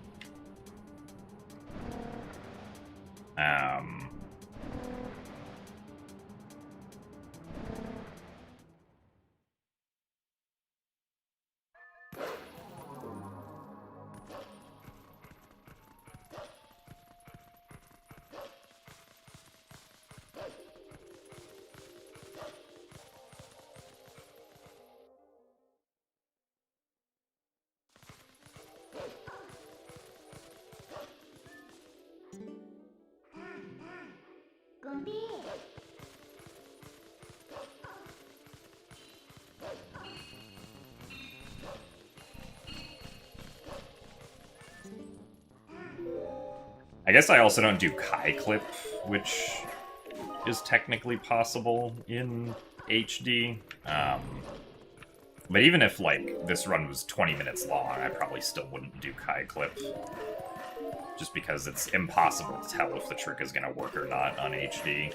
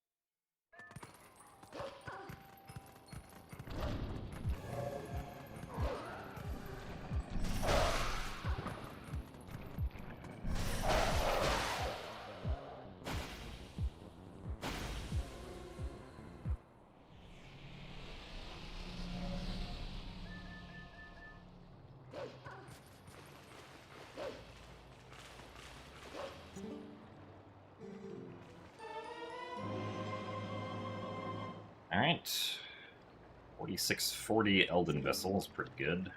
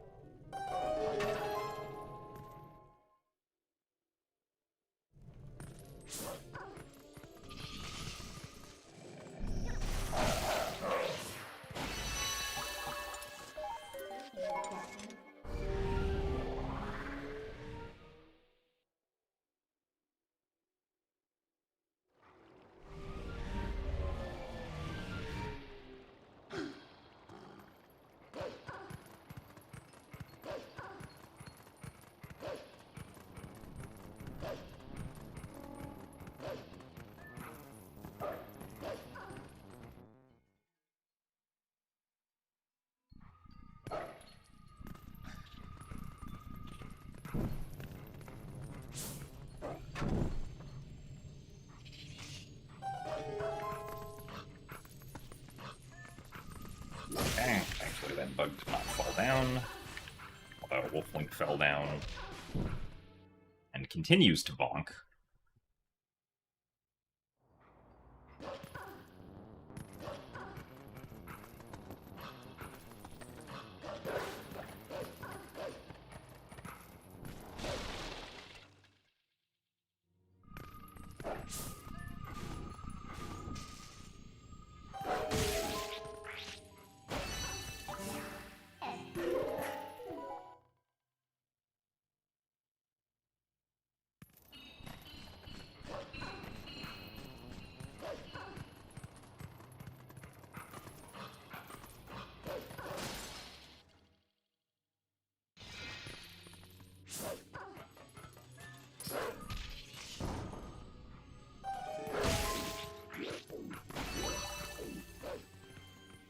Try to not fall down here this time.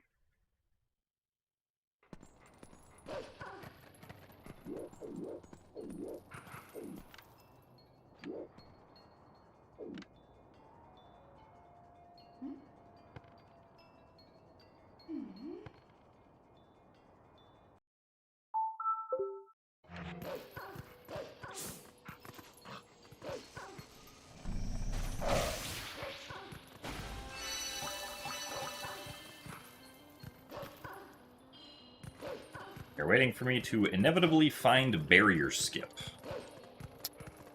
Well, I currently do not have any ideas on how we could possibly do barrier skip, so...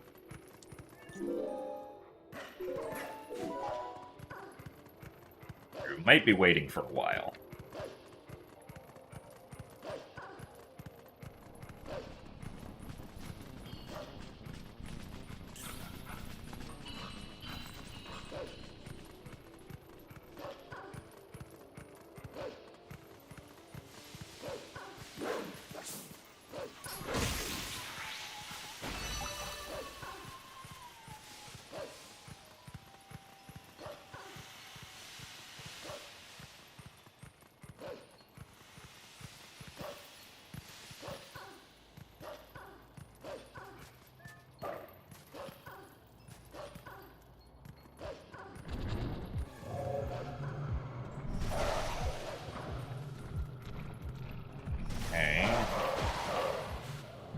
works.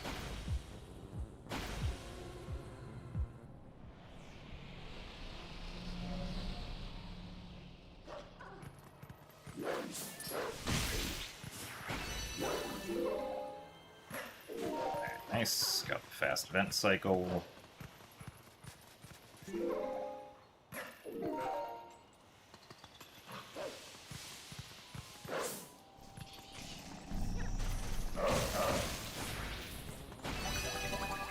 Okay.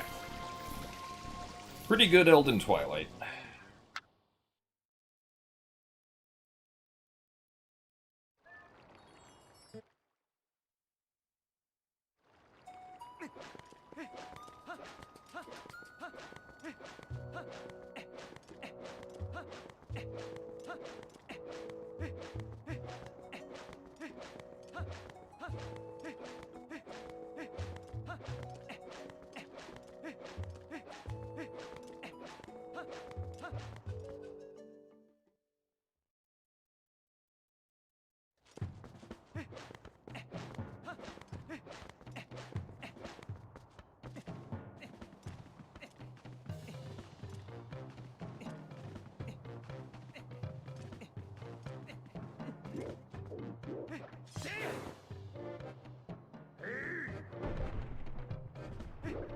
How many seconds over best is still good? Generally, my goal is, at least with Twilight Princess HD, to be, or to only lose 1 second to best per minute of gameplay. So, right now we're about 53 minutes into the run, so, I would like to have lost 53 seconds or less compared to my sum of best, which currently we have achieved, because currently right now we have lost 37 seconds to my sum of best, so we're doing good so far this run. Hopefully we can keep it up.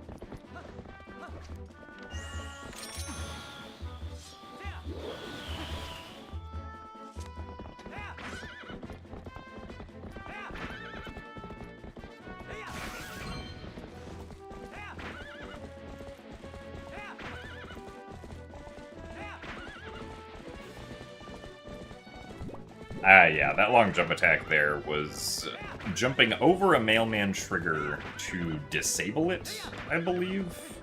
That's how that one works.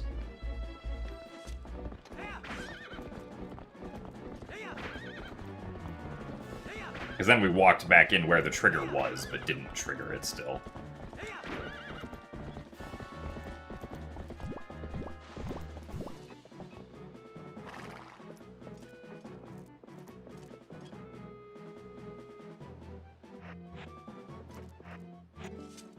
Really?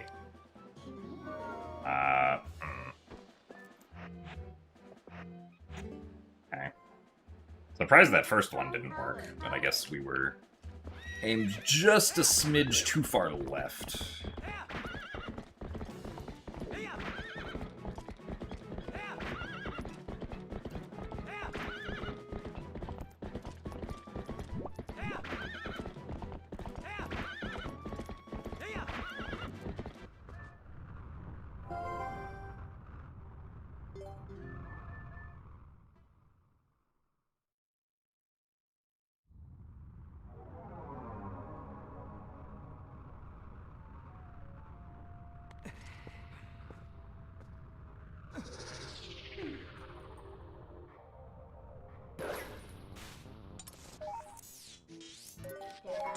My okay.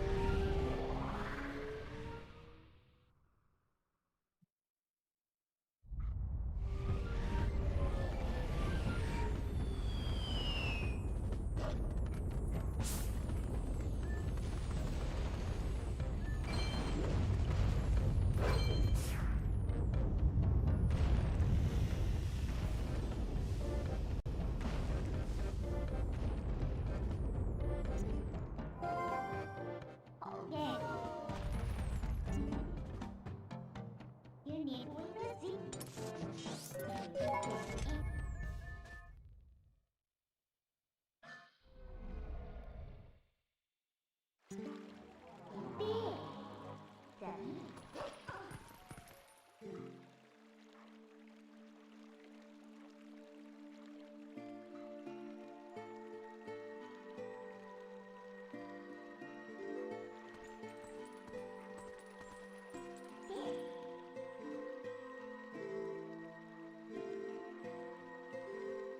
Any Howards yet? From Midna, probably. I don't remember any specific instances.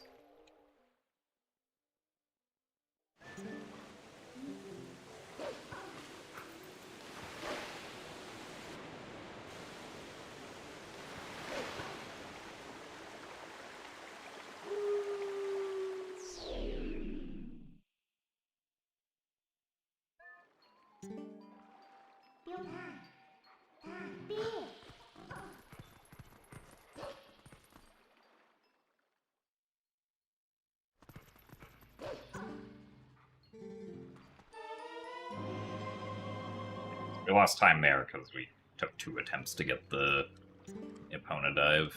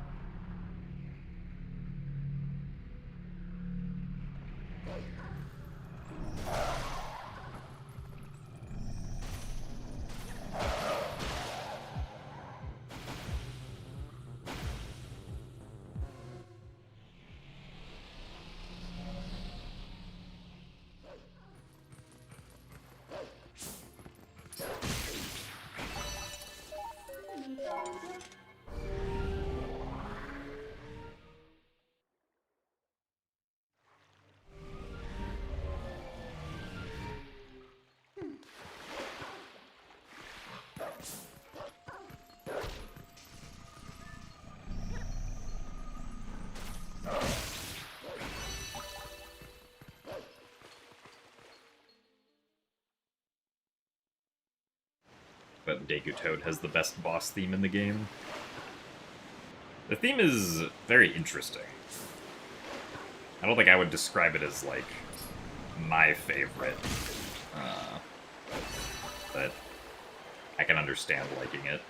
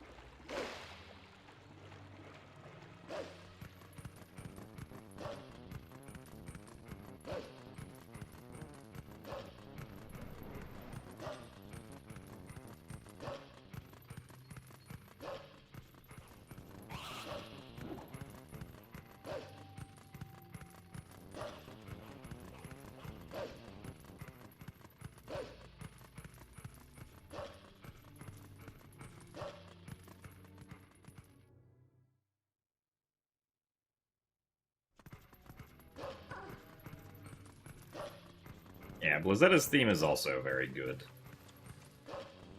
Kind of unfortunate that if we do the speedrun strat correctly, we don't get to hear the cool part of the music, but...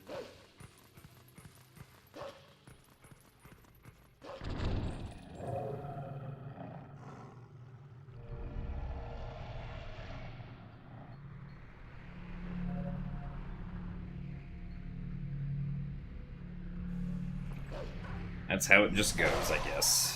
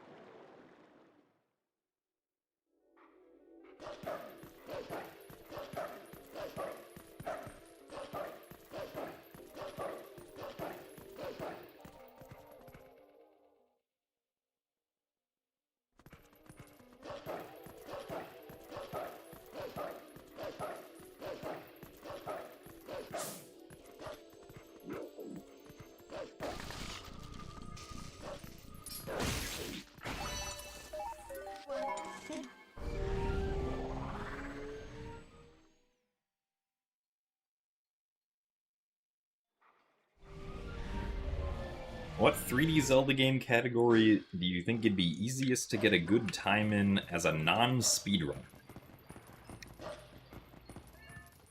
I mean, any category is going to require some amount of, like, practice to do.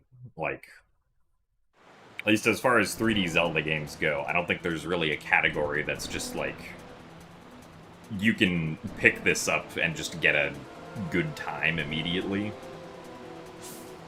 Unless it's, like, something that's really short or just kind of a meme, like hold a cat in Twilight Princess.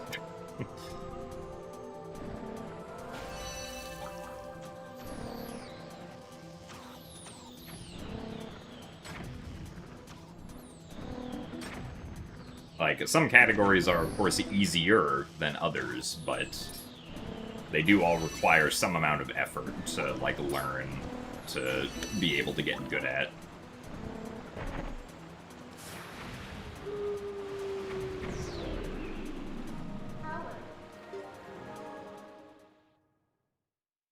I mean, Jotwad admittedly is not that difficult, but you still have to learn to do back in time and to fight King Bulblin.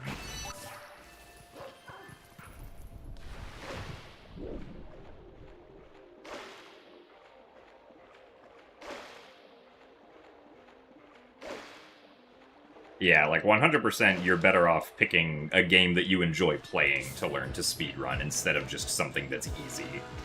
Or that, like, people tell you is easy, right? Because regardless of what it is, it will still require effort.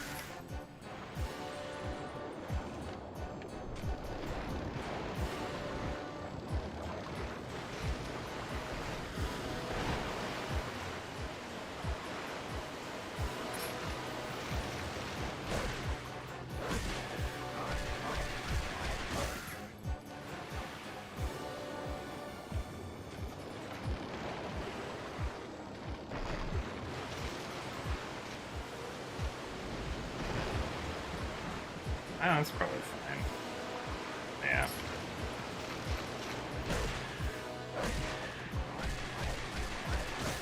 Also, thanks for the good luck, Fran Jams.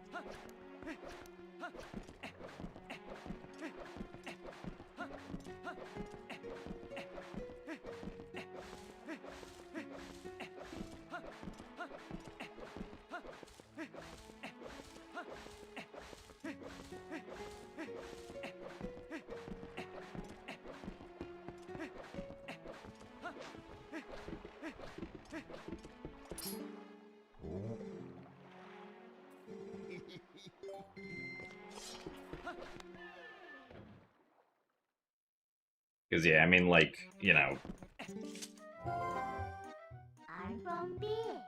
You like, getting a good time in a speedrun is, you know, very neat, but if, like, the appeal of speedrunning is not getting a good time in a game, the appeal of speedrunning is that it is fun to play the game, right?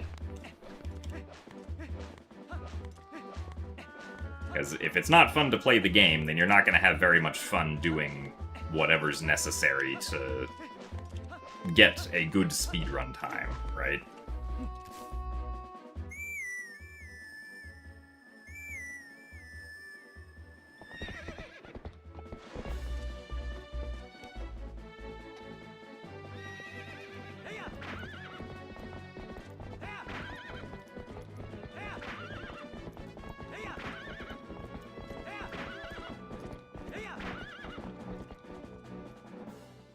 You wish they did more games like Majora's Mask and Twilight Princess.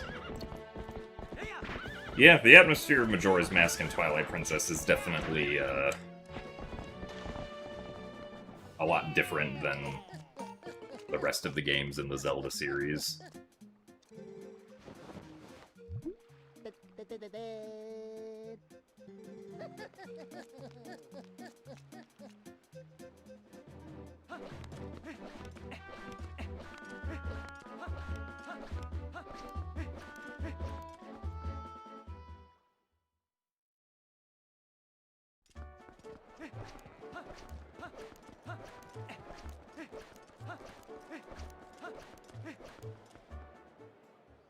I would definitely be down for another eerie atmosphere Zelda game.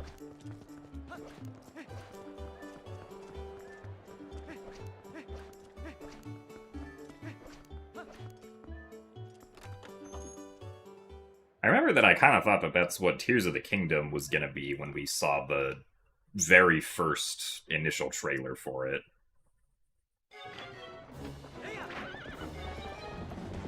That was actually just a very small part of the game.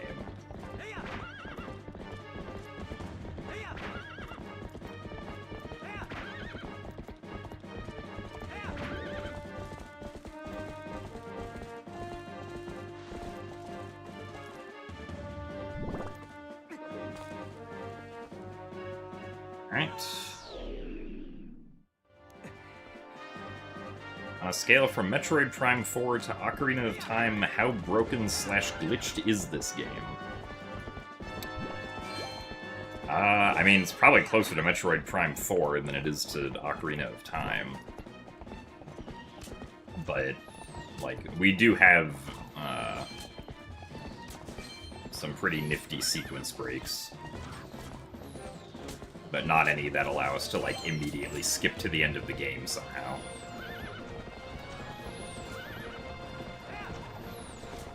Oh, nice. The cart didn't catch on fire.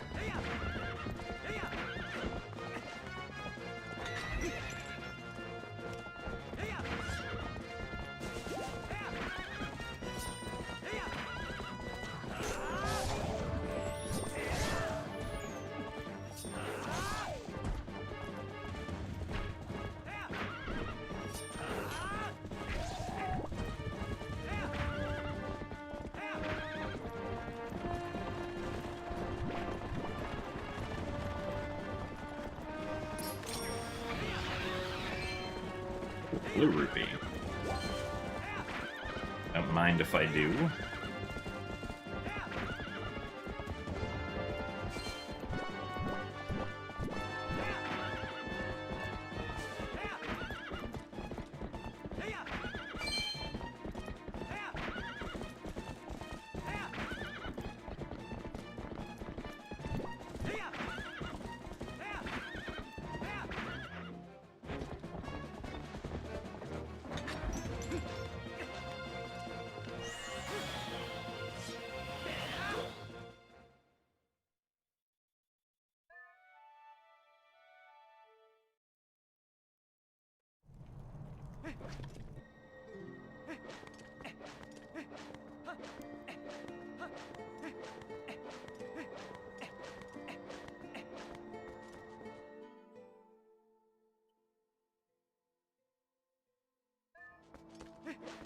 Thanks for the best of luck, petite pedestrian.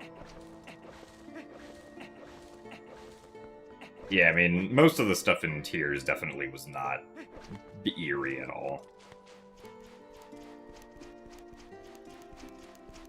I did definitely have a spike in anxiety the first time I encountered some gloom hands, though.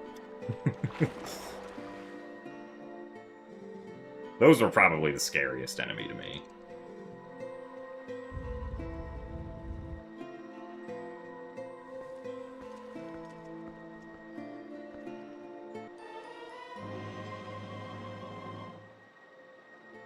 You think Zelda 1 is good? I mean, is that a bad take?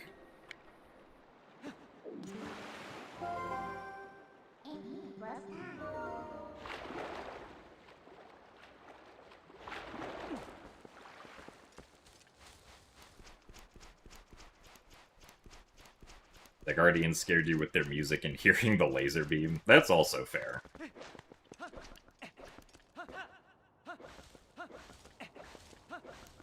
I don't think I was particularly scared of the Guardians in Breath of the Wild.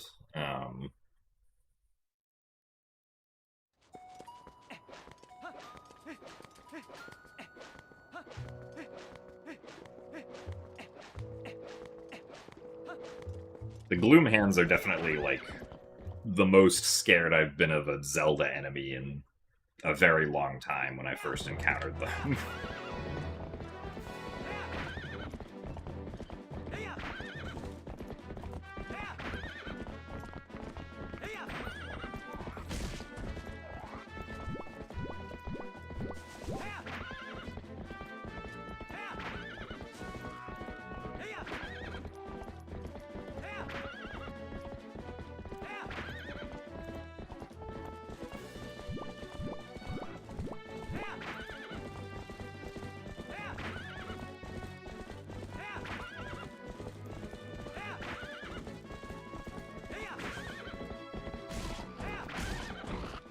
Yes, I did play Tears of the Kingdom casually.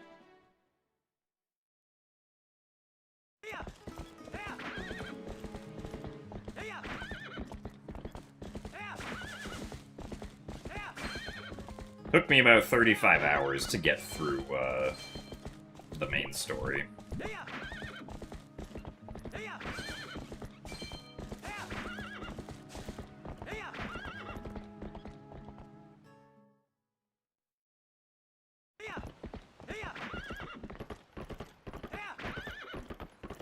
Any shrines I did? Not a whole lot. I think maybe like 20 or 30. Because I was pretty focused on just doing the main quest for the most part.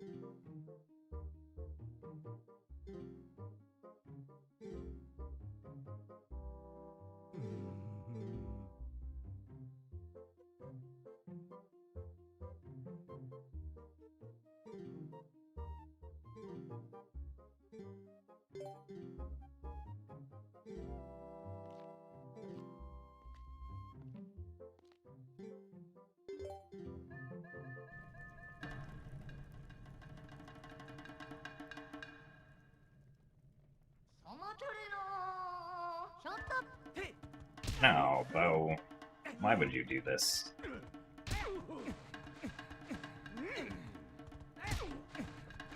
Well.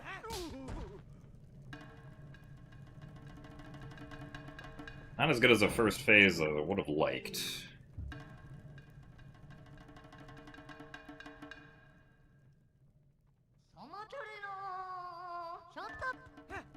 No, not again. Though, why would you do this? Really?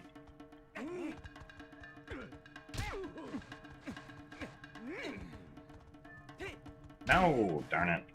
I thought you would move to the side. Well, that was not very good sumo wrestling.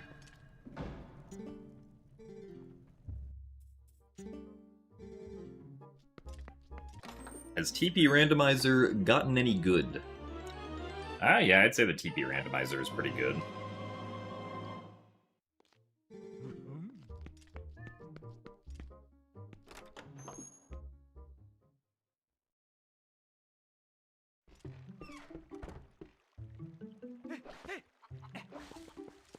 We're going to Japan later this year, and are considering seeing a sumo wrestling match. I mean, I'm sure that'll be interesting.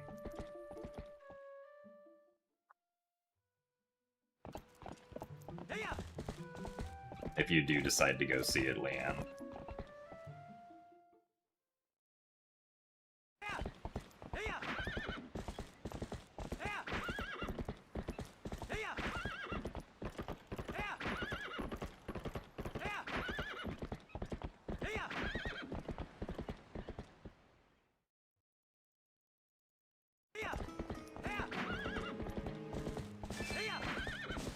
Boy, another blue ruby.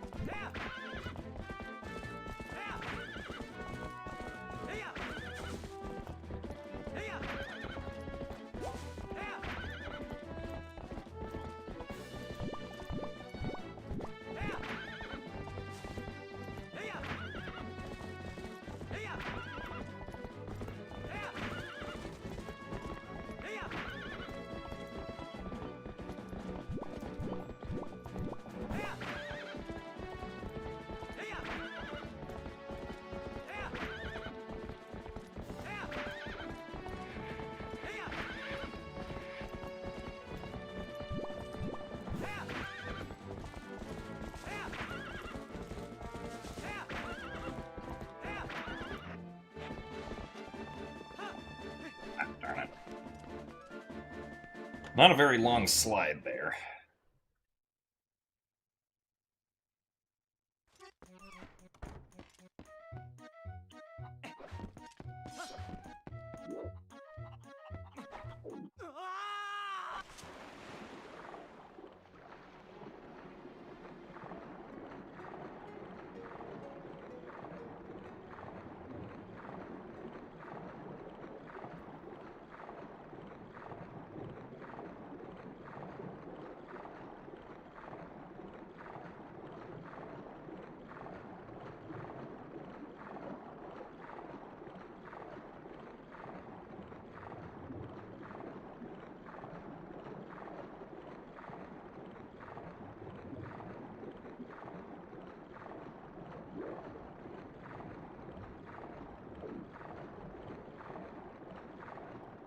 Darn it.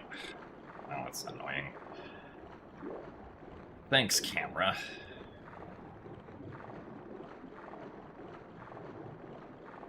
Well, that sucks. It's only like 7 or 8 seconds lost, but still not time that I should have lost.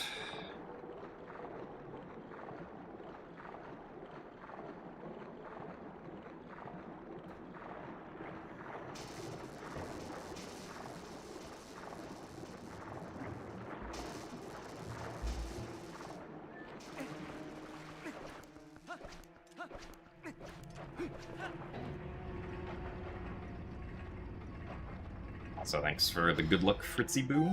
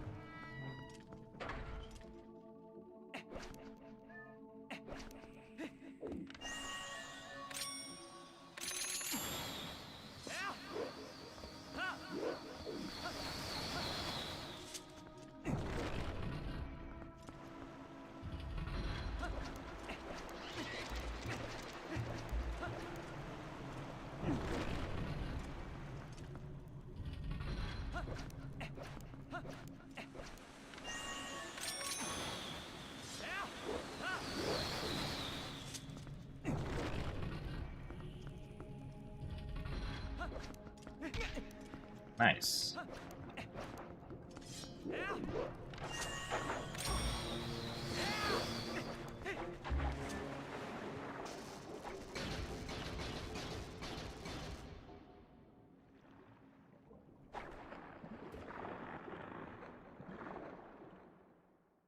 Thanks for the good luck, Dashing Wolf Guy and Silver Skinner. This run is alright. Gonna be like 40 seconds behind on Clawshot, I think.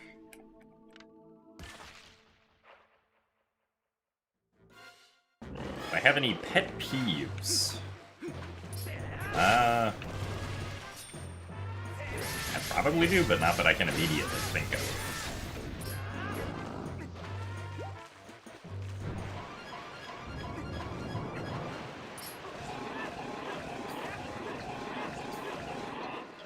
Oh, really?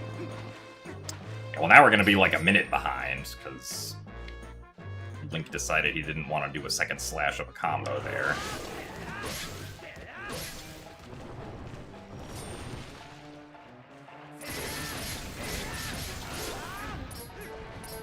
Hello?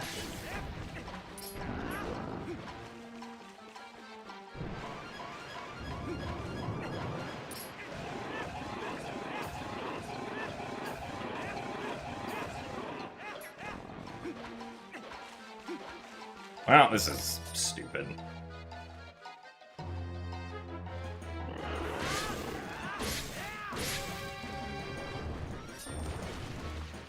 Minute behind, actually.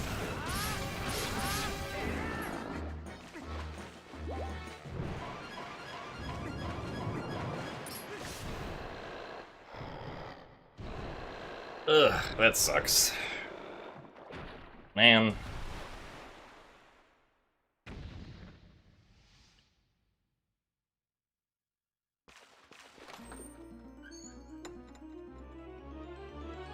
Just like 40 seconds to best there.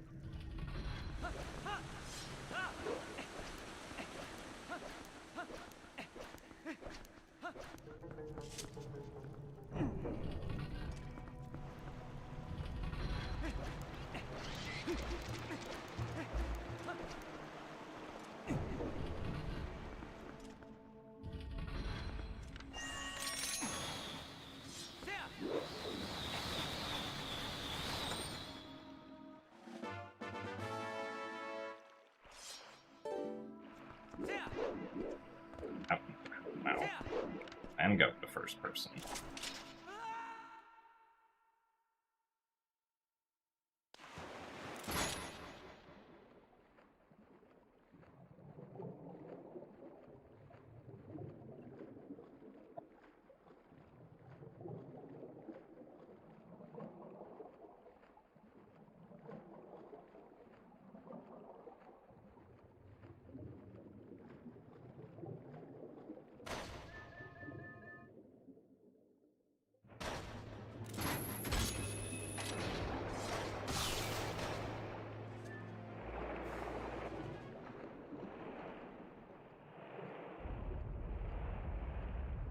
I would imagine the clawshot sound effect in Skyward Sword is probably the same.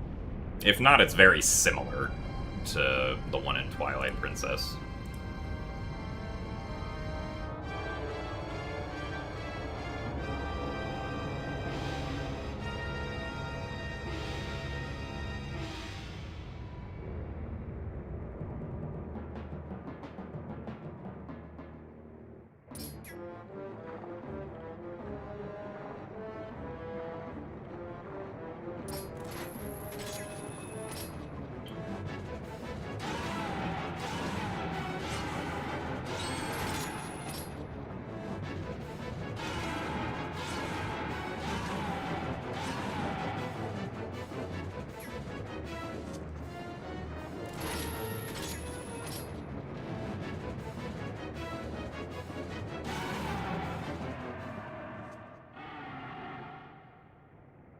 Can't believe I didn't drown.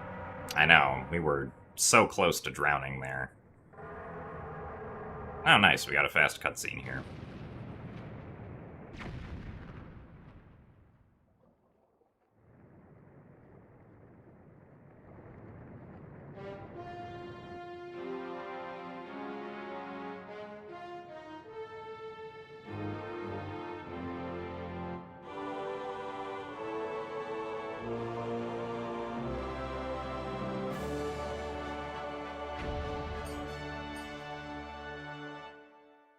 Also, thanks for the good luck soup. You would like a claw shot for home use. I feel like the actual physics behind the claw shot probably would not end very well. Unless it was much slower. You would probably more want something like a grappling hook.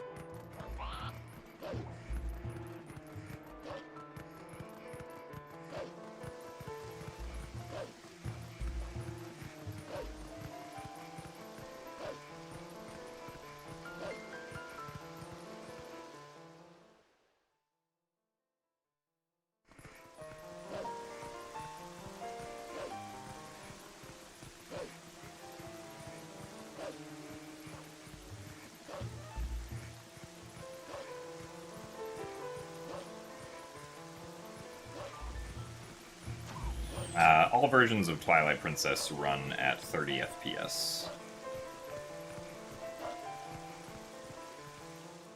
More or less. There's no version that runs at 60 FPS.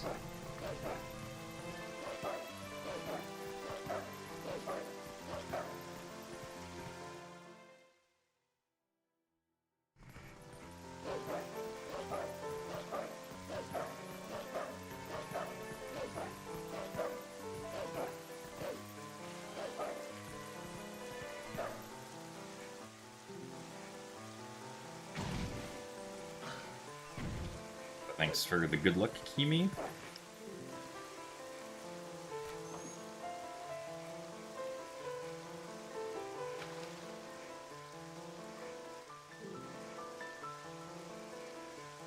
You're shocked this doesn't run at 60? I mean...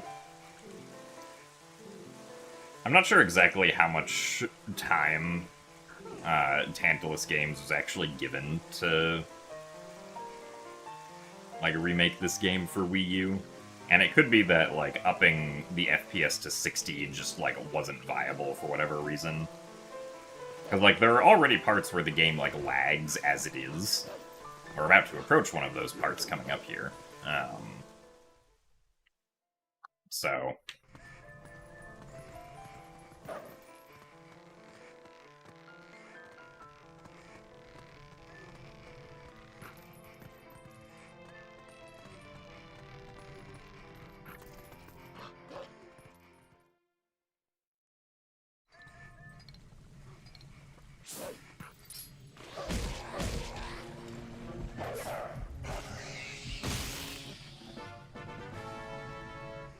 like right here, the game lags pretty badly for some reason. Which is weird because the GameCube and Wii versions don't lag there. But HD does for some reason.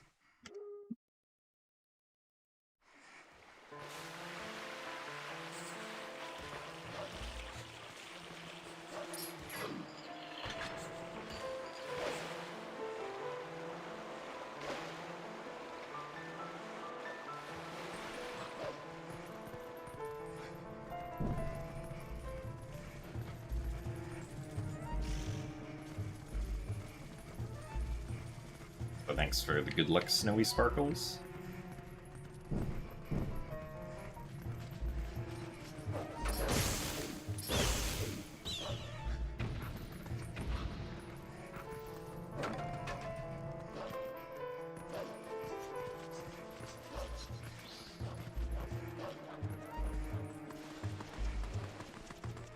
I'm not sure how much of this game is, like, hard tied to 30 FPS.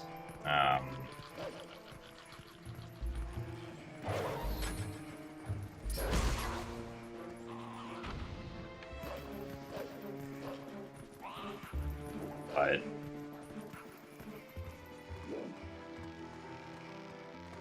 I wouldn't be surprised if at least some of it was.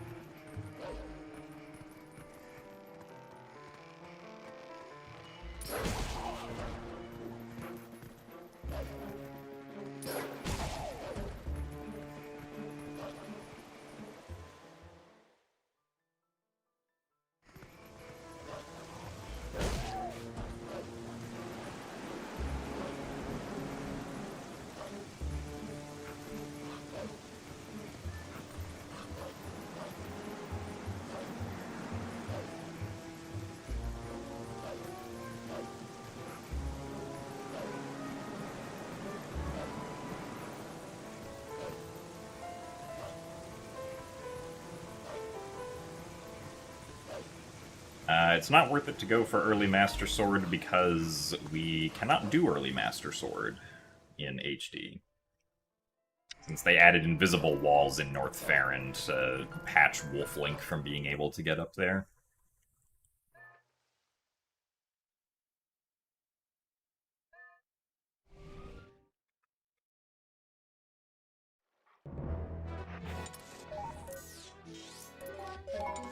Now, it's possible to get Human Link to the Sacred Grove early, right? But the problem there is that Human Link cannot howl at a Howling Stone, so... Human Link can't get past the first room where you need to howl at a Howling Stone to make a wall disappear to start the Skull Kid chase. If it was possible to get past that one block, then we could do early Master Sword as Human Link, which would be pretty cool.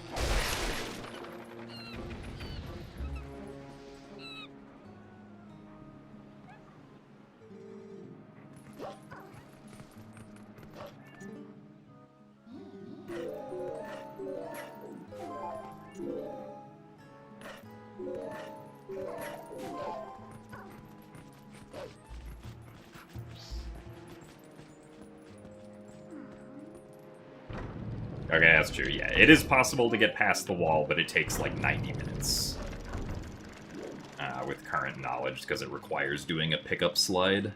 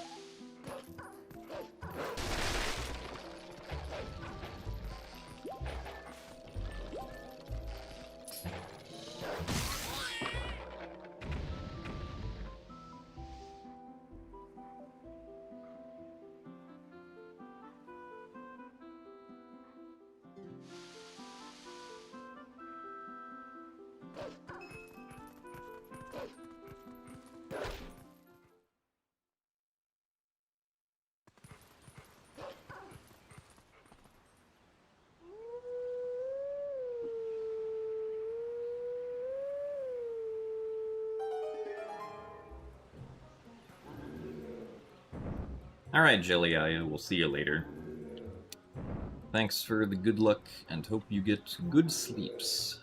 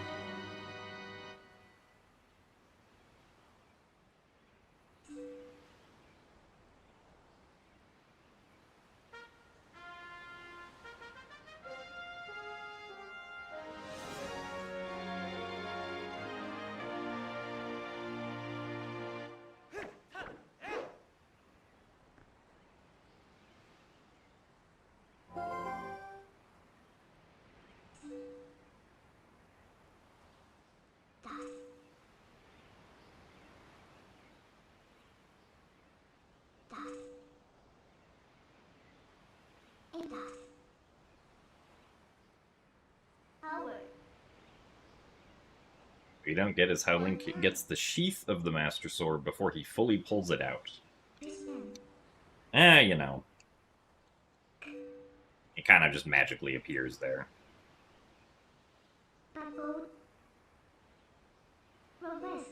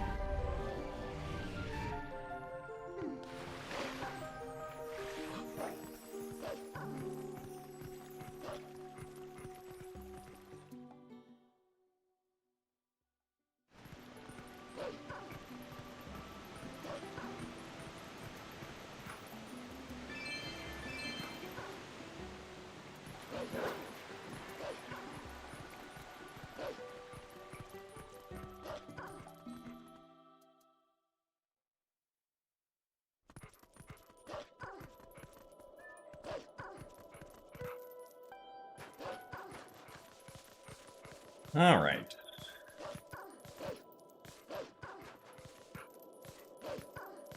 See if we can have an early snow peak just like the one we had earlier today. That would be great.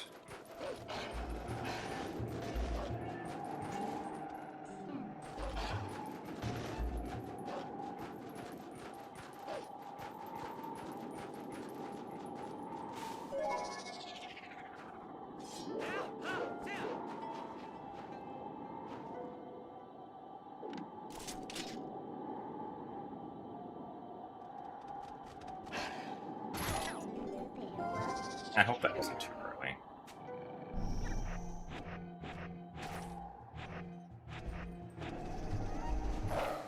Oh, really? Darn. I should have been able to make that, but I,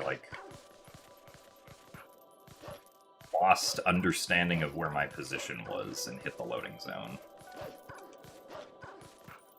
That, unfortunately, is just kinda my fault.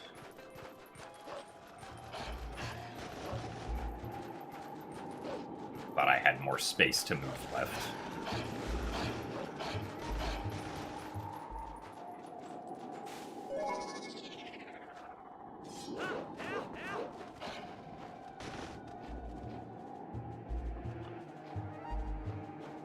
I cannot see the visual cue that I'm trying to look for.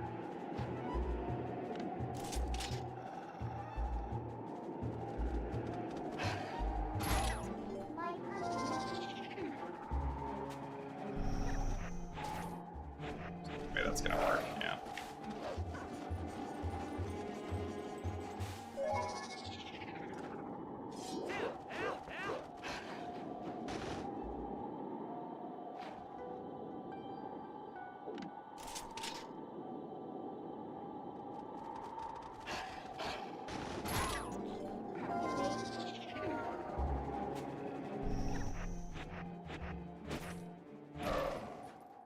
Really?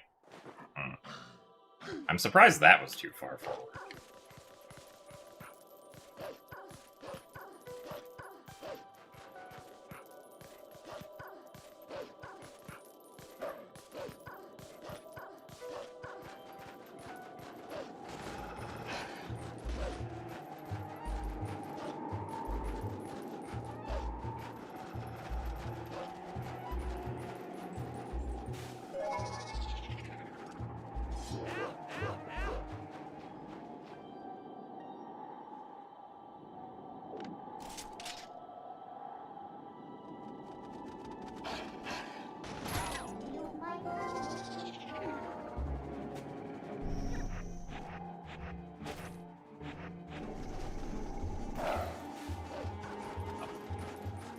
Yeah, unfortunately, we kind of lost, like, 2 minutes to that.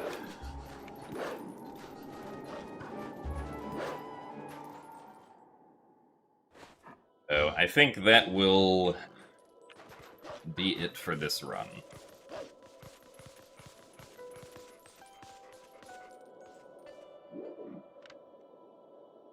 One is beautiful.